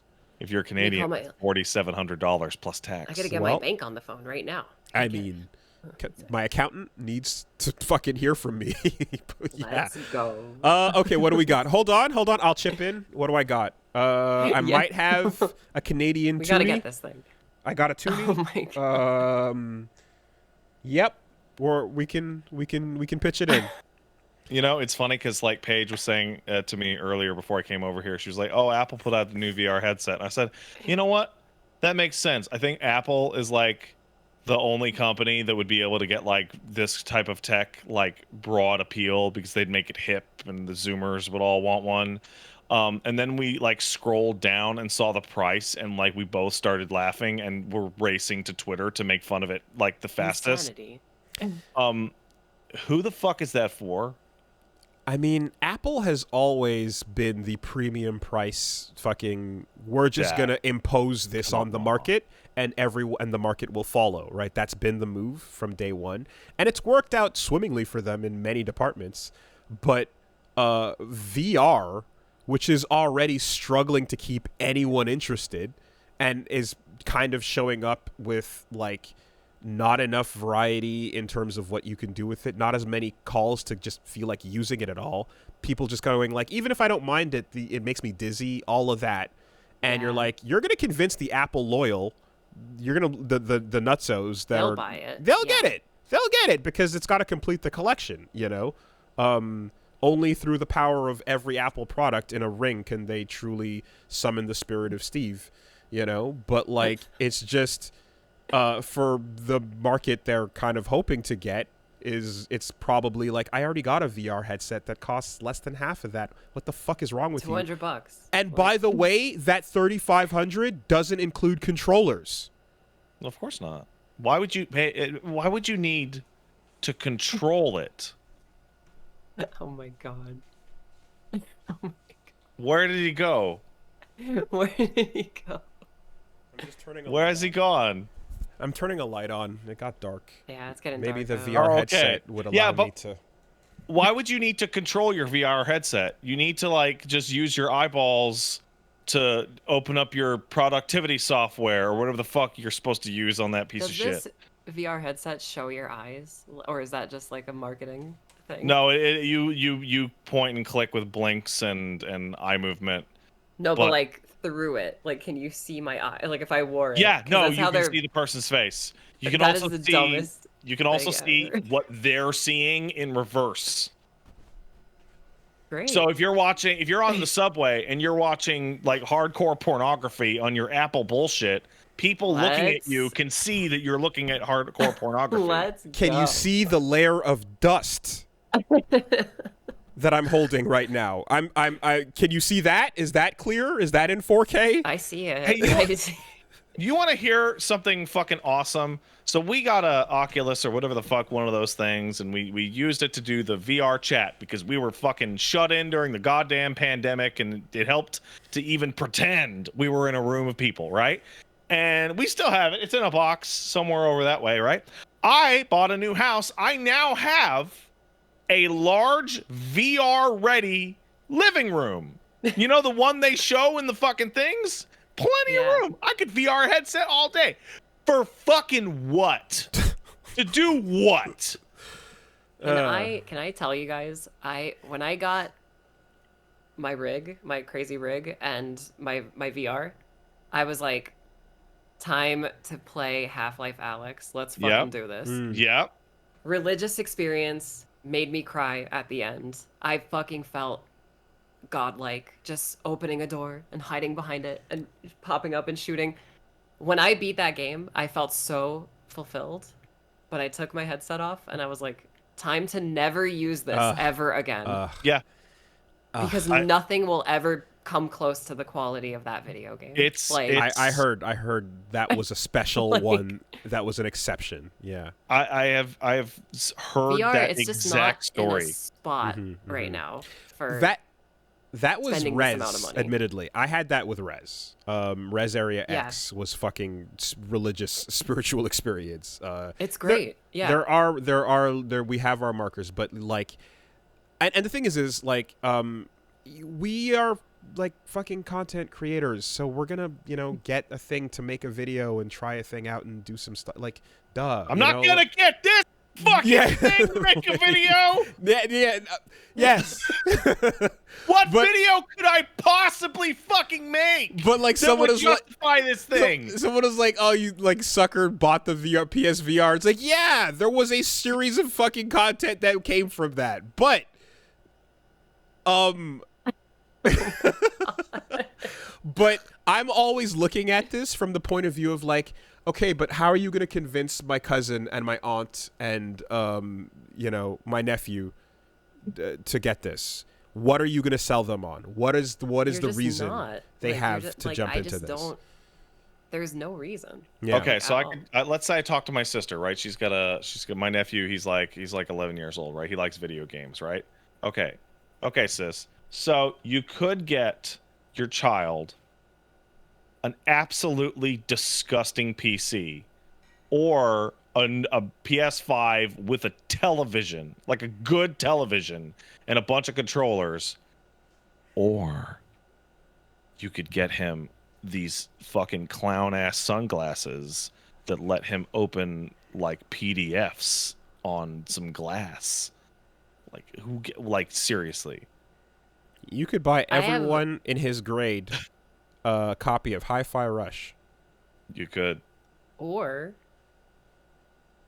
Street Fighter 6. Or Street Fighter 6. Street Fighter 6? Okay, hold on a second. Let's just fucking... If this thing operates on blinks, I'm fucked because I have an eye condition where I blink rapidly all the fucking time. Huh. Like all the time. They might do it. They might do it because they're doing the hand gestures. Product for you. It's called the iPhone. They're doing the hand gestures instead of a controller, so they might do some shit like that with the eye tracking and stuff. Yeah. Not at all an accessible thing. Yeah. Anyway, that's fucking wild. Hey, what's Street Fighter 6 in USD? Is that $59.99 or is it $69.99? I think so. Yeah, I'm pretty sure. It's Go 60. for the cranked up version. Street Fighter's always been fucking. Yeah, sure. Fucking. Let's say $70. You know the deal. No So bullshit on that.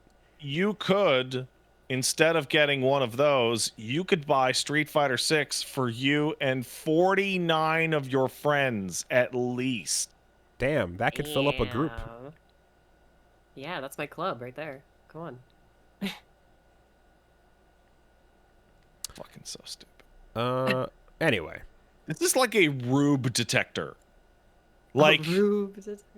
like you look like like the blue check mark has become, right? So- this is a much more expensive version of that you can see out and about. Now, Like, you know how almost everyone you ever saw with a Google Glass in public looked like a piece of shit? I never saw one in real life. I saw one. They look like a fucking piece of shit. They're I saw a bunch of always ordering coffee somewhere.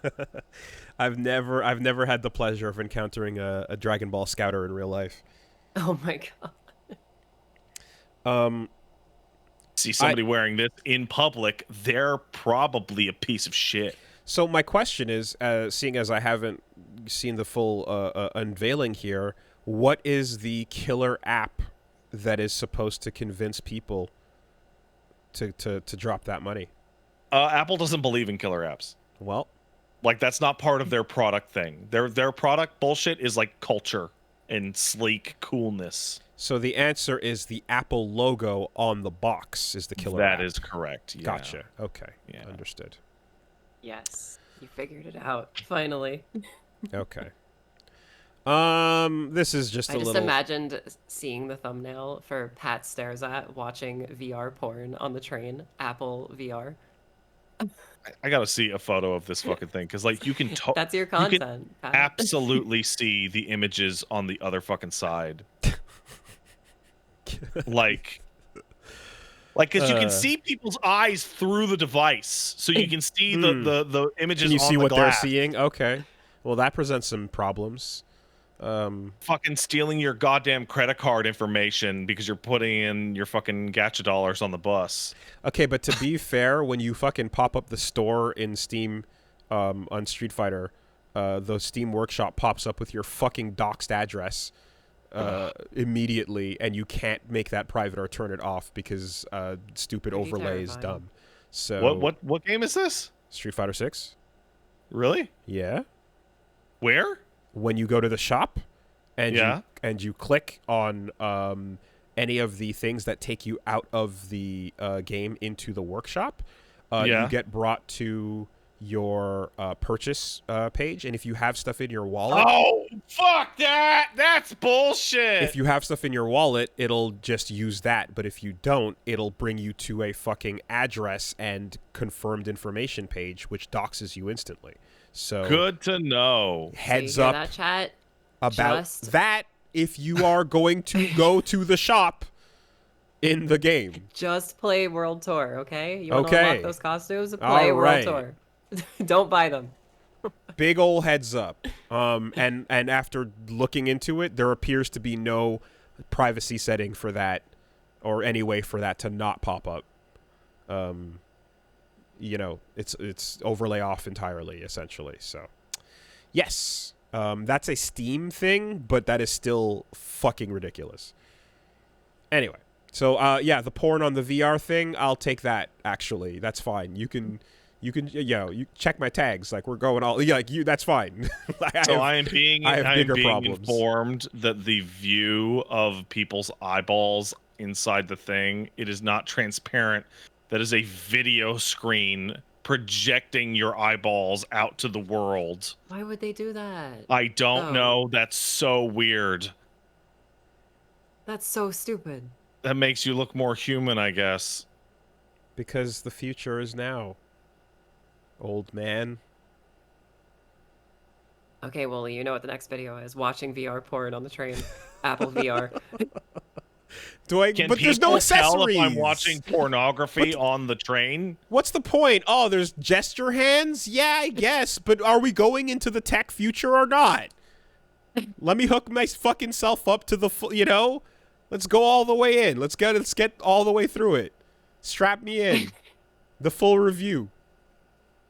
We need Edge Runners tech going on here. Yeah, Edge Runners. Edge Runners. Boo. Or whatever Boo. that fucking like weird I don't know what like fucking Jordan Peterson milking machine shit. I don't know what the fuck is like. Get one of those things going. My favorite Street Fighter Hook it 6 up. character All is the Jordan tech. Peterson. Wire it up. Let's see it. Don't give me this That gesture took a weird shit. fucking turn. All right, look. If you want to tell us Next about story. what you can spend $3,500 on, you can send a letter to castlesuperbeastmail@gmail.com. That's castlesuperbeastmail@gmail.com. I have now turned off the fucking overlay for Street Fighter 6. There you go. There you go. Yeah. Fuck that. PSA. Oh, That's my channel name. yeah. So this one's for the one for the real ones, but like little story here.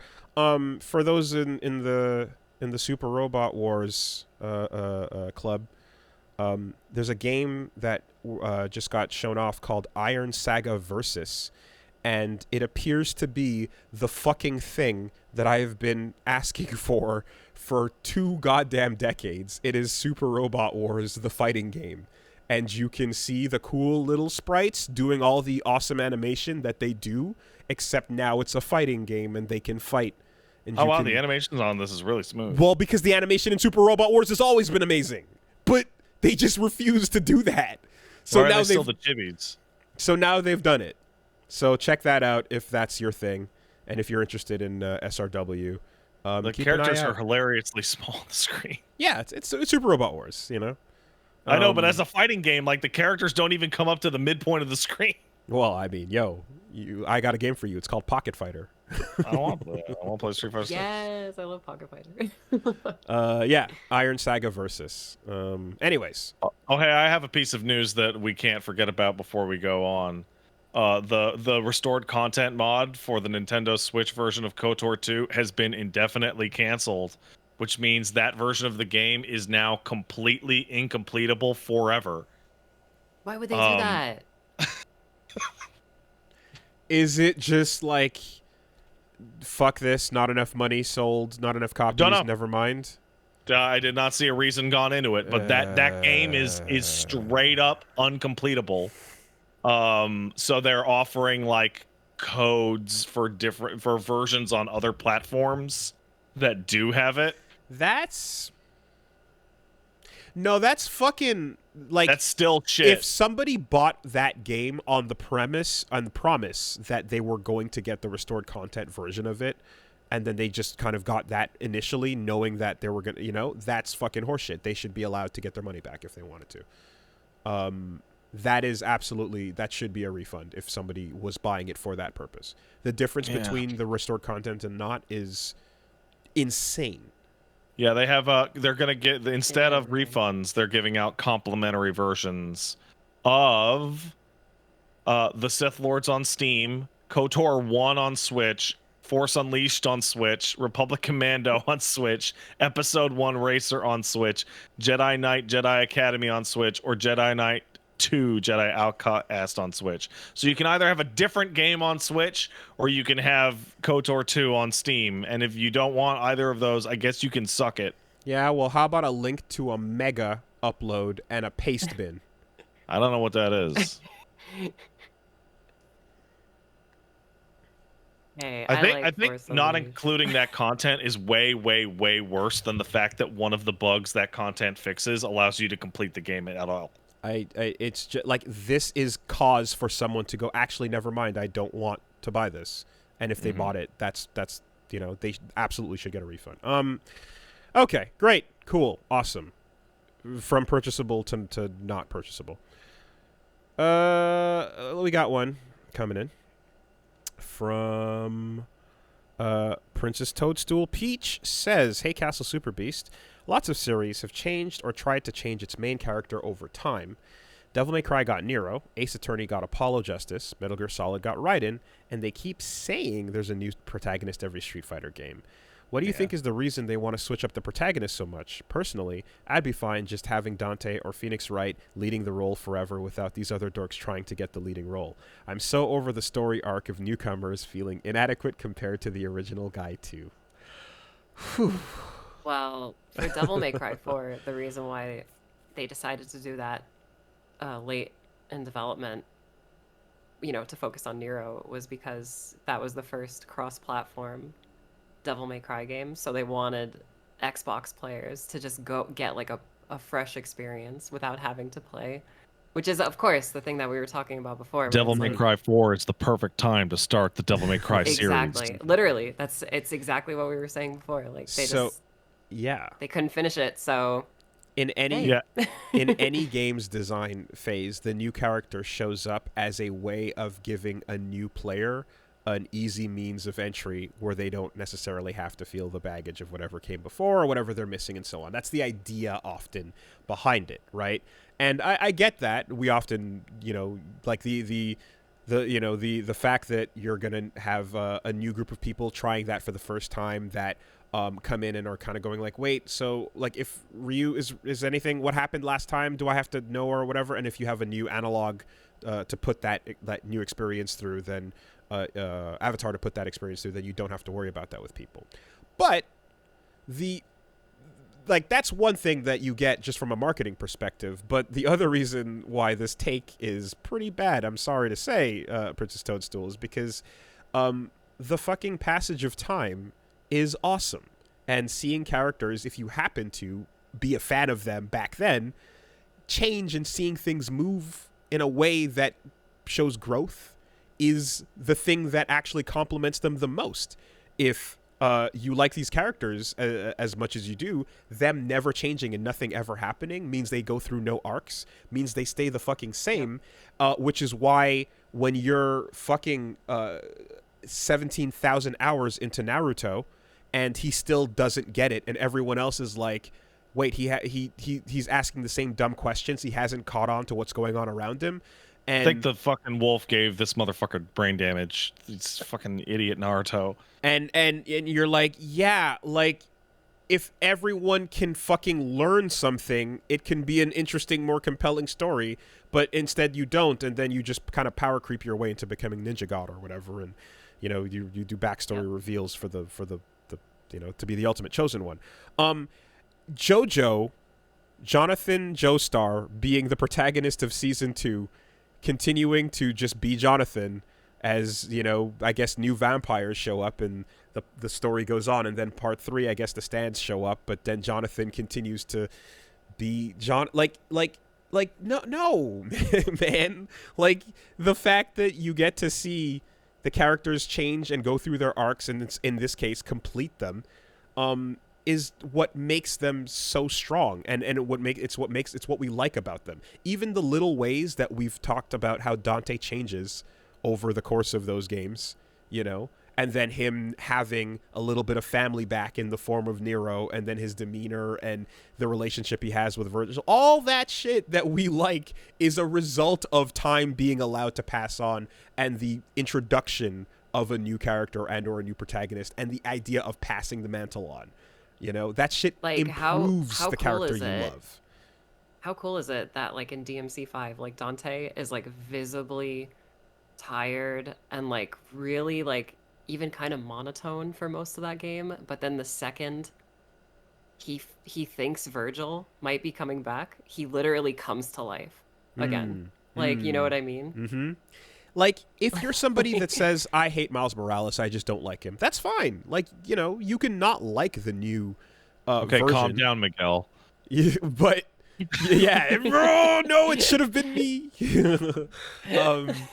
But if you are just like, no, I want the thing I want, and I want it to never change because Ryu equals Street Fighter and Phoenix Wright equals Phoenix Wright, and that's at the end of it.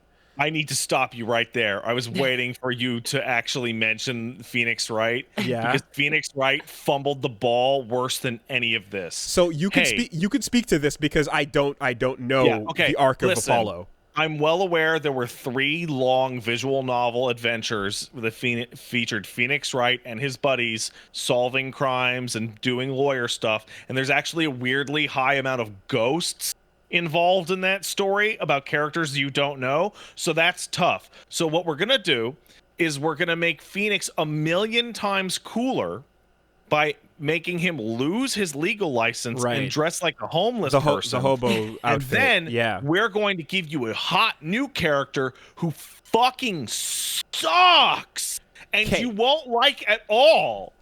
And we're going to go, wow, isn't Phoenix cool, as you're playing as this boring piece of shit. Now, Apollo sucks so bad in his first game. He is so boring. If they don't fumble the Apollo in like situation, and you have Phoenix go into this change that has to occur because a new thing is happening over here, right? This character existing creates space for this character to change. Yeah. Like, would that not have been better for the series? Assuming, of course, that the fucking, you know, the you don't drop the ball. I kind of think of Snake Plissken. I think of Raiden. I think of Raiden's introduction, and yeah, totally. The difference is that like Phoenix, Apollo is just more boring or Phoenix. Mm-hmm. Okay. And Phoenix also got a glow up. So you're just like, why am I not playing as Nick?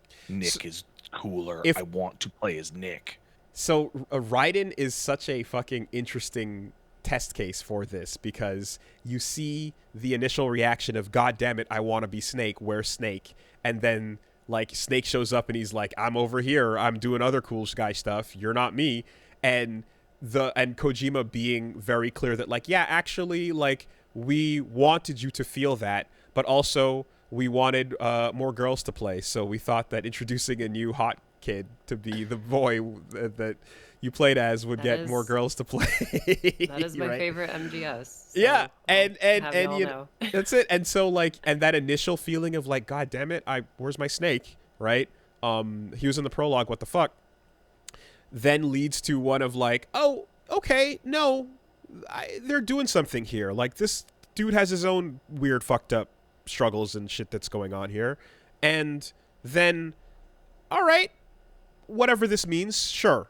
And then you lead into everything that happens to Raiden immediately afterwards being like, this is the coolest fucker in the entire franchise. I can't, please give him back to me. I want to be him now. And like in 4, Kojima's like, nuh-uh, you get to watch.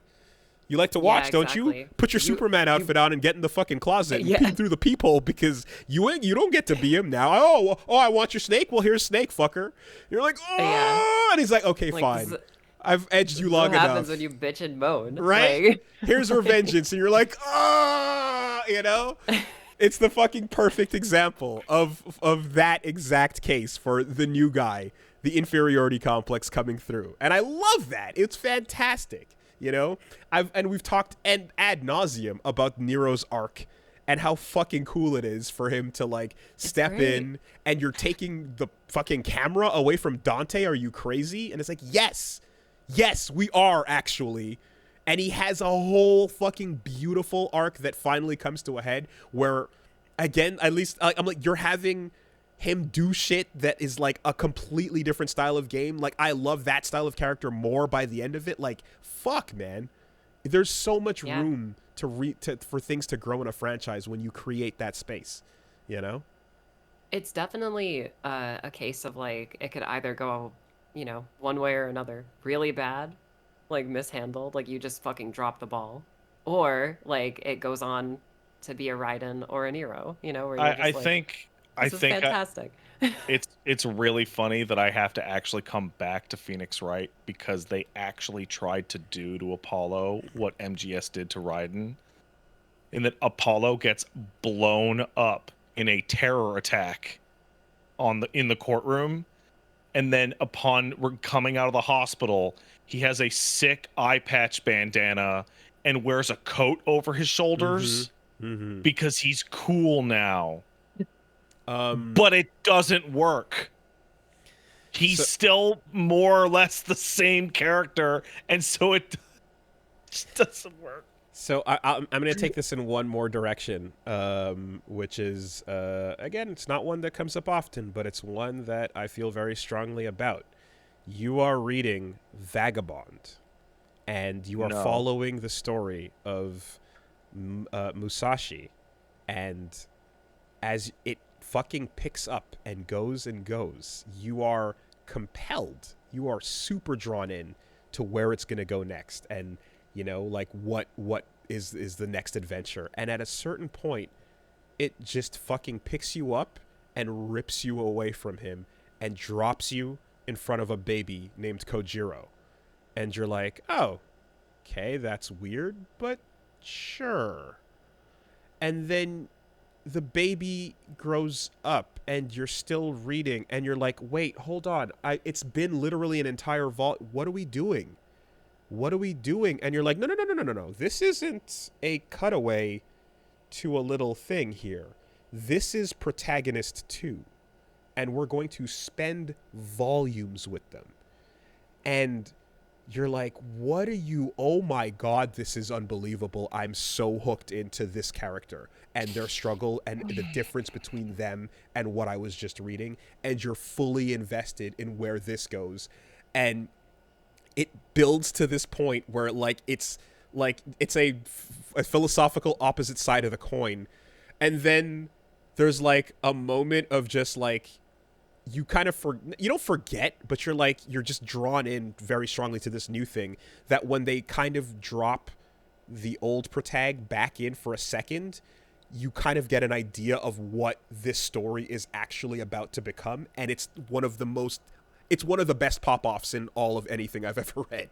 It's so sick to like guide you along a path and then move away suddenly and guide you on a different path that like makes you care almost more about this new thing, and then something you didn't think about gets introduced, and like it's fucking masterful. But the changing of the focus and the moment of that little torch, that little, you know, is so important to making, and a story like this, which is not even a video game, it's a narrative that does it, and when it's done well, it's one of the best fucking things. Yeah, that's a fairly common idea. Like like as you're talking about that, I'm thinking about Monster, and I'm thinking about how Monster follows like Dr. Tenma, and it follows the sister and these characters individually because they're all, or like Inspector Lunge, and every time they hit a cliffhanger, they go, all right, we're gonna hang out with one of the other cast members for like 14 episodes, and we're gonna just drop that plot line entirely on you, and we're just gonna pick it up later. But now, and like you're always like, fuck, God, no, I want to, oh, what do you see? And then you're like, oh, okay, fine, we'll hang out with this character now. Oh, this is incredible. And then they cut back to the thing you were screaming about wanting to see, and you're like, no, go back to the thing I was just watching. That moment when you're on old thing that you wanted, and you're like, wait, hold on though, but new thing. But that's the mastery of it. Think about this. What if you were watching a boxing anime and you cut to your rival Miyata in Thailand, and every time you did, you're like, this character sucks and I don't care. And then they just keep doing it over and over and over. And you're like, wow, this is the shittiest character ever. Why is the author obsessed with Miyata? I don't know. Fuck, I should just skip this goddamn... I'm just going to skip it. I'm just going to skip it. I don't care. Fucking Miyata is like the shittiest rival ever. Oh my god, he's so bad. I mean, Sendo exists. Sendo fucking rules. Get that fucking Naniwa Rocky going on, man. Get the fucking... man. Gotta buy those kids a Super Nintendo. Yeah. No. I mean, of course, the rival, yada yada. We've gone on a million years about that. But this is to say, just at the end of the day, that like, the thing that you're down on here is what expressly allows for growth and improvement in the story, right? So, there you go. I'll just finish it off with saying my favorite thing about SF6's story is that it explores things like this theme with certain characters, and nice. When you play World Tour, you'll get some really cool stories about classic characters, and you're going to be like, wow, I'm really proud of this person who was dealt a shitty hand and is now a better person. Nice. You know, I fully expect some of Luke to be inferiority complex, to some degree, but I do appreciate that him and Jamie are just talking shit, and fucking otherwise chill guy meets otherwise chill guy, but these two cannot be chill under any circumstances for God knows what reason, It's like, all right, for sure. This is the start of something there. Cammy's story, very good, very good. Nice. Very, very good. Okay. Let's take one more. That took a bit, so let's take one more here.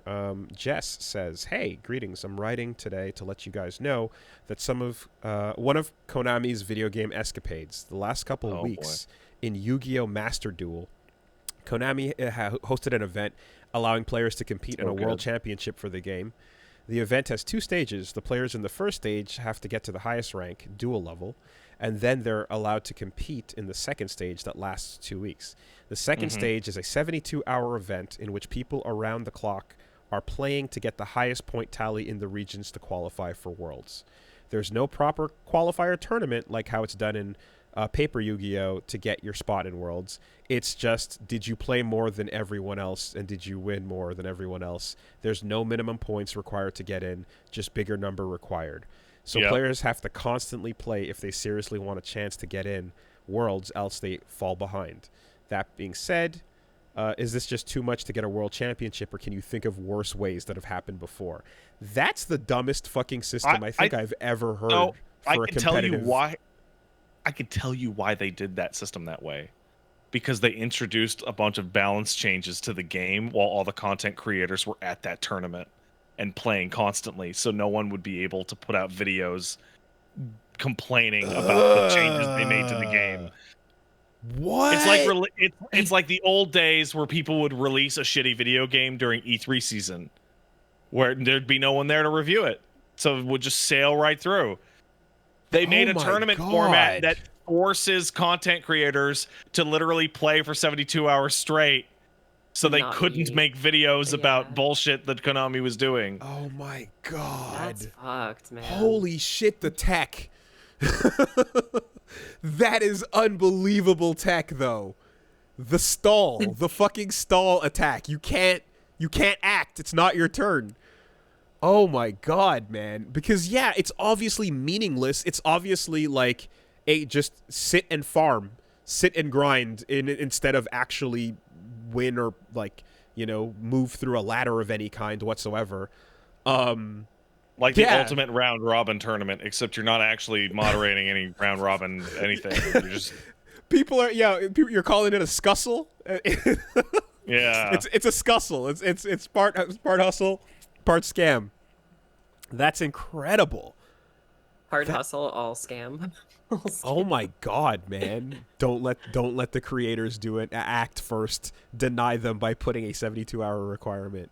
And then and then of course it's just like anyone that it's like, okay, did you not sleep? Good. That helps you here. Are you running even if you bots? hit social media, you'll look crazed and unhinged because you can barely type. If you can run bots on your shit and just force multiply your points, make number go up. Good on you. That's fucked up, Yu-Gi-Oh fans. I'm sorry to hear that. That's crazy. Yeah, sorry, Yugi heads. I don't know what you call those people. Yugi head. Is that a thing? Is that did you invent that just now? Or, oh, okay. Yeah. No, that's what they're called officially. I don't believe you. You're not speaking with a lot of confidence. Yugi head, right, guys? I'm gonna type this in. Wait, no. Yugi Bros. Okay. No, I'm not gonna No? type that in. I don't know what I'm gonna Nutters. Rise up. Yugi Nutter. All I'm asking for is a fair hand of Yu-Gi-Oh cards.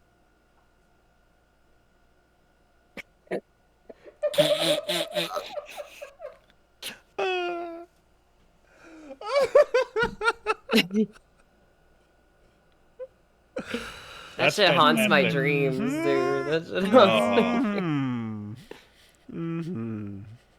What a fucking mess that shit was. Oh my god. Week to week, just oh no, followed by oh no. We were so excited.